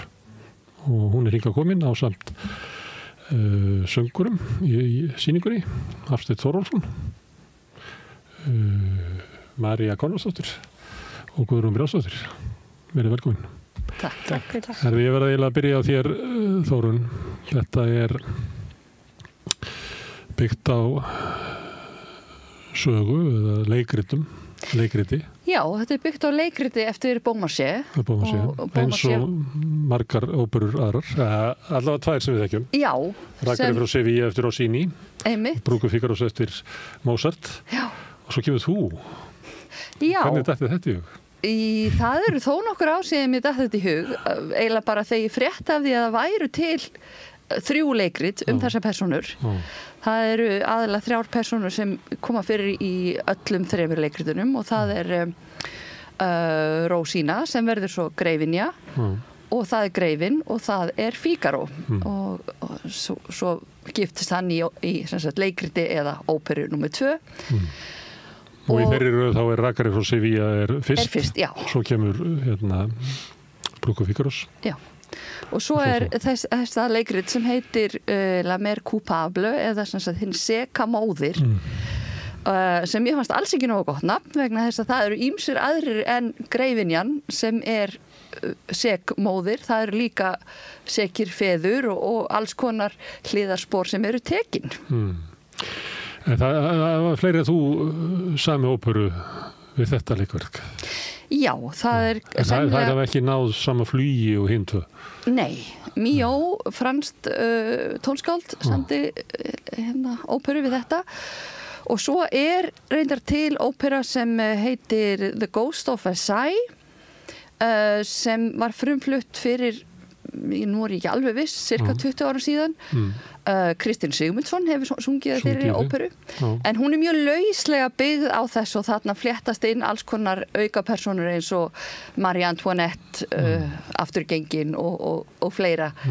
Þannig að eitt þráður í þeirri óperu er þessi sekamóðir en ég svona tek nokkurn veginn söguþráðin eins og hann kemur frá Beaumarchais en ég bæti líka við þó nokkurum draugum. Já, sem eru þessi draugar sem að voru í óperun svo að vísa í. Já, það eru ekki alveg sömu draugar vegna þess að við erum aðalega með ástkonur Greifans framliðinar sem get ekki alveg sleppt hendinni af þessum aðstæðum og hafa áhuga að vita hvað verður Greifan og hvort hann heldur áfram að safna sér fleiri ástkonum sem hann gerir svo sannarlega. En þegar ég að kynna þetta og segi hérna Rossini og Mozart og Þórunn Guðmundsdóttir, þetta geta veltið fyrir sig, er þú að hérna, hvað heitir þetta, nuggaður upp við þessa kalla? Þetta er náttúrulega ekki smáraði stykki, sko, Ragnar Sevilla og Brúku Fígaros. Hvað er þetta Brúku Fígaros sé að víða í uppfærslu bara í heiminum í dag? Mjög víða. Þetta er eina af þekktustu og mest fluttu óperum bara í heimi. Og Rakarinn líka? Já, vissulega. En nei, ég var ekkert endilega að hvorki að bera mig saman við þá en ég að reyna að apa eftir þeim. Ég leyfi mér samt aðeins að vitna í nokkur stef. Það er málið núlega, þegar það maður situr að þá hugsa maður, þú veist, að þetta er samið sem framhald af þessum óperum. Algjörlega. Inn í þeirra stíl. Eða svo svona... Já, inn í þeirra stíl að því leita að ég er með tiltölulega svona tónal mál, segi nota. Ég er ekki með svona þessa 20. aldar tónmál sem er þessi hérna atónal tónlist sem byggir ekki á að því að vera í dúramál. Ég bæti ýmsu öðru inn, ég er með spænsk áhrif og ég er með sem sagt svolítið af kirkjutóntegundir líka, þannig að ég er ekki alveg á sama stað og þeir. Þetta er ekki karaoke kópering ykkur? Nei. Nei, þetta er augljóslega, fannst mér allavega, ég veit ekki, svona samið inn í þetta samingi.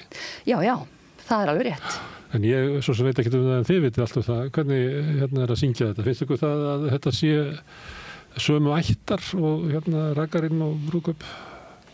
Mér finnst kannski svona einstakarinn svolítið með Aríur persónuna, mér finnst Þórunn vera að velta mikið fyrir sér hvernig svona karakter er í Aríu hversu eins og ég syng Greifinuna og þar er alltaf þessi angurværa stemninga meðan sko Súsanna með allt annað einhvern veginn, í allt annan stíl þannig að því leitinu til þá finnst mér hún, vera að velta því mikið fyrir sér hvernig þessa persónu birtast okkur, en ég veit ekki. En er það ekki gaman að syngja alltaf að fá þetta svolítið vel skrifað upp í sig? Jú, sannarlega. Þetta er bara, aðgreining frá þinni persónu og hinnum og... Nákvæmlega, en ég veit.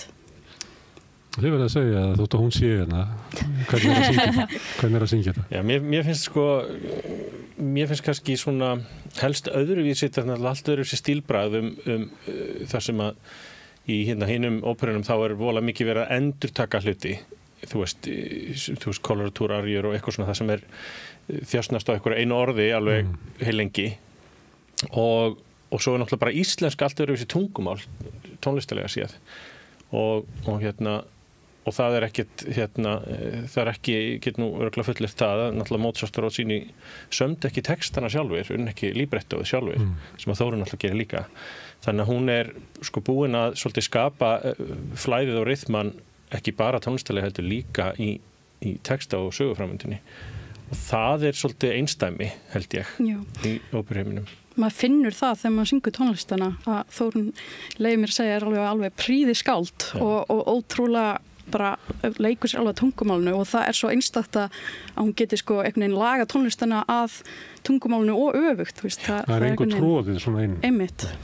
En er það í mörgum óperum að það söngvari finnur fyrir því að þarna er verið að tróða texta svolítið? Já, mér finnst það persónulega, eða þú veist þetta er náttúrulega bara allt öðruvísi kannski nálgun, mér finnst sko tónlistin þjóna framvindu sögunar í verkinu á Þórunni á meðan að oft á tíðum í öðrum óperum er tónlistin kannski aðalmálið og textin kannski síðri. Líka stundum vegna þess að niður síðri sko. Já, þú veist og það, þannig að mér finnst það sem er svo skemmtilegt við hliðarspor er einmitt þessi hreyfing bara á framvindunni, þú veist að það er allan tíman líður mér eins og þetta sé bara saga í flæði í staði fyrir í öðrum óperum eftir að svo staldrað við í einhverju drama eða einhverju tilfinningu sem að er hangið á bara í nokkra mínútur sko. Þú er náttúrulega einhver persónu sem svolítið ítir sögun áfram. Já, ég er svolítið ítinn í þessari óperu. Marja, hvernig... Já, mér langar kannski bara að bæta líka við að mér finnst líka svo gaman bara hvað það mikil þórun í verkinu yfirleitt, af því að nú hef ég alveg heyrt fleiri óperur eftir þig og mér finnst bara svo gaman að þú veist, það svo mikill bara svona keimur einhvern veginn af, það alls ekki líkari en eitt svoleiðis, en maður bara heyrir, já, bara þetta Þórunn Guðmundsdóttir og það hefur ekkert með Mozart eða Rossini að gera, það bara þú sem tónskáld og ég einhvern veginn kann að meta það líka, það skemmtilegt. Þetta saga sem að gengur í gegnum 3 leikverk og 3 óperur og persónur sem eru í einhverju glímu og þegar þú varst að lýsa því af hverju þú hefðir valið þetta, þá eins og þætti saga þessara persóna áhugaverð. Já, hún það. Af hverju það? Þetta ekki bara léttmeti eitthvað tíma frá meira en 2 allar gamall léttmeti sem að kemur okkur ekkert við? Það má alveg líta á allar þessar óperur sem léttmeti og skemmti tónlist og skemmti sögur, en það ansi margt þarna sem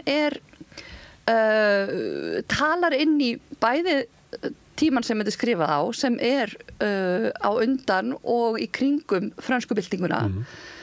Og þá ég að tala fyrst og fremst leikritin, svo eru óperurnar skrifaðar kannski aðeins seinna. Mozart reyndar alveg þannig beint í frönsku byltingunni að skrifa sína óperu, Rossini seinna. Svolítið merkileg uppfærslan þegar það sést að þá svona stjættaleg staða svolítið sérstök að greifin hálfgerður bjáni en alþýðumaðurinn klár. Algjörlega. Sem var ekki alveg í boði þá. Nei, og það var heilmikil ritskoðun í gangi og Beaumarchais þurfti að berjast fyrir því í öllum þessum 3 leikritum að fá leyfi til þess að setja þetta á svið.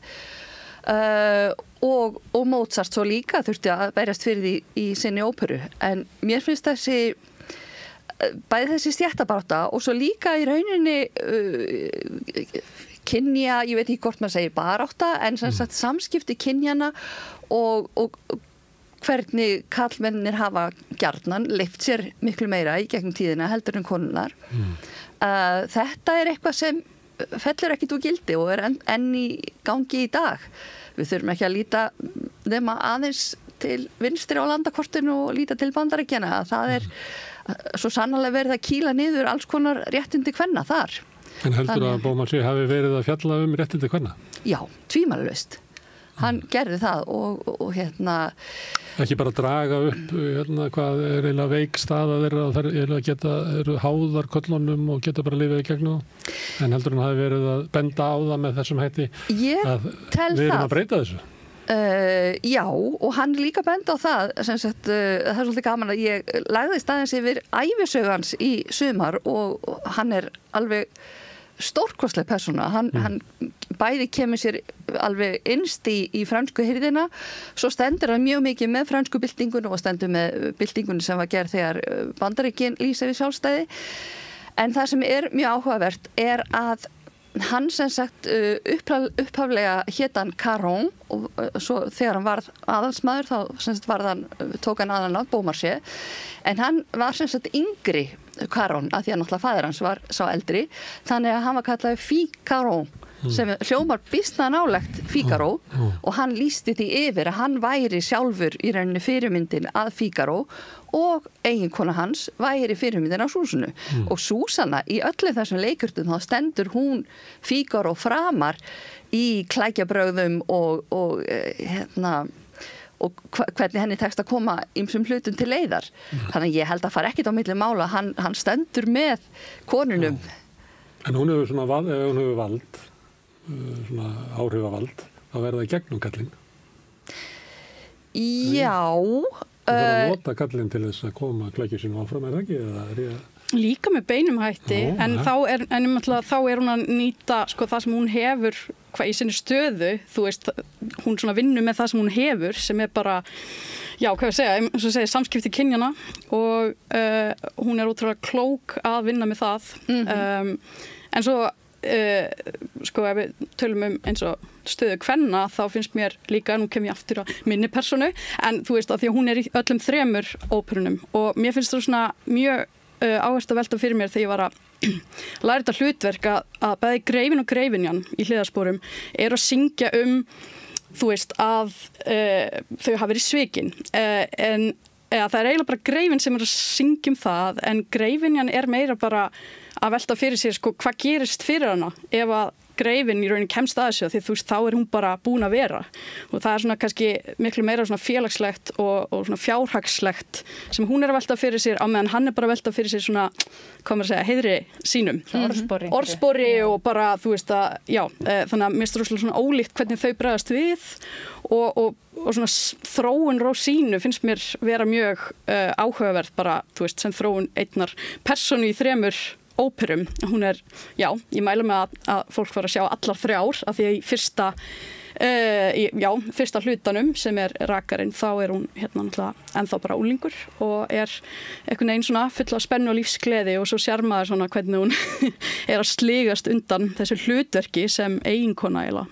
Þannig að, já. Og það kemur inn á það að þau undur hafa gerst í Reykjavík að allar þessar óperur hafa verið settar upp í vetur. Rakarinn í gamla Sigtúni. Þar var það, held ég, að verið fært til einhver arja yfir til Rósínu til þess að bæta aðeins kynjastöðuna í uppfærslunni í lokin. Það hafa verið eitthvað að flytja til.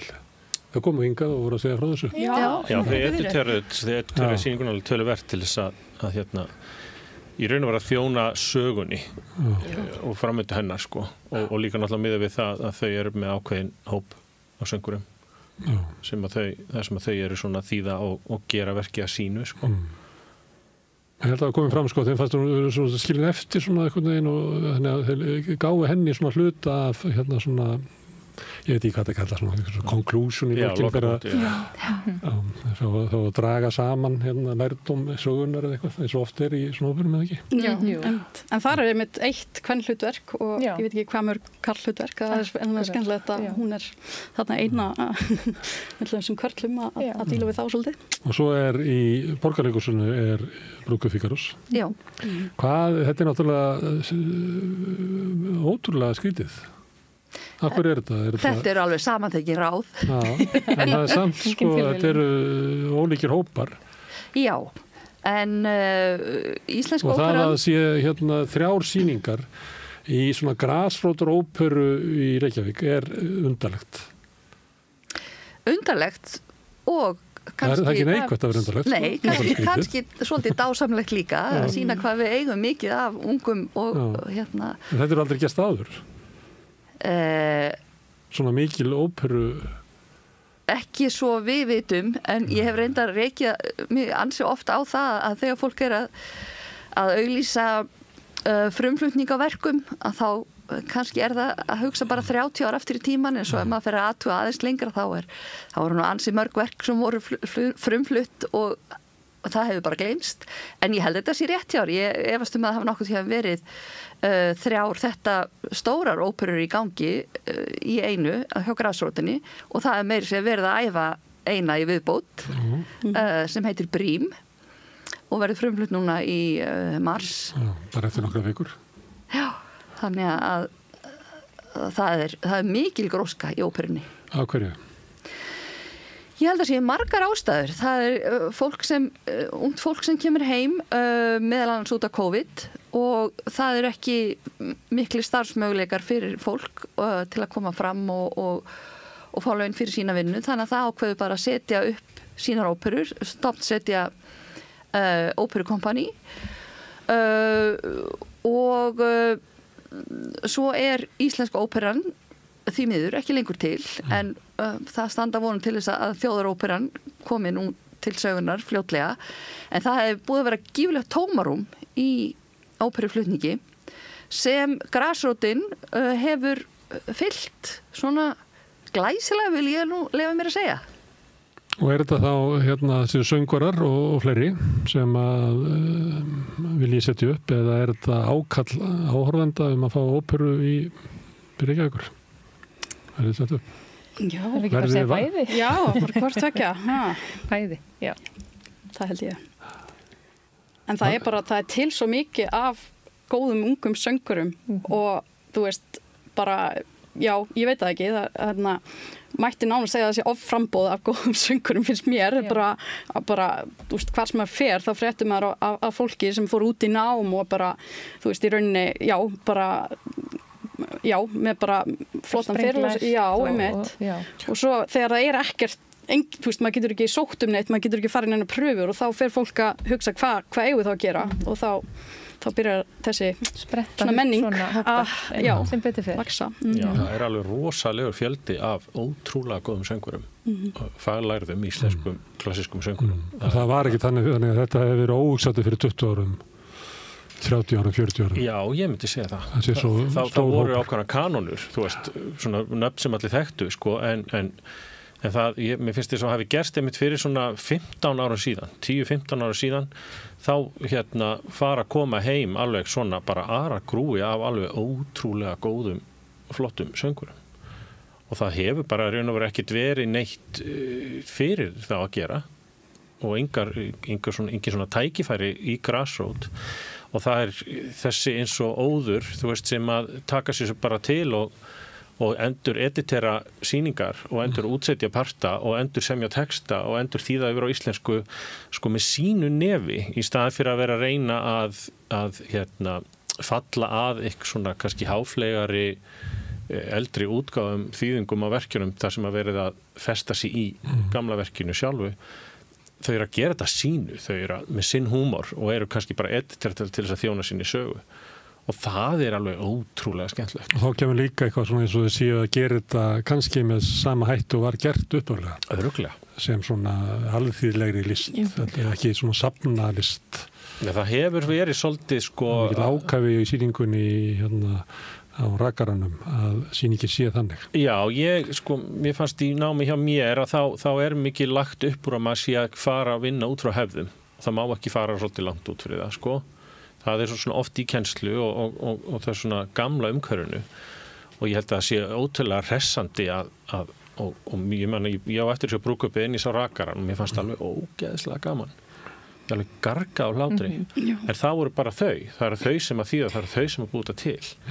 Og það svo sjaldan held ég að maður fái einmitt að sjá og það nýjung fyrir mig allavega að maður sé að sjá óperusýningar þar sem maður að sjá svona mikið af listafólkinu í öllum kimum sko uppsetningarinnar frekar en bara sko söngtækninni.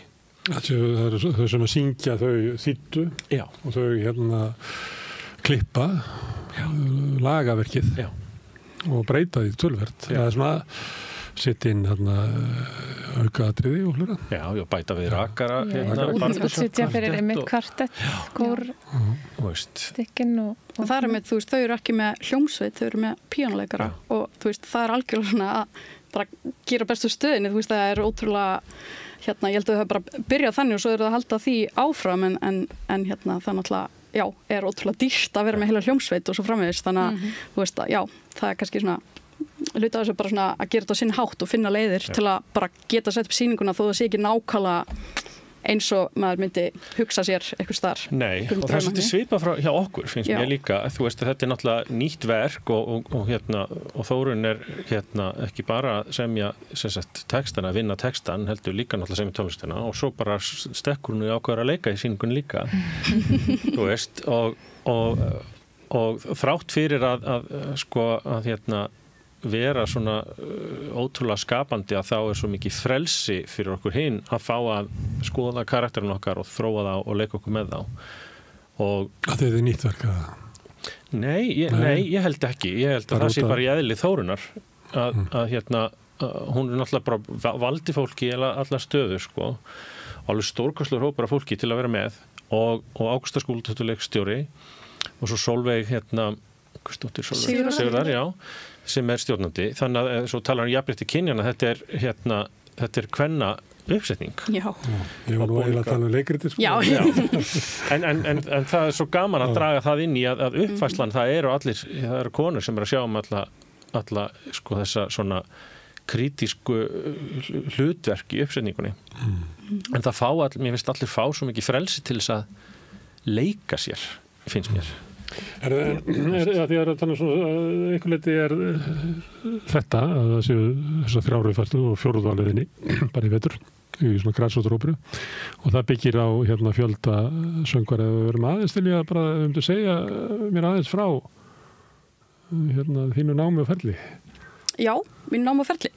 Já, ég byrjaði nú bara tónlistarnámið mitt í tónlistarskólanum í Reykjavík og lauk þaðan prófum í píanói og einsöng og svo hélt ég út í nám til Kaupmannahafnar og lauk þar prófi og eftir það flutti ég aðeins heim til Íslands og var síðan líka ég fór til Bandaríkjanna og var í New York fylki og í Cornell háskóla var ég í bæði málvísindum og söng og svo flutti ég aftur heim og hef svona bara verið að halda tónleika og svo framvegis þannig að það ekkert svo langt síðan ég flutti heim en þetta fyrsta atvinnu uppfærslan sem ég tek þátt í þannig að ég bara svona byrja. Marja, vilt þú líka láta eftir mér að því ég að reyna bara að glöggva mig á því hvernig sko hópurinn, ég að taka sýnisótna á 3 söngurum þess að átta mig á því hver svona efniviðurinn í þessari vakningu í hópurinn. Já, einmitt. Ég eins og Guðrún var ég í tónlistarskólanum í Reykjavík og tók það burt fara að prófa klarinett fyrst og fór svo yfir til Þórunnar að læra að syngja og var þar í 2 ár áður en ég fór út til Berlínar og tók þar meistaranám í söng. Og við byggum þarna í Þýskalandi í nokkur ár og svo fluttum við heim fyrir 4 árum og hef verið að syngja svolítið tónleikar svona hér og þar en lítið í óperu og meistaranámið mitt var mitt líka í meira svona ljóða og oratóriusöng þannig að mér finnst ótrúlega gaman að fá að taka þátt í þessari uppsetningu og fá að syngja óperu á sviði og búið að vera æðislegt, Já, ég kláraði að söngna á Íslandi í söngskólanum í Reykjavík og fór svo til London og kláraði meistaranám þar og söng sko svona í einstaka óperum kannski fyrst, ég held ég söng síðast í óperu 2006 en svo sem sagt ákvað ég aðeins að taka mér pásu frá þessu og fór í tónsmíðanám og endaði að klára mastersnám í tónsmíðum líka en hef verið að syngja mest megnis sko svona einbeita mér að nútíma tónlist því var í meistaranáminu þá svona einblindi svolítið á að vinna með tónskáldum í flutningi á þeirra tónlist þannig að svona nútíma tónlist hefur verið það sem ég hef kannski helst verið að gera svona sem einsöngvari en svo hef ég líka verið í poppi og jazz og alls konar svoleiðis hefur verið í Eurovision og bakgrödd í Eurovision úti og þannig að bara ef eitthvað var áhugavert og skemmtilegt þá sagði ég já en svo bara var ég svo heppinn að fá að vinna með Þórunni í verkefni fyrir hvað komið 3-4 ár núna. Það var allavega á COVID-tíma. Það var allavega á COVID-tíma. Það er svo erfitt að maður man ekkert svona hvað gerist á þessum árum, hvað var hvenar. En þá var heilt tónleikaprógram þar sem að Þórunn var búin að semja ótrúlega skemmtilegt. Mörguleiti svolítið mat og svona hvað svona getur verið fyndið mat. Þá kynntust við almennlega og svo, bara. Þegar þú varst að semja, ertu þá með tilteknar raddir í huga það? Nei, yfirleitt ekki. Það hefur samt komið fyrir að það hafi haft einhver áhrif þegar ég veit hverjir munur flytja verkin. En nei, vonandi þetta bara verk sem flestir geta sungið. Herðu, það einn kenning sem orðið til hérna á Rauðaborðið í tengst óperum og kom fyrst til tals þegar vorum að tala Edduna sem var sett upp í Þjóðleikhúsinu sem var eiginlega ópera án söng, án tónlistar þá á ég við að það voru endilega svona aríur þar sem leikararnir stígu 2 skref og sungu aríuna sína út í salin og ég var að segja við hann Þorleif sem að setja þetta upp bæði að hann náttúrulega verið að setja upp óperur og verið að tala hvort það hefði haft áhrif á en svo komið við þá kenningu að óperan ætti líka mjög vel við okkar nútíma sem að væri þessi tjáning sem í aríunni þar sem að fólk talar svona innra sálarlíf svona til óviss móttakanda. Þetta ekki beint svona samtöl. Hljómar svolítið svo status á Facebook eða eitthvað, þar sem fólk svona talar svona út í allt. Og ég var að reyna að þröngva þeirri kenningu upp á Þorleif að þetta væri eiginlega sko hlýt að koma endurvakning óperunar, af því að þetta hentaði svo vel til dæmis að því að þeir eru að vísa í frönsku stjórnarvillinguna, þar sem að þarf að endurskoða í raun og stöðu okkar og manngildishugmyndu og hlutis, að þá er ekkert form betra heldur en óperuarinn til þess að endurskoða sko stöðu einstaklingsins og svona hvernig hans er í samfélaginu og heiminum. Já. Ég veit ekki hvort ég með testa að selja eitthvað þetta eða? Það má alveg færa rök fyrir þessu og svo er annað sem er gaman að velta fyrir sér og það er söngleikir og ópera eru náttúrulega náskild form. Það er sungið báðum og framvindan byggir á söng fyrst og fremst.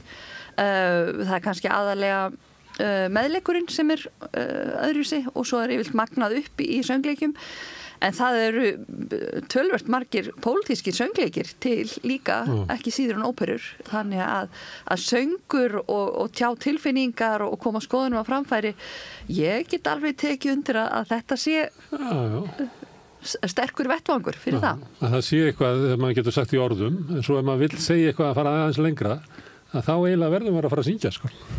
Já. Þetta er svo rosalega einlægt tjáningaformleika og mér finnst það mjög áhugavert að því ég er sko alveg forfallin aðdáandi bæði ópera og söngleika og þú veist, mér finnst svona fólk annarkvort hatar söngleiki eða elskar á og ég er svo forvitin þegar það hatar söngleiki, bara af hverju og þá segir fólk oft þetta er svona þú veist, þetta er of væmið eða þetta er of mikið einhvern veginn, en þú veist, þetta er alveg, hvað segir maður? Já, alveg útopnu einhvern veginn, þessi tjáning, þú veist, það er engu einhvern veginn, þú getur ekki sleppt neinu einhvern veginn, við erum að sálarlífið, þannig að, já.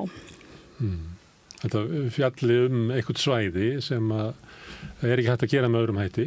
Einmitt. Kannski tekur fólk þetta að sé eins og sé ofanálag á hitt, sko, þess vegna sé þetta væmið. Já. En málið er náttúrulega þetta er að segja eitthvað annað en var hægt með hinum hættinum. Já. Ekki? Ég held að það geti verið vonandi, finnst mér, einhver endurreisn í þessu sko innan klassíska heimsins því að náttúrulega óperunar hafa verið settur upp innan klassíska geirans að meðan að söngleikinnir eru meira, þú veist, nær poppi að þannig sé. Og það hefur verið svona 20. aldar tónlistin er pínu tabú ef þú ert með tilfinningar eða laglínur eða hljómagang. Það er eitthvað svona sem var svolítið stigið frá í nútíma tónlist. Það er ekki gott að búa til óperu án alls þess. Nei, og það hefur verið gert en svona mín skoðun það eru oft frekar ekki neitt sérstaklega aðgengilegar og hvað þá fyrir hinn svona almenna hlustanda sko. Og ég svona, og sérstaklega miðað við ef maður dæmir á rakaranum og náttúrulega bara líka viðbröðum sem þeirra sem eru búin að hlusta núna og svona það sem maður heyrir af þeim sem eru búin að koma á hliðarspor er eins og tónlistinna Þórunar eru rosalega aðgengileg og þjónar textanum og fjalla og er að ýta undir þær tilfinningar og allt sem er að gerast og ég held að það sé ákveðin þorsti svona eftir þessu að það sé verið einmitt að venja okkur aftur við það að leyfa okkur að tjá hvernig okkur líður sko í söng þannig að maður getur nú fara að gera bara á lögveginum svona. Já. En að því að þetta allar þessar sýningar fara svolítið aftur til einhvers líka eins og uppfærslan ég ekki séð Brúðgum Fígarós en heilt vel átið að henni en í rakaranum þetta mjög áberandi sem þú verður að benda á að það er verið að gera tilraun til þess að gera þetta svona alþýðlegra eða skemmtilegra eins og það hafi verið og blanda inn til þess nýrri músík inn í það sem að öllum ríkjum sko var verið að gera akkurat á þeim tíma Mozart var að hræra saman ýmiss konar tónlist og akkur höldum við því áfram þannig stemming en þetta er samt svona eins og afturlit til einhvers upphafs svona endur nýjunin förum í upphaf óperunar og reynum að endur lífgana þaðan. Já, ég held að það sé rétt sko, upp á óperunar er að mörguleiti meira leikhús heldur en tónlist. Það var verið að þegar þeir, hann í kringum 1600 þegar þeir voru að ímynda sér hvernig gömlu grísku harmleikinir og leikritin voru flutt, þá vissu þeir að þeir hefðu oft verið tónaðir á einhvern hátt en náttúrulega laglínunar löngu glataðar. þannig að þeir voru svolítið að reyna að endurvekja sungið leikhús og þetta held ég að sé svolítið leiðin áfram eins og Hafsteinn að tala að við viljum ekki endilega bara söng sem ekki neitt nema bara þú veist að tjá ákveðna tilfinningu eða ákveða ástand heldur við viljum framvindu og við viljum spennu og áhugaverða sögur þannig að því leyti ég alveg sammála að við erum kannski að líta tilbaka og skoða hvernig leikhúsið og tónlistin og óperan getur svona ofist saman í eitt allsherjar eins og Wagner orðaði gesamtkunstverk því að við viljum líka þetta spektakel og við viljum þetta sjónræna og lýsingu og búninga og sminku og allt þetta og það eiginlega ekkert listform sem getur náð öllu þessu saman nema óperan og kannski söngleik. Uppfæstu sagan var kannski þannig að þú nefnir Wagner að þá þróaðist það út í næstu í sviðsetta tónleika. Já. En það er kannski undan fyrir 30-40 ár verið að ganga tilbaka verið svona meira lagt upp úr að þessi sungið leikhús. Já. Áður var þetta sungið leikhús. Þetta blanda og eitthvað tókst þetta að því að annað þjónar þú getur ekki þjóna báðum í aft eða eitthvað? Ég vil meina það sé hægt. Jú, ég held að sé samt það erfiðara, það flóknara að gera það þannig að það syngi að öllu leyti og ég held að maður allavega mínu viti hef ég fundist í mjög fljótt að rekast á það þegar mér finnst það ekki virka. Það alveg margar uppfærslega sem ég fór á sérstaklega því ég var út í námi í London þá maður hafði kannski svona aðgang á ódýrum miðum í söngleikjum í West End og eitthvað svoleiðis. Þá fannst mér maður oft rekast á eitthvað sem maður fannst einhvern veginn ekki vera að synkronisera þar sem að tónlistin annarkvort þjónaði ekki textanum eða sögunni eða þú veist að flæðið einhvern veginn virkaði ekki sko.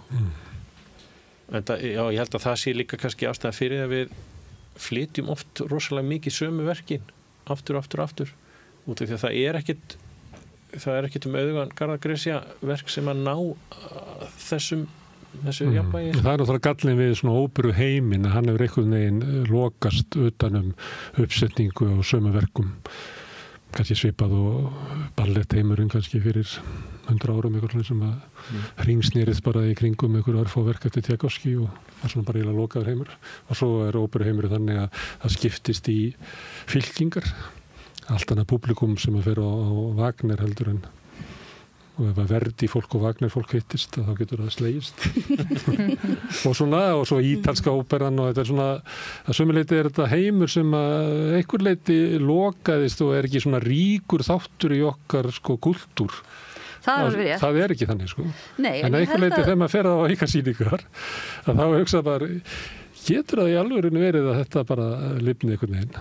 Ég held að það sé stefnan hjá öllu þessum þremur hópum sem er að fást núna við afurðir í Beaumarchais í einhverju formi og sjálfsagt margra annara að einmitt reyna að tengja óperuna við almenning en þetta sé ekki eitthvað svona elítu eða efri stéttar svona upplifun heldur að það er svona lærðir áhörfundur það er ekki bara verið að þjóna þeim heldur Nei, ég held að það sé þá koma til að skemmta sig í staðin fyrir að segja heyrðu, hún hljóma nú minnir mér svolítið á hana þessa þarna og er aðeins í þessu þú veist að geta verið svona erfiðir áhörfundur af svona klassískri músík sem eru alltaf búin að vera að hlusta á allt heima og haldið sér í prófi og gleyma því að upplifa tónleikana.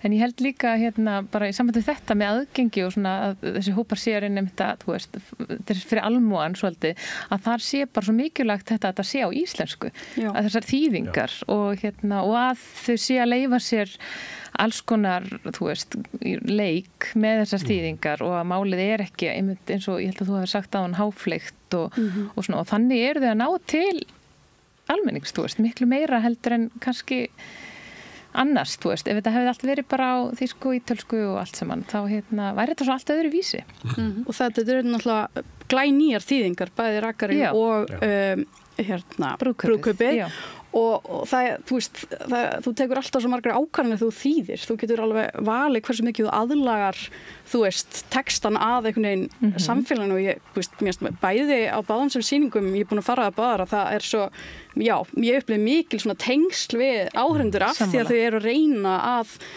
þú veist, auðvitað gera góða þýðingu en að hafa þetta ekki of hátíðlegt og það er held ég bara, þú veist, það sem allir eru sammála er að það er, já, það virkar ekki ef þetta eru of hátíðlegt, þá bara einhvern veginn einangrast þessi heimur. Já. Þú veist. Ég man eftir að hafa farið á sýningar innan heima, sko, sem Íslenska óperan setti upp, þar sem að mér fannst sko bara sviðsetningin og söngurinn og allt svona æðislegt en það var eitthvað við íslenskuna sem bara virkaði ekki og hérna út af því hún var of háfleg. Þetta var líka við bara Shakespeare og fleira líklega verður að þýða hann á 15 ára fresti Helgi Hálfi verður ekkert settur upp aftur, það er ekki hægt að leika hann sko af því hann bara passar ekki inn hann passar ekki við áhverðahópin sko. Nei, líka út því það sem er svo mikið kunst er að sko, þú veist, ef þú ert að þýða óperu sem er samin á þýsku, þú veist, þýska er með svo allt öðruvísi rytm heldur en íslenska. Það er ekki sami ljóðræni rytmin í tungumálunum. Þannig að það verður oft þú þarft að hafa eitthvað þýðanda sem er rosalega músikalsku til þess að það virki. Og það sem að mér finnst sko svo skemmtilegt sko við Þórunni og svona hennar músikalitet í tónlist, þú minnir mig stundum á Jón Múla og tónlistina úr þeim. Orðaleikirnir og hérna rímleikjabrögðin skilur og það er svona textar og tónlist sem er svo rosalega aðgengil. Áttu kannski við Jónas bróður hans. Já, og þú veist, og Jón Múla og þá tónlist og hvernig hún sko synkoperar textin og tónlistin saman að hérna og það er held ég erfiðleikin við íslenskuna, hún er rosalega erfið svona ljóðrænt, það er rosalega mikið af reglum og alls konar sem að hérna þú þarft að framfylgja til þess að svona komast gegn nema á sérst alveg gegn rappari sem er náttúrulega fullt af frábærum þar en innan óperuformisins verður þetta oft svolítið erfitt með íslenskuna. En hvað er erindi hérna óperan inn í menninguna að því að ég nefndi að þið farið þarna svolítið langt aftur að sækja svona uppaf og svona svolítið uppsetningu og músík og kannski svona skila milli svona alþýðlegri tónlistar og upphafnina tónlistar eins og þeir taka hérna rakara kvartettinn inn og einhver liti fannst mér það með hérna í þín tónlist að hérna hún vísar í svona hún er bara venjuleg músík hún er ekki svona aflóku klassísk músík sem upplýði ég hérna út í sal en að því að farið svona aftur og leitaði eitthvað upphafi ef það er málið en getur óperan ekki fjalla bara til dæmis John Adams samti hérna Death of Klinghoffer sem fjallar átökin í Palestínu og er þar með fæst reyndar hverki sett upp því að gyðingasamfélögin mótmæla alltaf, þannig að það má ekki setja þetta upp af því að hann er að byrta að reyna og er að vinna þar með frábæru líberettói, að reyna að vinna því að stilla upp þessum átökum og sögu beggja hópa og stórkostlegi kórar í þessu ég veit ekki hvort að við séð þetta var eitt að setja upp sko sem bíómynd, tekið á location og þegar ég sá það þá hugsaði ég, heyrðu, svona verður alla bíómyndir hérna í frá, af því þá er þetta eiginlega ópera sem er sett upp bara í skipinu. Þetta er hérna menn sem að hertaka skip og hóta að drepa hérna farþegana og skjóta einn Amerikana sem heitir Klinghoffer sem var í hjólastól. Þetta er svona, ég veit ekki hvað tók mann eftir þessu, þetta gerðist 1980, en þau gerðu óperu. Og þegar ég sá þetta þá sagði ég, þú veist, óperan ræður alveg við að fjalla bara það sem er mest aðkallandi bara í samfélaginu í dag. Hún gerir það vissulega. En svo má líka líta á það að allar þessar sögur sem eru gangandi gegnum aldirnar og koma aftur og aftur og aftur, þetta eru sömu þemu, það er stundu talað að sé ekki nema handfylli af sögum í rauninni til í heiminum. Þannig að vissulega má segja að við gætum látið óperur gerast við morgunverðarborð þar sem fólk er að borða hafagraut eða seriós og fara svo í gegnum daginn og það hefur alveg verið gert. En ég myndi ekki vilja að við neituðum okkur það að skoða gömlu sögurnar og einmitt svona svolítið skoða hvernig fólk lifði í gamla dag og hvernig það getur endurspegla það sem við erum að fást við í dag.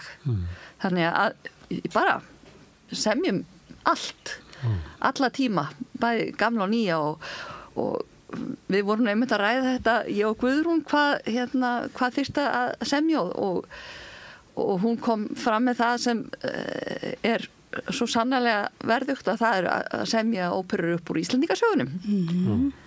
Og Jón Leifs, vissulega, hann syndi svolítið eddunum, þó það væri ekki óperur, en Íslendingasögurnar, Anna frá Stóruborg, Gunnar Gunnarsson, það svo ótal margar sögur sem við eigum Íslendingar sem við getum unnið úr. Það fína persónur í Íslendingasögunum, það verið fínt að syngja Guðrún Ósvíðsdóttur. Algjörlega. Já, ég get gert það, nei, tök. Þú ert laus, akkurat þá. Já. Nei, ég að sammála og þú veist, eins og Íslendingasögurnar eru náttúrulega skrifaðar, þú veist, á rítum tími þeirra, það þú veist, bara borgarastyrjöld í gangi, þú veist, þannig að það má alveg segja að þær séu pólitískar og alls konar pólitískar undiröldur í þeim. Mér finnst að ópera mig alveg vera pólitísk og bara rétt eins og leikhús og bókmyndir, sko. Þannig að það já, ég held að, já, það ekki eitthvað sem að maður ætti að fjarlæga sig frá og já, en sögurnar geta verið gamlar og nýjar, það alveg rétt. Það alltaf þannig þótt að sé búið að semja mikið, að það var alveg rosalega mikið ósamið. Já, sem betur fyrir. Herðu, gaman að fá okkur að tala Hlíðarspor. Það einsýning eftir. Já. Það var vel setið. Ég fór á sýningu sem ég held að það verið síðasta sýning. Þið tóku eitthvað hlé eða ekki? Jú, það helgast nú af því að Gamla bíó svolítið ásetið. Já. Og við hefðum alveg getað tekið 10 mínútur í það að ræða aðstöðu til uppfærslu á óperum og söngleikjum á Íslandi. Við svolítið talað það vanti bara fleiri rými og það alltaf verið að loka fleiri rýmum og það hvergi hægt að komast inn í svona rými eins og var hægt hérna í gamla daga. Og hvað hljómsveitargryfja? Það þessi 3 staðir sem þessar 3 óperur settar upp á, það ekki hljómsveitargryfja neinu þeirra.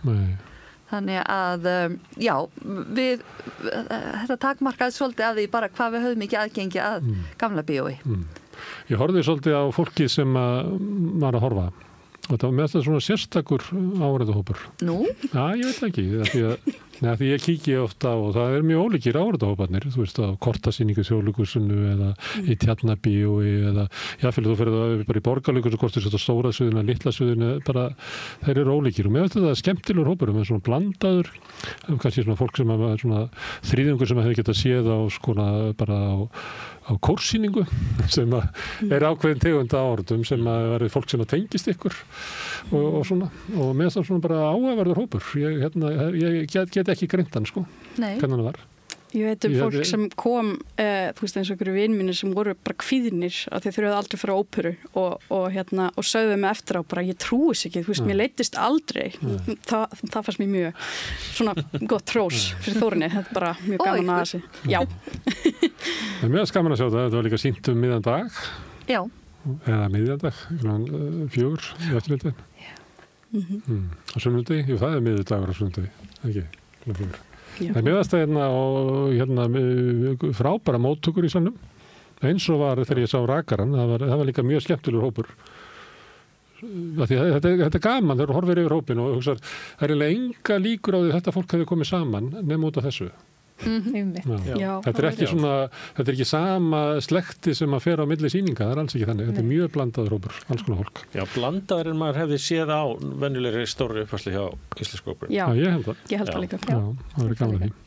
Herðu, til hamingju með sýninguna. Hafsteinn, Þórunn, María og Guðrún, kærar þakkir. En ég sitt hérna áfram eða einhver annar kemur hér og tekur við ætlum að fjalla eitthvað allt annað eftir örstutt hlé. Allt það besta er ókeypis.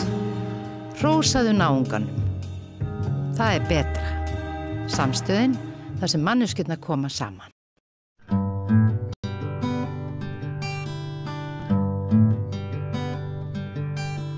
Komiði sæl og verið velkomin að Rauðaborðinu í einhvers konar umræðu jaðar og listir sem við höfum verið með í gangi hérna umræðuna við Rauðaborðið og sérstaklega upp á síðkastið þá síðan að byrjaði stórkostleg listahátíð mjög metnaðarfull sem heitir Uppskera byrjaði 8. febrúar og eiginlega hápunkturinn er núna á laugardaginn og til mín eru komnar 2 listakonur, það Margrét M. Nordal og Kolbrún Dögg Kristjánsdóttir, verið velkomnar. Takk fyrir. Takk fyrir. Og þið, sko áður en að mér langar bara að biðja ykkur að segja okkur aðeins frá eiginlega dagskrána eða hvað er í boði og hvað er í gangi hjá ykkur. Þið komið nú bara alveg frá því að setja upp setja verkinir í hörpunni núna í stúdíóið. Takk fyrir það, að taka smá pásu. En mér langaði fyrst eiginlega bara til að spyrja ykkur mikilvægi þess að vera með uppskeruhátíð, einhvers konar koma saman og þessi samtakamáttur sko í listum, er hann sko mjög svona mikilvægur? Já, alveg hiklaust og það sem búið að vera svo dýnamist og dýrmætt í þessum undirbúningi að þessari hátíð uppskeru þessi samtöl sem við erum að eiga og þegar við erum að koma saman og undirbúa og tengingarnar sem að verða á milli alls konar listafólks og hópa sem eru kannski að vinna saman í fyrsta sinn og mér finnst það allir þessi stóru hópur sem stendur á bak við þetta. Bæði listafólk en líka, aktivistar, að þetta náttúrulega í tilefni 20 ára afmæli í fötlunarfræða, þannig að við erum með fólk úr fræðaheiminum, úr háskólanum, svo þetta hagsmunasamtök líka sem koma að þessu og einstaklingar og listafólk. Þannig að þetta svo breiður hópur, þannig að þetta búið að vera mjög svona dýnamist allt saman. Já, maður finnur að það mjög mikil svona stemning fyrir þessari hátíð, kannski vegna þess hvað hún einmitt vel skipulagð og hvað mikið flæði og samræða, en getur verið þessi líka út af samtímanum sko, skiljið út af því að það einhvern veginn svolítið hallar á jaðarhópa bara yfir höfuð í pólitíkinni í dag? Já. Jú, ég held að og fatlað fólk líka bara að fara að banka dyrnar og gera kröfur að það vill til dæmis bara sækja listnám og vera á sviði eða í kvikmyndum og bara geta menta sig sem atvinnu listafólk og verið bara inngilt og verið bara til jafns við aðra. Já, þú hefur nú rutt brautina og varst í listnámi og í listaháskólanum og ritlist í háskólanum og síðan settur á svið og varst á sviði sjálf í stórkostlegri leiksýningu sem, hvað hét hún? Taktu flugi baby. Taktu flugi baby, ég myndi var í kassanum í Þjóðleikhúsinu og var það ekki svakalega reynsla? Jú, það var gaman að vera með verk í atvinnuleikhúsi og upplifa svolítið svona að vera sviðslistamanneskja bæði sem höfundur og að leika í verkinu og bara upplifa líka bara leikhúsi svona innanfrá, ekki bara sem gestur og það held ég svolítið nýtt að fatlað fólk sætti sig ekki bara við að sita út sem áhorfandi og horfa á hvíta ófatlaða mannesku alltaf upp á sviði við þurfum aðeins meiri fjölbreytileika. Já. Og það ekki nóg einmitt að þessi hvíta ófatlaða manneski sé að jafnvel að leika eitthvað eða tala málefni það er þetta einmitt að það er mikilvægur að allir geti tjá sína rödd. Já, og líka fatlað fólk skilur það kannski mikilvægt að segja sína sögu en svo líka bara vill fatlað fólk bara leika alls konar hlutverk og bara eða vera með myndlistasýningu á Listasafni Íslands og en þá þarftu helst að vera búin að hljóta menntun til þess að geta komist inn í þessar stofnanir þannig að sem að margt fatlað fólk hefur ennþá verið útilokað. Já, við heyrum það í spjalli við Rannveigu í fötlunarfræði frumherjan. Hún sagði að það væri eiginlega svolítið svakalegt hvernig það myndu svona sko það væri ekki opið aðgengi að þótt að menn mentuðu sig jafnvel fatlaðir í menntaskólum eða fengju aðgang þar að listdeildum að þá væri síðan svona svolítið lokað inn í Já, bara nemendur eins og með þroskahömlun, þau eru á starfsbraut og þau útskrifast ekki sem með stúdentspróf. Þá hafa þeim eiginlega enga möguleika nema kannski að sækjum í diplómnámi fyrir fólk með þroskahömlun á menntavísindasviði. En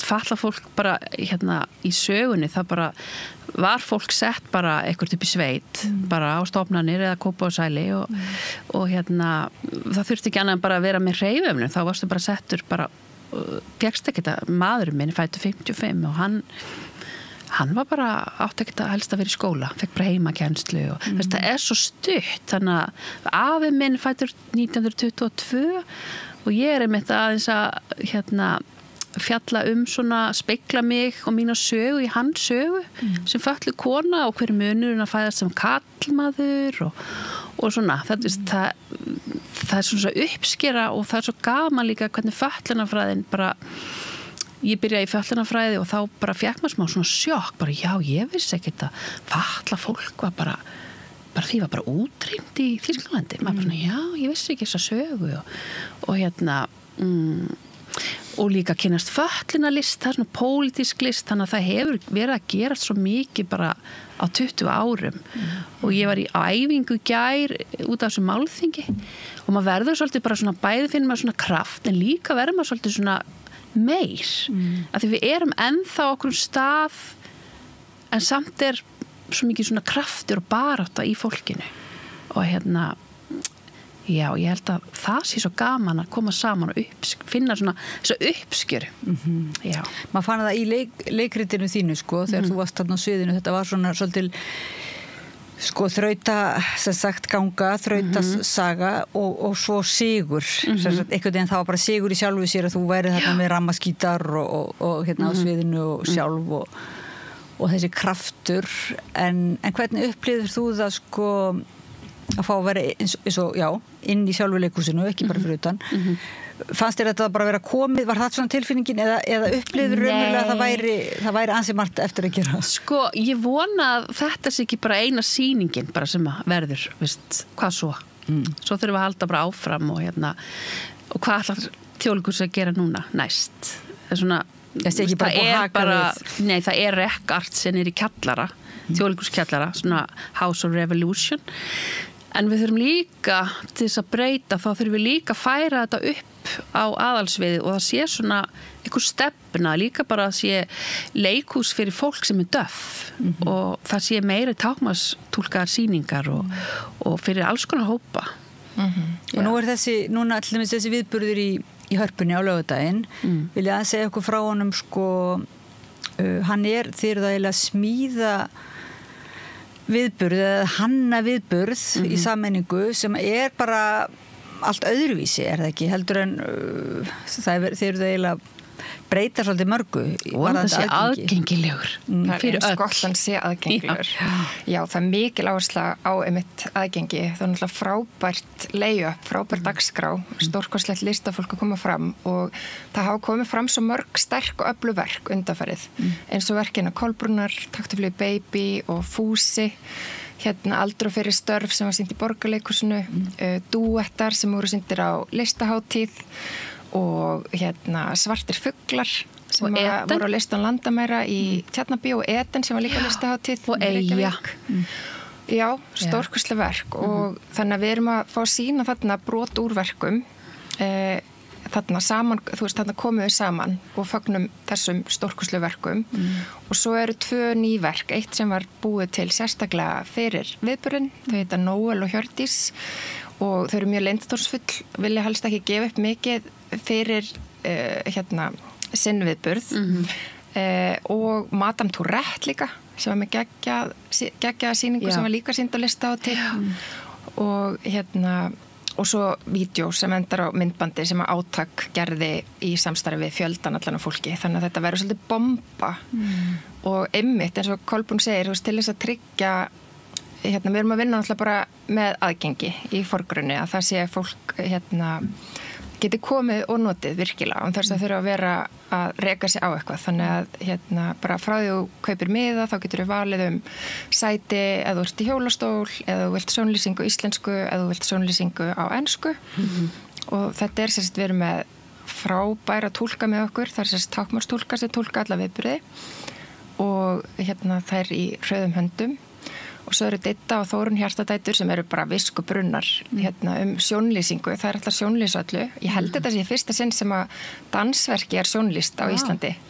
Og hvað er sjónlýsing sko? Það er ekki táknmálstúlkun? Nei, það er sérst fyrir fólk sem hefur skerta sjón og getur komið og fær svona hérna í eyrað og hlustar þá á sjónræna lýsingu á því sem fer fram á sviðinu og er samt líka í salnum að fá, þú veist, heyrir í flutningi verkana.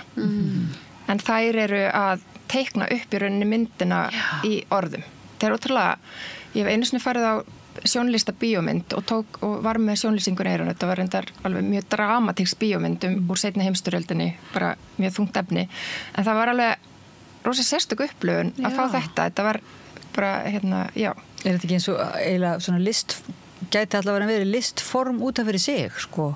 Að sjónlýsa og þær eru verða með þær eru líka útbúið sjónlýsing og myndlistasýningu sem við erum með upp í Gerðubergi þar sem er alltaf sjónlýsa myndlist og vera með sérstaka leiðsögn og það er held ég bara ótrúlega gaman að fá að upplifa hlutina í gegnum orðin Og svo var ljóðalestur, hann er nú búinn, hann var hérna í Mannréttindahúsinu í vikunni og þar var svona lagt upp úr því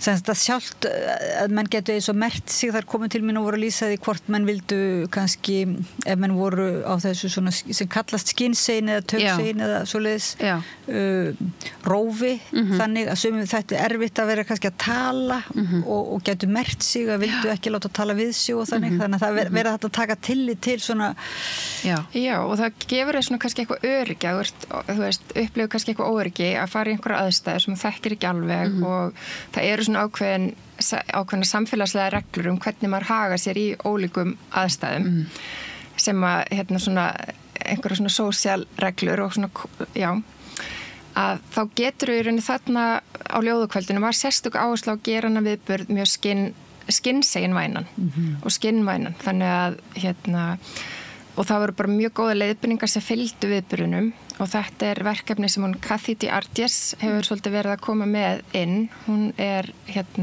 doktorsnemi eða postdoktorate í fötlunarfræði við háskólan og er með það er svona hópur ljóðskálda sem er að vinna saman, skinnsegin ljóðskáld og svo erum við verkefni sem þetta er Anfinn-verkefnin í háskólanum og fjallar svolítið að háskólinn sé bara betri staður fyrir skinnsegin fólk, aðgengilegri staður á öllu leyti og þá í þessum leiðbeiningum sem að fær þá fyrir viðburðin, þá veistu bara nákvæmlega hvað er að gerast, bara þú kemur inn þarna eru sætin þú veist, hvert ljóðskáld talar í 5 mínútur og svo er pása það er ekki klappa til þess að forðast svona há hljóð, heldur er smellt og svo einmitt eins og þú varst að tala og svo eru fleiri atrið, það er skinnmænta rými þar sem getur kúplað út eða þarft og það er bara í boði alltaf að standa upp og taka sér pásu og svo þetta getur valið sérst bara allir sem koma að fá að velja sér rauðan, gulan eða grænan lit og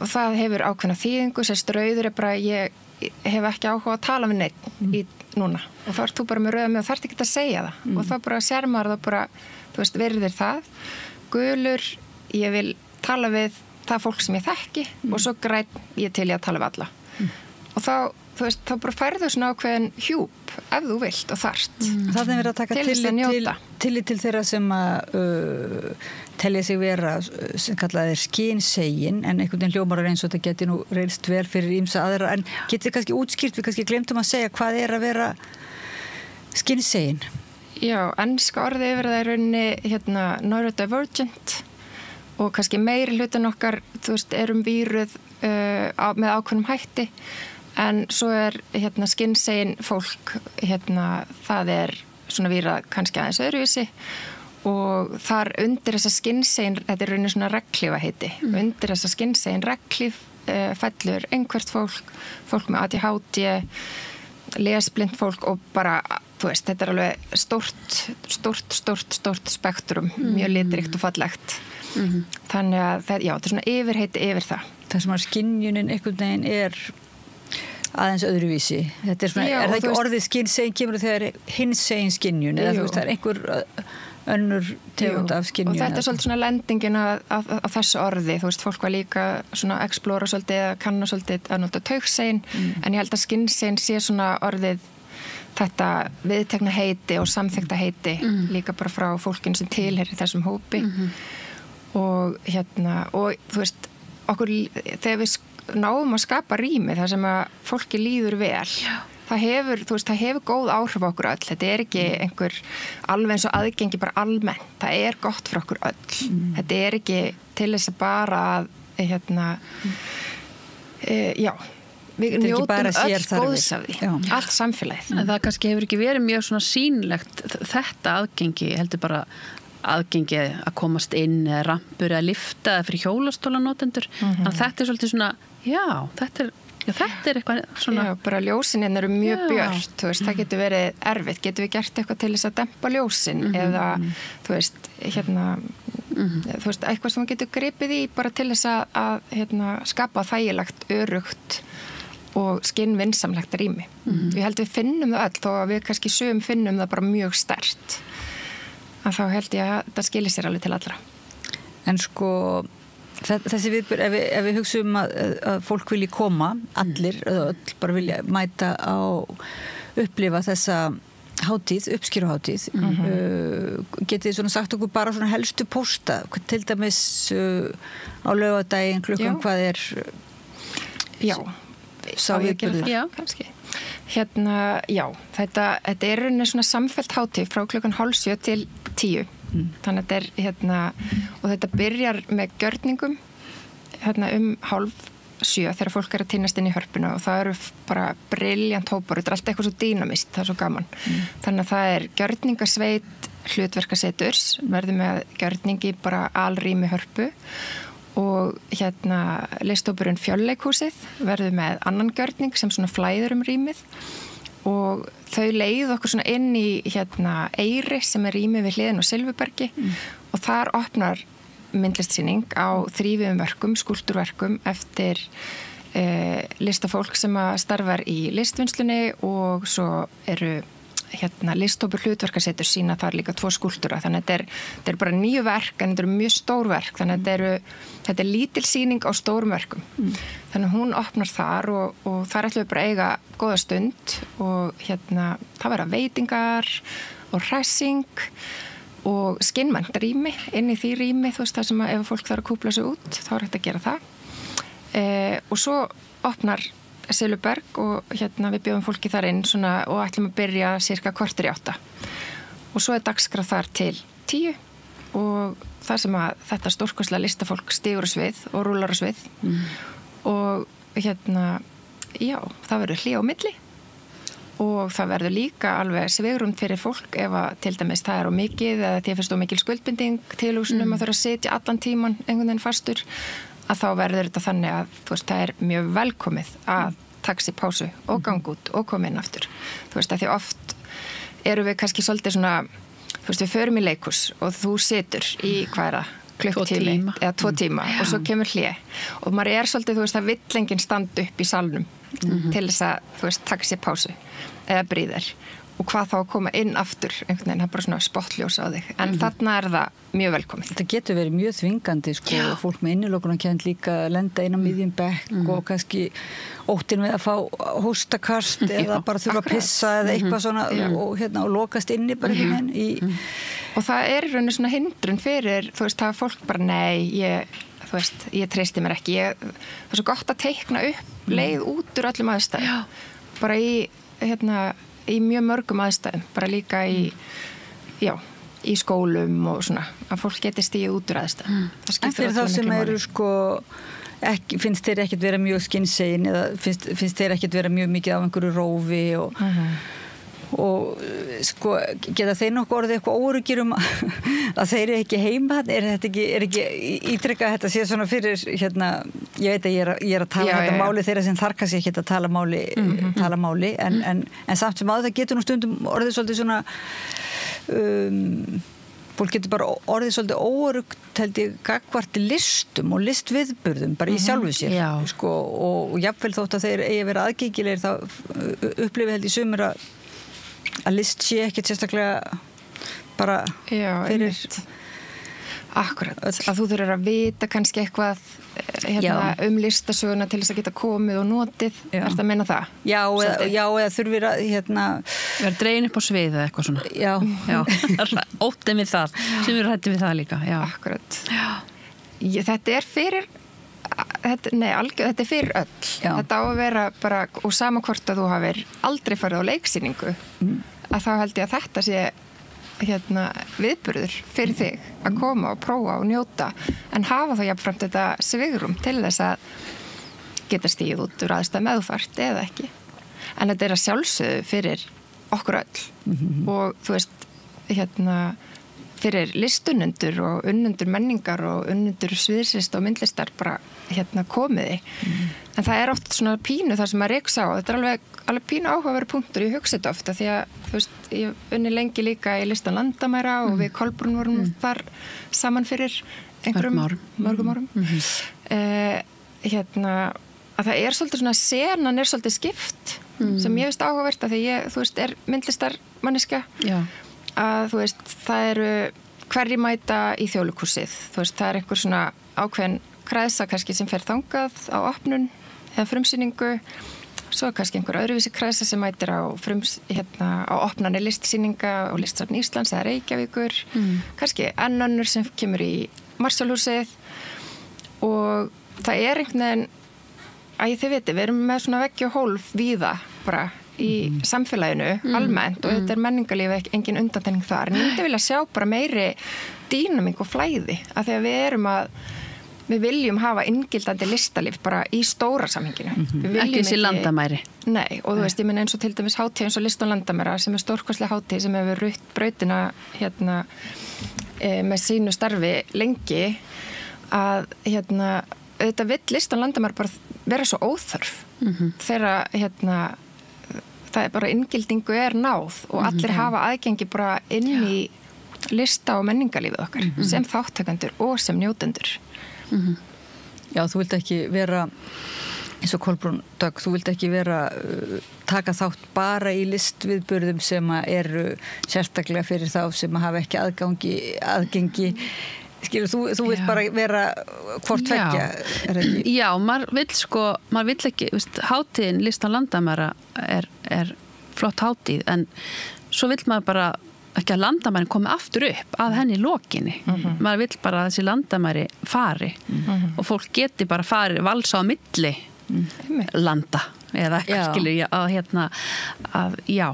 og það einhvern veginn fyrir suma hópa einhvern veginn hefur það ekki verið í boði nema þá einhvern veginn að komast inn á Listasafn Íslands kannski með sýningar eða lista landamæra hefur verið víða og þá er það oft í gegnum listan landamæra sem að falla fólk kemur þar inn en ekki bara án hennar. Nei, og það er við þurfum að komast lengra þar finnst mér. Og svo er þetta svo margt sem spilar inn í, þú veist, sem hefur áhrif, þú veist, bara eins og til dæmis að því varst að nefna menntun og við erum oft talað það, þú veist, að þegar maður er að mennta sig í listinni sinni, þá er maður að kynnast senunni, maður er að kynnast fólkinu sem starfar innan hennar, maður er að kynnast erlendu og innlendu listafólki, fræðafólki í greininni og svolítið svona byggja upp sitt tengslanett sem að síðan nýtist þér þegar þú ferð að starfa. Þannig að það er það sem að jaðarsett listafólk held ég, þú veist, reyksoft á er að þið vantar kannski þetta network, þetta tengslanett, þannig að fólk bara hreinlega viti af þér þegar það er verið að, þú veist, skipuleggja bara, heyrðu, já, ég man eftir Gunna, heyrðu, hann að gera flott þarna, skilji, þú þarft einhvern veginn að vera á svolítið svona kortinu og við erum náttúrulega bara lítið land og svona líka þannig að við eigum okkar bakland alveg svolítið, þú veist, aftur í menntunin okkar og hverju lærið með okkur og hverjum kynnistu þar og svona. Þannig að það skiptir máli. Og margir að minni kynslóð flosnu upp úr námi, luku ekki stúdentsprófi, fóru ekki háskólanám, fóru út á jaðarinn. Ég kynntist föllunarmenningu og halleikofnum og var starfandi í Sjálfsbjörg og hafði samt alltaf áhuga á leiklist og var í leiklist í halleikofnum. Þannig að fór svo að gera gjörninga og kynntist föllunarlist.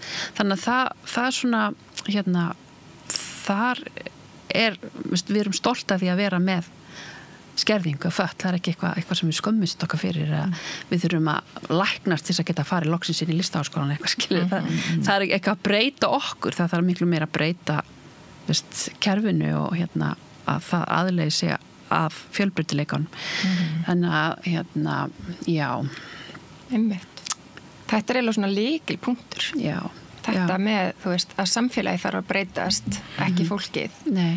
Og með því að til dæmis, að því vorum að tala skynseiginleikan, með því að vera með skynseiginleikan og breyta samfélaginu til þess að koma til móts við kannski ákveðnar þarfir, að þá erum við samt bara að búa til betra fyrir okkur öll.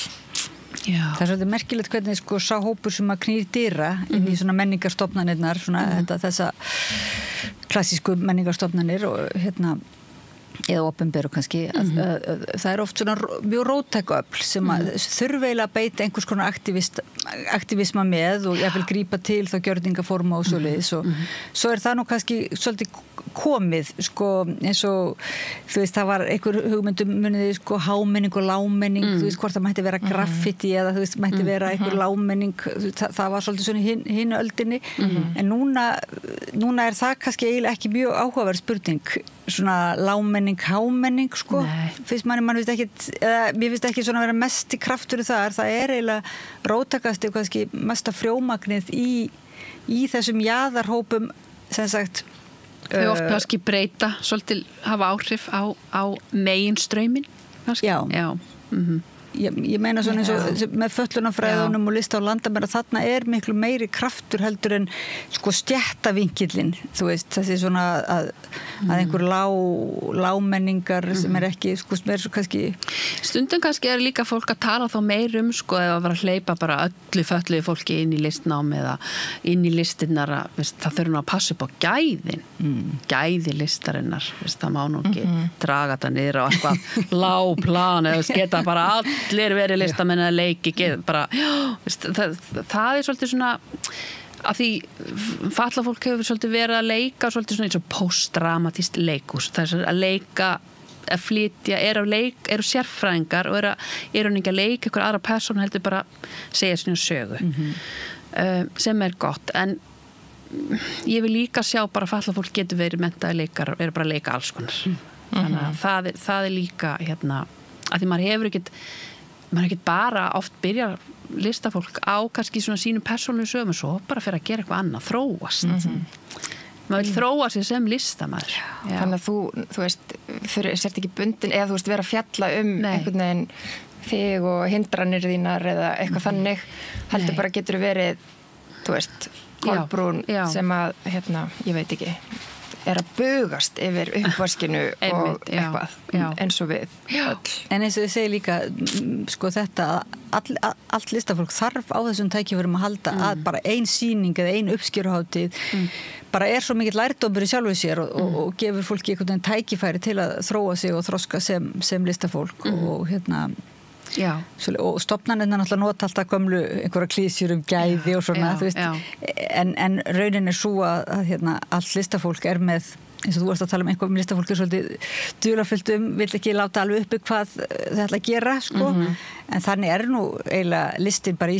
eðli sínu sko, það er aldrei að vita hvar þessi gæði, það er ekki hægt að eiginlega svo tryggja það fyrirfram Þetta er kannski og svo gott spegla, þú veist, eins og þetta með gæðin þú veist, þegar konur fengu ekki að mennta sig og fengu ekki, þú veist bara voru ekki með á sýningum, þetta var bara kalla heimur listheimurinn ég vissum að það hefur verið talað gæði að við erum nú að passa gæðin á þeim tíma alveg reynd, þú veist þannig að það er alveg hægt að spegla bara svona baráttu ólíkra minnihluta hópa þú veist á milli, þannig að það er hægt að spegla þetta í baráttu kvenna til þess að taka sér pláss innan listheimsins sem þær eru náttúrulega bara ennþá einhvern veginn að gera og sem er líka hollt þannig að þú veist, og við skiljum oft hlutina betur að við svona tengjum höfum einhvern svona snertiflut og getum kannski túlkað einhverja upplifun einhvers annars yfir eitthvað sem við höfum upplifað á með einhverjum öðrum hætti ég voni að sé ekki alltaf óskýr þannig að það er mjög gott að spegla baráttu ólíkra hópa af því að það er mjög margt sameiginlegt og við áttum svo fallegt ég var að segja ykkur, við vorum að sýna eða sérst Rekkart sem er frábær hópur voru með svona bæði variety show í Þjóðleikhúskjallaranum þar sem alls konar fólk kom fram og eru með reglulega viðburði og smiðjur og svo var smiðja núna síðasta laugardag þar sem við komum saman og vorum að horfa á Krippkamp og Krippkamp er heimildamynd bandarísk sem er stórkostlega aðgengileg á Netflix og YouTube og mér finnst bara eiginlega þú veist, þetta er eiginlega svona skildu áhorf bara ég mæli með henni og þar er verið að segja sögu baráttu fólks sem að kemur saman í svona sumarbúðum og úr verður bara svona hreyfing aktivista eiginlega, sem að sé að ná í gegn ákveðni, þú veist, lögum í Bandaríkjunum réttindi fatlaðs fólks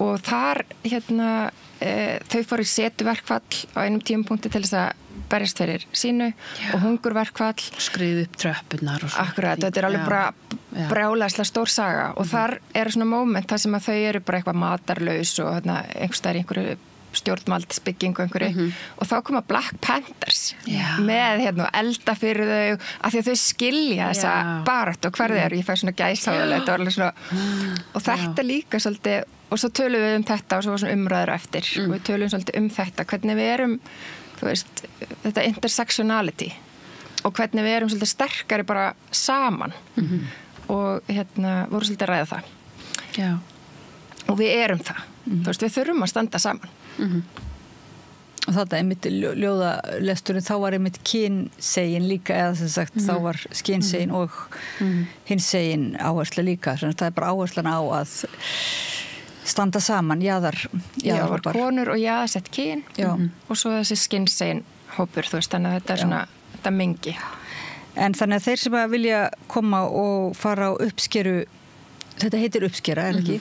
Jú, og er á netinu og fólk getur kannski googlað bara uppskera og aðalviðburinn er á laugardaginn í Hörpunni og þá getur við nú bara eiginlega sagt að fólk og málþing á föstudaginn og málþing í háskólanum föstudaginn alveg gjörningar og fræðileg erindi og svona og fræðilegir gjörningar og þannig að ég ætla að vera að segja að fólk ætti að fara og taka þátt í listasögunni sko, því þarna er listasagan bara virkilega og það er ókeypis inn, það er líka aðgengi af því að aðgengi birtist líka því að geta sótt menningaviðburði. Er ókeypis á alla viðburði?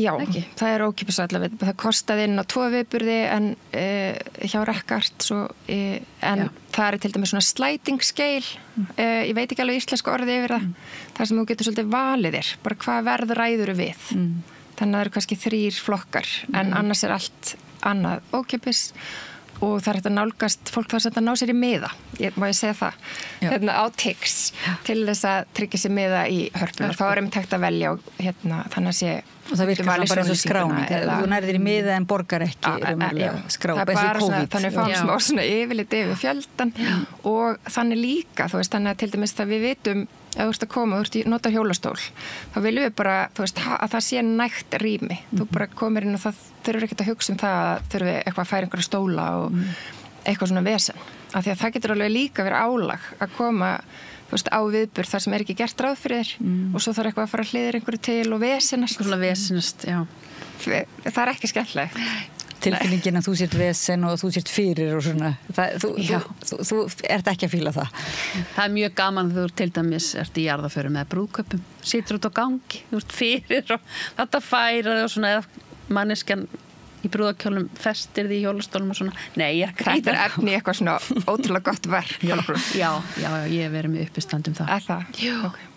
Þannig að, já, það er gott aðgengi. Ég bara hvetjum öll til að koma. Bara mætum, fyllum Hörpu. Þetta verður svo mikil bomba. Það er svo mikil svona skapandi orka í gangi. Til hamingju með þessa stórkostlegu hátíð. Takk fyrir. Og bara takk fyrir að taka þátt í þessu skipulegginda og takk fyrir samstöðuna. Já, takk fyrir spjallið. Má ég segja eitthvað frá einum viðburði viðbútt bara þegar við vorum að tala um artivisma eða við vorum að tala um aktivisma og list. Við ætlum að hafa viðburði í Norrænuhúsinu helgina sérst eftir sem heitir bara artivismi og vantar, ég auðlisti líka leiðin eftir góðu orði yfir artivisma. Ekki aktivisma, heldur artivisma. Já, sérst list og aktivismi. List og aktivismi. Og við ætlum bara svolítið svona koma saman og eiga samtal artivisma. Hvað er artivismi? Hvað, þú veist, er einhver skilyrði eins og fötlunarlist, það er alveg svona ákveðið form, þú veist, ákveðin lögmál sem þurfa að vera til stað til þess að það sé fötlunarlist. Held að artivismi sé ekki þannig. En svo líka hvað ekki birtingamyndi fatlaðs fólks í kvikmyndum og sjónvarpsefni. Heyrðu, það verður það ekki bíópartís. Sko, og bækur og brjálufræði verða líka á laugardaginn og eftir aktivisma viðburðinum. Mad Studies. Já, það er mjög áhugavert. Mjög áhugavert. Brjálufræði. Þannig að fólk getur komið bara í aktivisman og brjálufræðin í Er ekki gaman að vera svona í þessu brautryðenda starfi? Þeir eru bara að búa til orð og búa til nýja tegund af listviðburðum og opna aðgengið og... Jú, maður er bara fattar það ekki alveg. Bara, já. Ég elska list. Það er bara svo gaman að vera og með skapandi fólki í þessu. Það er náttúrulega bara mjög nærandi og gott. En það verður málþing og kvikmyndasýning. Það er í bígerð. Það er í bígerð, já.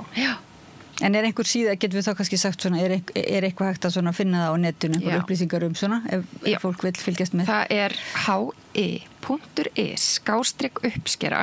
Þar finnur alla dagskrána og þar setjum við inn það sem bætist við, sem er þessi kvikmyndasýning, sem ég bara má ekki segja alveg meira núna, og málþing, sem er mjög spennandi. Og svo bara Facebook og Instagram, þú veist. Maður er svolítið að treysta á þetta samfélagsmiðlum. Já, en munið dokumentar þetta eitthvað? Verður þetta eitthvað skjálfest svona tekið upp eða... Í hörpunni? Já, eða bara yfir... Málþingið, það verður ekki...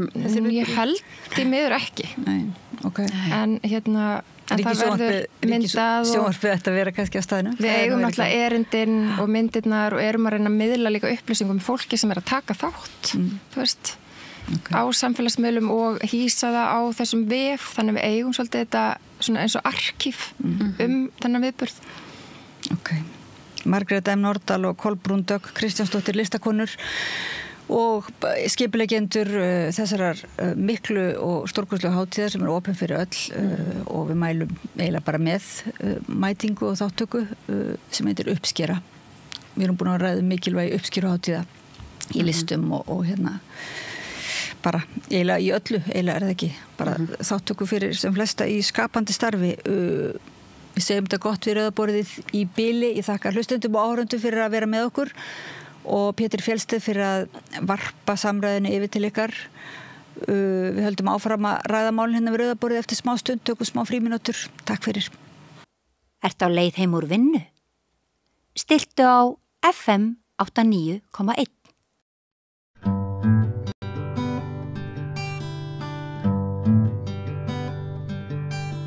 Já, við ætlum að halda áfram að fjalla örlítið sjávarútveg. Ég hitti stundum fólk niður í bæ og í sundlaugunum og út á landi sem að segir að allir fjölmiðlar ættu að fjalla sjávarútvegsmál í einhverju mynd, að minnstakosti einu sinni í viku. Og í þetta skiptið ætla ég að ræða við mann sem hefur verið að skrifa ögrandi greinar undanfarið sjávarútveg og það sem betur mætti fara. Hann heitir Björn Ólafsson. Ertu velkomin nafni? Takk. Þú hefur, ég hef lesið eftir því með skömmu millibili greinar og vísi þar sem að þú ferð mjög hörðum orðum til dæmis Hafró og þú vísa til gagna Hafrannsóknastofnunar sem sýna það að þrátt fyrir alla stýringuna og kvótaverndina þá eru við í langflestum tilvikum að veiða miklu minni afla af einstöku tegundum heldur en hér í gamla daga. Þú hefur gagnrýnt mjög harðlega hvernig Hafrannsóknastofnun tekur ekki þátt í umræðu ákvarðanir Hafró og ég get nú bætt því við í þeim efnum að ég hef reynt að fá fulltrúa frá Hafró til þess að bregðast við þínum gagnrýnu skrifum. Þau hafa ekki sýnt því áhuga að koma hingað. En áður en við ræðum þetta í nokkrum orðum, sko, hvað skýrir það að þér finnst þú þurfa að fjalla opinberlega mál sem að þér finnst miður fara í sjávarútvegi? Já, þetta er nú svona bara hjartansmál hjá mér. Ég er náttúrulega alinn upp, sko, sem að segja, niður að bryggja út og sjó. Ertu, hvað, Keflvíkingur? Ég er Keflvíkingur, já. Uppáflega. Já. Og pabbi var skipstjóri. Pabbi var skipstjóri? Já. Og ég fór fyrsta róðurinn, sko, 9-10 ára, sko, heilan róður, sko, á 40 tonna bát. Já, þú ert að fyrir kynslu. Já, það var ekki lefilegt í dag, vantarlega. Hvernig var það? Maður geta hoppað yfir lunningar þar eða maður haft. Hvernig leiðir í þeim túr? sjálfur? Þetta var æðislega, sko. Var þetta bara gaman? Já, þetta var bara draumur, Manndómsvígsla. Já. Þú komið mörgum sentimetrum hærri í land. Já, ég fór nokkur róður og maður var alltaf niður á bryggju eða niður í fjöru, þannig að þetta er búið að vera svona hjartansmál heil lengi, sko. Já. Og ég er svo heppinn að, sko, ég var til sjós, að ég hef sko verið á sjó og verið sko á bátum svona með flest veiðarfæri sem í dag. Ég hef verið á humatrolli, rækjutrolli, netum, línu og trolli, snurvoð sem var nú mjög umdeilt á sinni tíma og er kannski enn í dag. Já. Þannig að, og netum náttúrulega og þannig að maður svona kannast við þetta og svo var ég náttúrulega á námsárunum á Bjarnasæm. Já, þannig að þú hefur reynslu úr þeim. Já, þannig að maður svona aðeins kynnti svona og þannig að og svona náttúrulega maður komin á ellilífeyri sko, þá hefur maður stundum aðeins svo mikið tíma í að heldur en áður. En svo maður fái tilfinningu fyrir því sko í hver langan tíma þú hefur verið að fylgjast með sjávarútvegi. Hvaða ár varstu 9-10 ára gamall og fórst þinn fyrsta túr? 66. Já, þannig að þetta er alveg gríðarlega langt skeið sem að þú hefur til samanbyrðar. Já, ég er búin að, þú segir það, 50-60 ár. Ertu til í að endur segja okkur í nokkrum orðum gagnrýni þína sem að hefur komið fram í pislunum þínum á Hafró? Já, þetta byrja náttúrulega, sko ég er náttúrulega ekki sá fyrsti sem að gagnrýnir Hafró og þetta hefur ekkert með, ekki reyna að kasta rýrð á fiskifræðingarna eða neitt og ég ger bara ráð fyrir að þeir séu eins og flestir að vinna sína vinnu eftir bestu getu og þekkingu og allt það, en eins og við vitum sko þá hefur þetta þróast þannig að stjórnmálamenn, þeir hafa svona fært Hafró þetta rosalega valdi verið þessu auðlind og ég er ekki vissum að þeir eru að beða það sko. Nei. En þetta er orðið þannig að ráðgjöfin er tekin bara, ég segi bara umhugsunarlaust og farið eftir henni. Ég man alveg þetta Lúðvík Jósefsson heitinn hann var ekki alveg á þessari línu sko, fara eftir þeim alveg og fyrir ráðherrar í gamla daga. En svona, þannig að þeir hafa fengið völd sem að þeir hafa kannski ekki beðið og nú er þetta langu tími og svona gagnrýnislaust, svona mestu, auðvitað hafa menn skrifað greinar og verið með upprópanir og slík sko, þannig að þeir eru nú ekkit voðalega gjarnir á svara gagnrýni. Og ef ég má bæta við það sem er alltaf svolítið óþægilegt, sérstaklega í seinni tíð, það er það sko að hve miklu leyti Hafró er ekki háð að einhverju leyti sko vilja útgerðarmanna. Það hefur alltaf verið svona svolítið heit kartafla í síðustu árin myndi ég segja í allavega mínum kunningjahópi. Já, ég held þetta bara óhjákvæmilega hafi þetta breyst og óhjákvæmilega síast þetta inn þegar lífeyrissjóðir eru farin að fjárfesta í útgerðarfyrirtækjum sem er náttúrulega peningur okkur alla og þannig að ég og þetta að fá lánu skipjum og slíkt þetta, ég er ekki að segja þetta sé spilling en þetta er svona þú veist óhjákvæmilega ef það er hugsanlega hægt að ímynda sér að geta verið spilling þá er stutt í hana. Það vekur mjög áleitnar spurningar. Já, nákvæmlega. Og hvort sem er óavitandi eða vitandi að menn svona kannski tókast í aðra átt heldur en hina.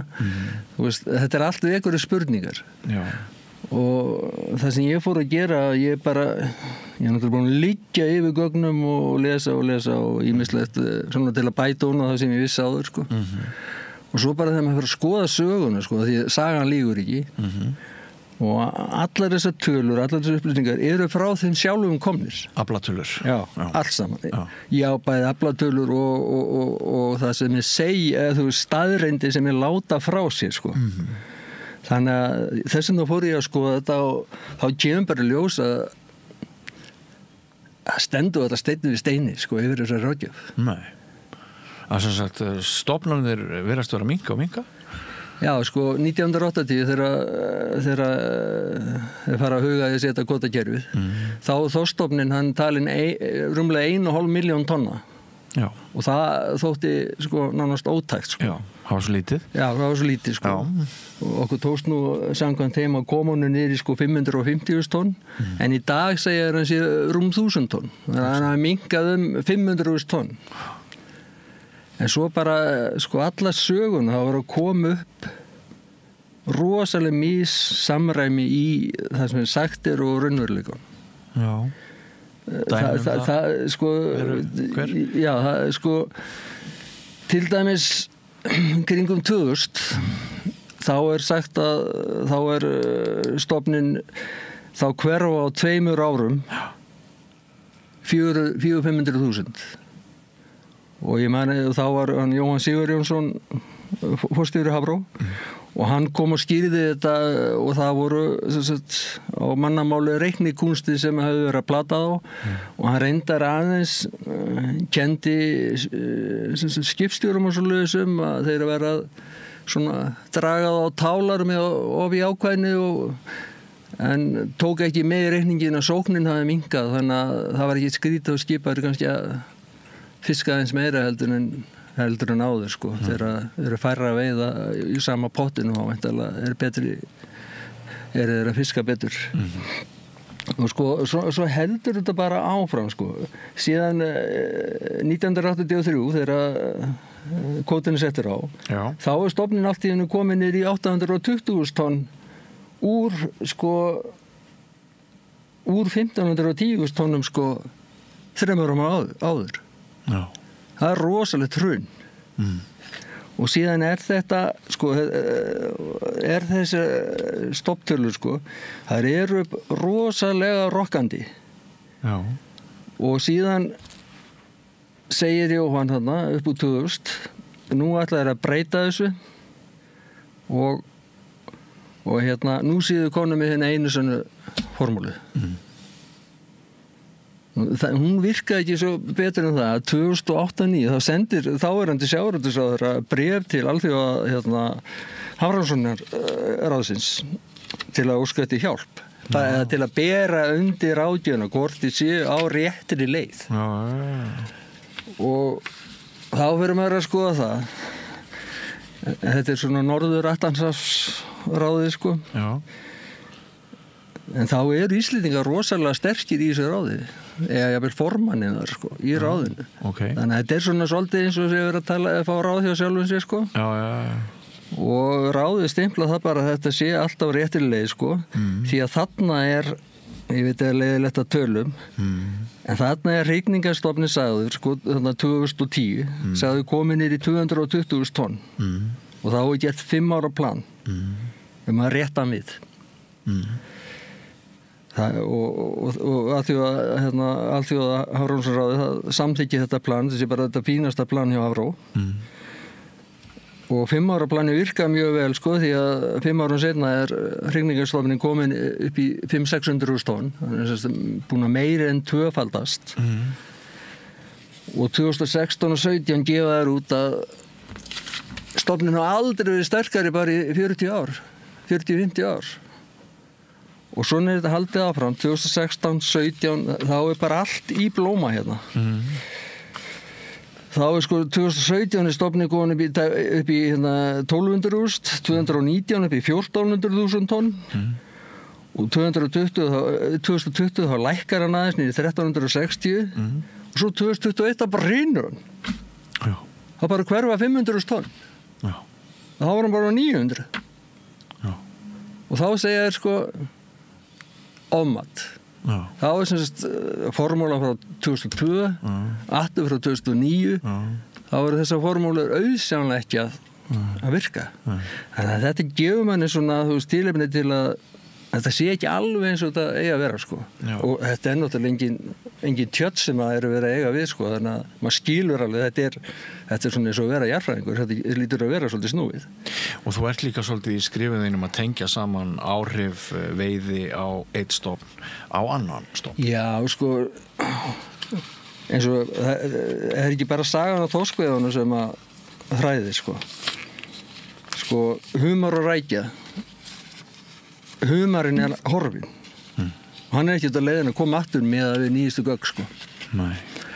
sko, það búið að rannsaka humarslóðir hérna á Íslandi og allt hafsvæði í heiminn sem hefur rannsakað humarslóðir, það hefur engin séð jafn illa farnar humarslóðir og hér á landi. Þetta var rannsakað með myndavélum. Þú vilt minna að við höfum bara stútað aðstæðanum? Já, það bara liggur í augum uppi. Það er gefið út af stofnum sem er 9.000 tonn veiðistofnin. Árið seinna er bara varla krabba að fá. Nei. En það er samt haldið áfram, skakast á slóðunum til að rannsaka betur aldurssamsetningu og svona. Sko, humar verður 10-15 ára. Já.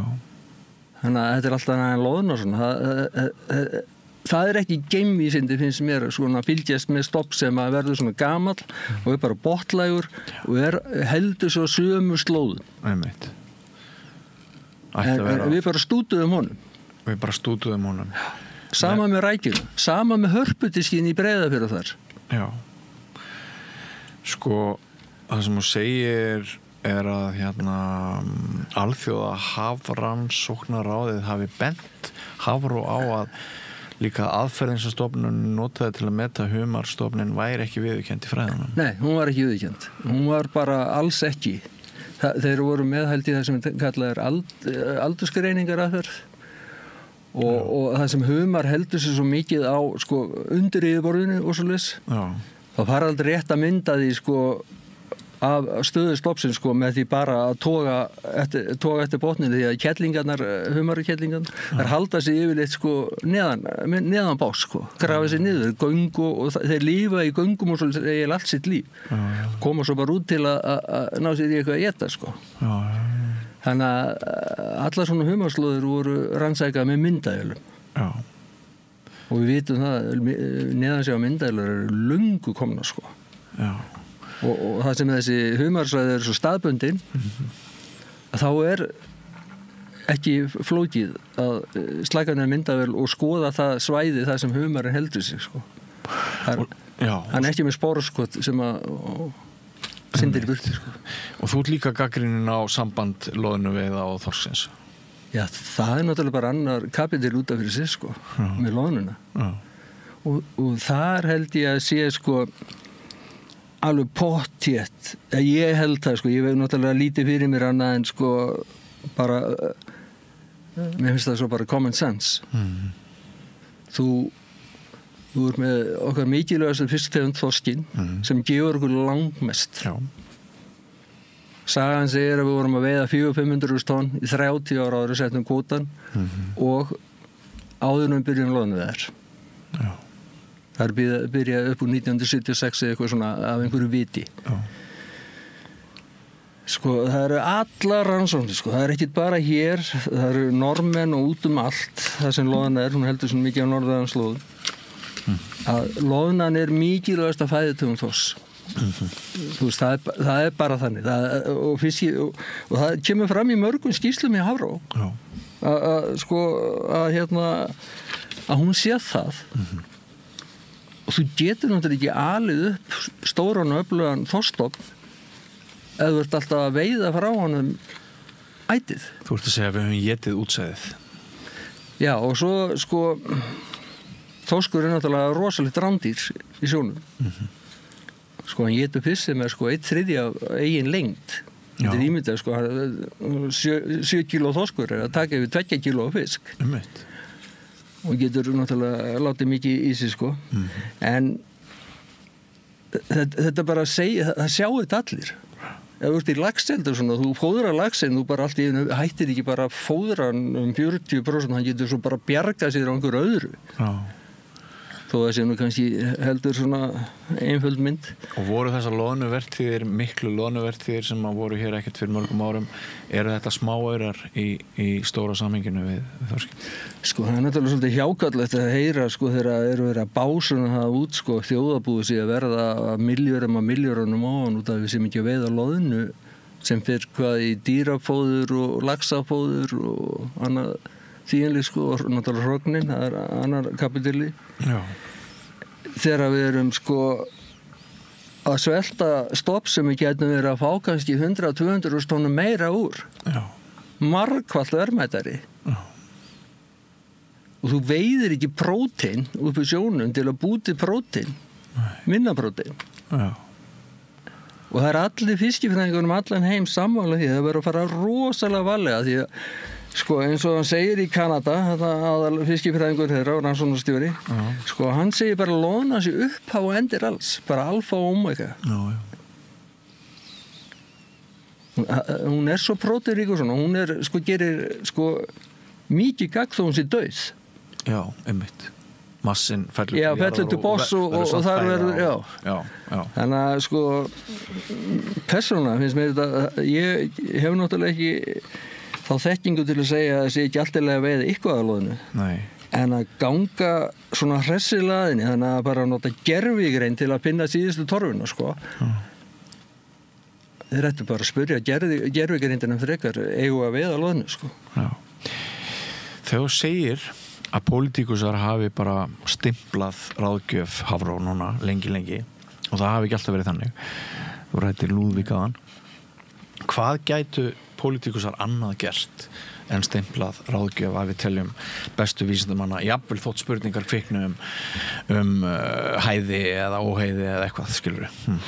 Sko, það náttúrulega að fá álit erlendis frá og þá ekki finnst mér frá eins og Alþjóða Hafrannsóknaráði hérna sem hérna á norðurslóðum, það sem við erum kannski með formannin í ráðinu, sko.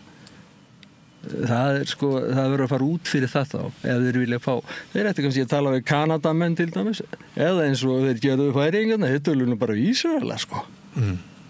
Til að fá hans álit á svona hvort að Jón Kristjánsson hefði ekki rétt fyrir sig líka og sem hefur nú verið duglegur að gagnrýna þetta. Er þá einhverstaðar í tilgátuðinni það svo hugmynd að business model aðila í sjávarútvegi hérna til skamms tíma bara núna á líðandi stundu að það hafi alltaf einhver áhrif? Sko, bara öllu rök segja menna að hlýtur að vera. Þú veist, við getum ekki verið svo vitlaus eða þú veist, ef það er málið, ef við ætlum að byggja upp, þetta er ekki bara þorskurinn, sko, þetta eru bara alla botnfiskstegundir. Ef við ætlum að byggja þá, sem eru margfalt verðmætari heldur en loðina, þá erum við ekki að ganga svona hart aðinni. Nei. Það snýst ekki bara ef það verið loðinu hrun algjör, þá bara hefur það gífurleg áhrif, sko, á fleiri fisktegundir heldur en bara þorsk. Já. Og þannig að, já, ég meina það ennþá verið að byggja upp sjávarskip. Já, einmitt. Og á ekki lífeyrissjóðirnir hluti í því félagi. Já. Ég meina það hlýtur að vera pressa. Já. Sko, ef það er ekki lánið þá lækkar hlutabréfstar. Og þá tapar kannski lífeyrissjóðir fyrir utan, útgerðarmenn, sko. Einmitt. Þannig að þetta er allt orðið eitt svona. Já. Og sko að það er ekki hægt að kjörni fulltrúar sem við kjósum til að sjá okkar mál að þeir bara framvísi valdinu sínu bara hugsunarlaust til undir stofnunar. Já. Sko, ef við gerðum alltaf, ef þeir gerðu alltaf eins og sérfræðingarnir sem eru með segja ég get alveg fullist að það verður ekki alltaf góð útkoma af því, sko. Nei. Af því að þú skrifa nokkuð hvasst og þetta eru áhugaverðar staðrendir og mér hefur verið bent á að tölurnar sem þú nefnir þær séu allar réttar, þær séu allar beint upp úr gögnum Hafró og svona og trúverðuleiki upplýsinga þeirna er góður.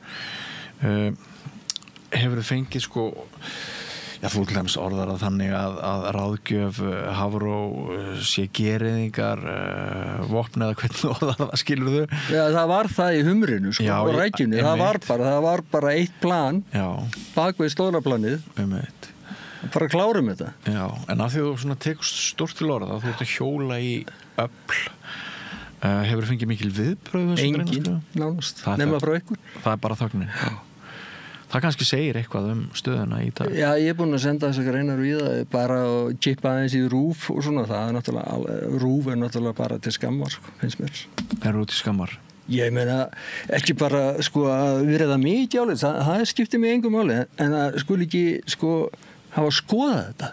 Já, ber þeim ekki bara að leyfa röddum fólksins í landinu að óma hverja sem það Jú, og ef þeir eru með svona rannsóknarþætti og svona, þú veist, þá þetta ekki smá mál, en þetta bara algjör þöggum. Við bara siglum þetta bara svona lignaðan sjó, sko, og það hugsaður engin neitt. Bara leyfum Hafró að gera þetta. Og ég ekkert, sko, þetta ekki Hafró endilega að sakast, náttúrulega. Þeir eru vonandi bara, og ég trúi því að langflestir sé bara vinna sína vinnu og maður veit alveg, ef þú sérfræðingur í einhverju, þá þetta illa að láta einhvern leikmann að segja þetta til, sko. Já. Þú veist þetta náttúrulega miklu betur. Já. Og átt að vita það betur. En hvað með að Hafró, sko, þú segir sjálfur í þínum greinum að Hafró talar ekki við þig. Nei, þú veist. Og ég reynt að ná í Hafró og ég fæ ekki viðbörð frá Hafró. Hefur Hafró ekki einhverja skyldur í þessum efnum? Sko, þeir þurfa ekkert að tala um mig, sko, og skyldutin sem þeir hafa, að því allt sem ég segi hérna, alla tölur og allt, þetta bara unnið upp úr skýrslónu þeirra. Þetta allt sem þeir hafa sagt. Já. Og eru þeir sjálfur sáttir við þessa útkomi hjá sér. Já. Hann keyra eitt stofn af öðrum í kalda kol og ná ekki það sem var markmiðið að byggja upp hérna okkar aðal nytjastofn og það bara gerist ekkert, minnin ekkert. Nei. Mér fannst aðgengi þegar ég var að byrja í blaðamennsku fyrir ansi mörgum áratugum. Mér fannst aðgengi að talsmönnum opinbera stofnana sem að eiga að ræða við blaðamenn af því að blaðamenn eru milliliður embættismanna og almennings. Mér fannst svona töluvert meiri vilji hjá mönnum, en menn voru ekki svona kynoka sér við það að ræða við fjölmiðlamenn fyrir 20 árum fannst mér, en núna þá þetta ansi mikið tekið að maður bara næri ekki í talsmenn opinbera stofnana sem að taka stórar ákvarðanir og jafnvel umdeildar. Nei, í besta falli kannski færið einhvern blaðfulltrúa, með fullri virðingu fyrir blaðfulltrúa. Blaðurfulltrúa eins og Jónas Kristjánsson kallaði upplýsinga. En sko, varðandi Hafró, þetta bara, mér finnst svo skrítið, sko, þeir hljóta að hafa metnað fyrir að gera betur. Já. Eða sko, sem vísindamenn, sko. Já. Þú heggur ekki alltaf í sama knýrunin, sko, og niðurstaðan breytist ekki neitt. Nei. Þú vilt væntanlega sem vísindamaður ná árangur í þínum rannsóknum og þú veist. Já. Og nú þetta búið að ske, sko, trekk í trekk að líkunin sem er að nota og þetta ekki neitt einfalt, sko, að þau eru bara að klikka og ég ekki að segja, sko, þeir að segja. Þú hefur enga hagsmuni að ég að ræða hlutina með mæti sem þú ert að gera? Engan, sko. Nei, þú ert bara með áhuga. Ég bara ellilífeyrisþegi, sko. Já, sem brennur fyrir því að við fáum sem mest út úr auðlindin okkar. Já, mér finnst bara, sko, eins og ég sagði, sko, fólk hefur meiri áhuga í hvaða fötum Kristrún heldur hvað er að verða auðlindu þess. Já, þannig komið fyrir blaðamennskunni. Já, nákvæmlega, sko, það ekkert.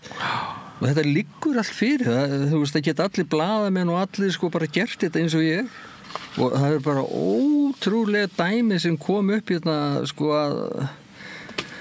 að stofnun láti svona út í sig, sko. Já, Segðu þetta, þú veist að, sko, þorskurinn hefur lést alveg rosalega fleiri fyrstumundir. Já, það nú ekki. Af því hann fær ekki nóg að geta og þetta eru bara orð Hafró. Já.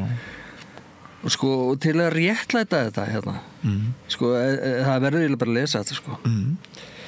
Sko, holdafar hefur verið fremur stöðugt á tímabilinu. Þeir eru að tala um tímabili, sko, 1985 til 2008. Okay. Þannig að breytingar á meðalþyngd eftir aldri eru aðalega vegna þess að fiskurinn styttri eftir aldri. Hann minni. Já. Akkur allan sé minni. Þetta alveg ótrúlega, sko, að þú veist, bara maður bara hristi bara hausinn, sko. Já. En það samt staðfest að loðna mikilvægast að fæða þoss á Íslandsmiðum og át þoss á loðnu einhvern tali eigi sér stað frá október fram að hrygningi mars og þá var hún hirt á hann, sko.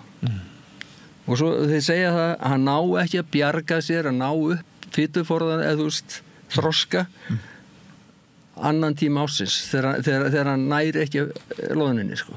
Og þess vegna sé hann að léttast og hann er létt, sko, og það ekki verið að tala neins smá Stofnunin kannski léttast sko 100.000 tonn eða meira sko. Já. Og væntanlega mikið meira sko. Sumir myndu kalla þetta hamfarir. Já, þetta allt sem við byggðum spítalana okkar og þjóðvegina og stóran hluta þess sem að við vorum stolt af á öldinni sem leið fyrir. Það alltaf rómulegt og rússnesku ríksutógararnir voru hérna fyrir utan. Já, einmitt, fyrir blessaða þorskinn. En Björn, við þurfum að fara að segja þetta gott hjá okkur í dag. Já, ekki málið, takk bara. En mér langar til þess að spyrja þig sko, ef þú fengir nú áheyrn hjá sjávarútvegsráðherra núna bara eftir hádegið eða í kvöld eða á morgun og þú hefðir 1 mínútu til þess að tala við hann, hvað myndir þú segja? Ég myndi benda hann að fá einhvern sko óháðan sérfræðing til að fara yfir gögnin og sjá hvort það ekki hægt að gera eitthvað mun betur og bara eitt sko, það er verið að tala núna krókabátana sko ég veit nú ýmislegt veiðarfæri og hvernig þau virka sko og það er náttúrulega bara brandari að ætla að halda því fram að í öllu sko bara ef við skoðum sögun og sagan lígur ekki að halda það að þú að krókabátar fá að veiða 5, 10, 15, 20 tónum meira eða minna að það sé stóramáli það hefur einhver áhrif á stoppstærðin og svoleiðis Já, náttúrulega þegar að vita allir að það er rosalegur eðlismunur á króka eða trolli sko Já á 5.000 hestafla togara eða krókabát sko, sem tekur bara það sem fyrir honum verður í staðin fyrir krókabátandi geta ekki tekið nema það sem býtur á hjá þeim sko. Nei. Þetta er svona valveiðaðfæri sko. Og sko sögurnar sem heyrir af þessum togurum sko og að hleypa þeim nálægt landi yrði skaðræði sko. Já. Eins og að sækja að koma nær og nær. Þá halda þeim fjær og fjær. Akkurat. En þú heldur áfram að skrifa? Já, og bara eitt í viðbót að því ég veit að það er mikið talað umhverfis áhrif og svoleið sko, að það geti allt verið sjórin sé að hlýna eða kólna eða hvað. Já, súrnun sjávar hefur verið nefnt líka. En þá segir bara sko Hafró, þorskurinn kann best við sig í 4 til 7 stiga hita en finnst þó alltaf 0 til 16 gráða hita, jafnvel 20 gráða hita. Hann ekki heldur mjög viðkvæmur fyrir seltu því hann getur verið full söltun sjó eða söltu vatn og árósum, segir Hafró. Breytingar á hitastigi og seltunu í Íslandi undanfarandi 20 ár má rekja til náttúrulegra sveifla.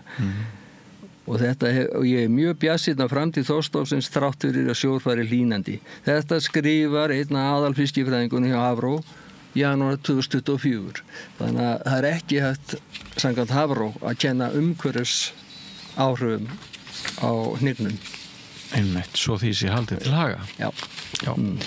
En kærar þakkir fyrir komuna. Við erum bara takk sömuleiðis fyrir að sýna þessu áhuga. Já, mér fannst þetta bara mjög áhugavert spjall og ég þekki það sem gamall veiðimaður í Mývatni, í Mývatnsveit að þegar sérfræðingarnir komu og voru að velta fyrir sér hvaða veiðiráðgjöf þeir ætluðu að hafa í vatninu, þá þótti mikilvægt að þeir myndu ræða við okkur sem vorum að nýta auðlindina, bændur og bændasinni og bændadætur og ég held að sko raddir, þín rödd og rödd allra sem áhuga þekkingu og reynslu hafa svona málaflokkum verða að heyrast. Það ekki nóg að tala bara við pólitíkusinn af einhverja vísindamenn með háskólagráður. Nei, en eins og þú veist að þá er Hafró ekkert mikið fyrir það að svara fyrir sig sko, nema Jón Kristjánsson hefur fengið óþveið en þá finnst mér það ekki með rökum heldur skæting sko, sem náttúrulega alveg út í hött sko. Þeir bara sína þjóðinni sko, bara þá kurteisi að ræða við hann þetta. Þeir gætu verið að horfa á þig. Heldur það? Já, ég held það og ég held að því opnari sem umræðan því meira aðhald sínum við stofnunum og aukum með því líkunar á að talsmenn stofnuna stígi fram og rökstiði. En það sem ég að segja, sko, þetta er ekkit mín rödd, sko. Þetta allt frá þeim komið. Já. Þú veist, þetta bara því ég nenni að lesa þetta. Sko. Þú setur þetta í ákveðið samhengi. Já, nákvæmlega. Takk að þið fyrir, Björn Nafni. Takk sem við leiðis, Nafni. Og þá held ég að við sláum botnin í þennan þátt í kvöld. Við höfum farið víðan völl. Eins og ég nefndi áðan, þá samstöðin og ekki síst rauðaborðið vettvangur fyrir ólíkar raddir fólksins í landinu. Við gætum verið uppi með þá stöðu hér í samfélaginu að það væri engin samstöð í loftinu, að við myndum neyðast til þess að loka henni vegna þess að þetta kostar töluverða fjármuni að halda út til stöðu eins og þessari.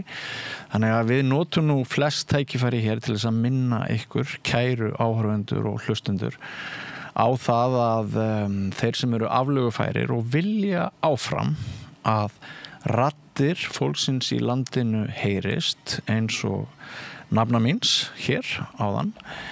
Ef þið viljið stuðla að nokkuð róttækri umræðu á köflum, gagnrýninni, en fyrst og fremst frjálsri, þar sem öllum hleypt að borðinu, þá gætu þið kannski íhuga það að fara inn á vefslóð okkar, samstöðin.is, skrolla þess niður og finna hnapp þar sem ástendur áskrift. Og með skitnum leyfi ég mér að segja 2500 krónum á mánuði getur þú orðið eigandi þessarar stöðvar, þessa fjölmiðils. Þú myndir fá vald til þess að senda okkur ábendingar efni og þú gætir, sem kannski mestumáli skiptir, haft allt það að segja hvort samstöðin hættir eða hvort samstöðin heldur áfram. Ef þú telur að samstöðin þurfa að vera í loftinu, þá veistu hvað þú getur gert. En að auki þá viljum við þakka bara allan þann hlýhug sem að okkur berst úr ýmsum áttum. Ég hef sagt ykkur þetta gamans að síðast í gærkvöldi í Vesturbæjarlaug, þá voru 2 ókunnugir Íslendingar sem að gáðu sig að tala við mig og þökkuðu okkur þjónustuna. Og mér langar að þakka til dæmis Pétri Fjellsteð sem er hér á tökkunum og tæknimanni og öllu ósýnilega fólkinu líka. Ekki síður en okkur dagskrárgerða fólkinu og alls konar sjálfboðaliðum og heilum her sem hefur stutt okkur. Við erum ekki bara í sjónvarpinu, við erum líka á hlaðvarpsveitum og við erum útvarpsstöð 89,1. Þannig að það víða hægt að ná okkur og endilega mælið með og dreifið efni okkar ef þið eru ánægð með það. En þátturinn verður ekki lengri í kvöld. Rauðaborðið aftur klukkan 8 annað kvöld. Verið sæl. Segðu það á Samstöðinni. Samstöðin í eigu hlustenda, áhorfenda og lesenda. Sláist í hópinn og gerist áskrifendur.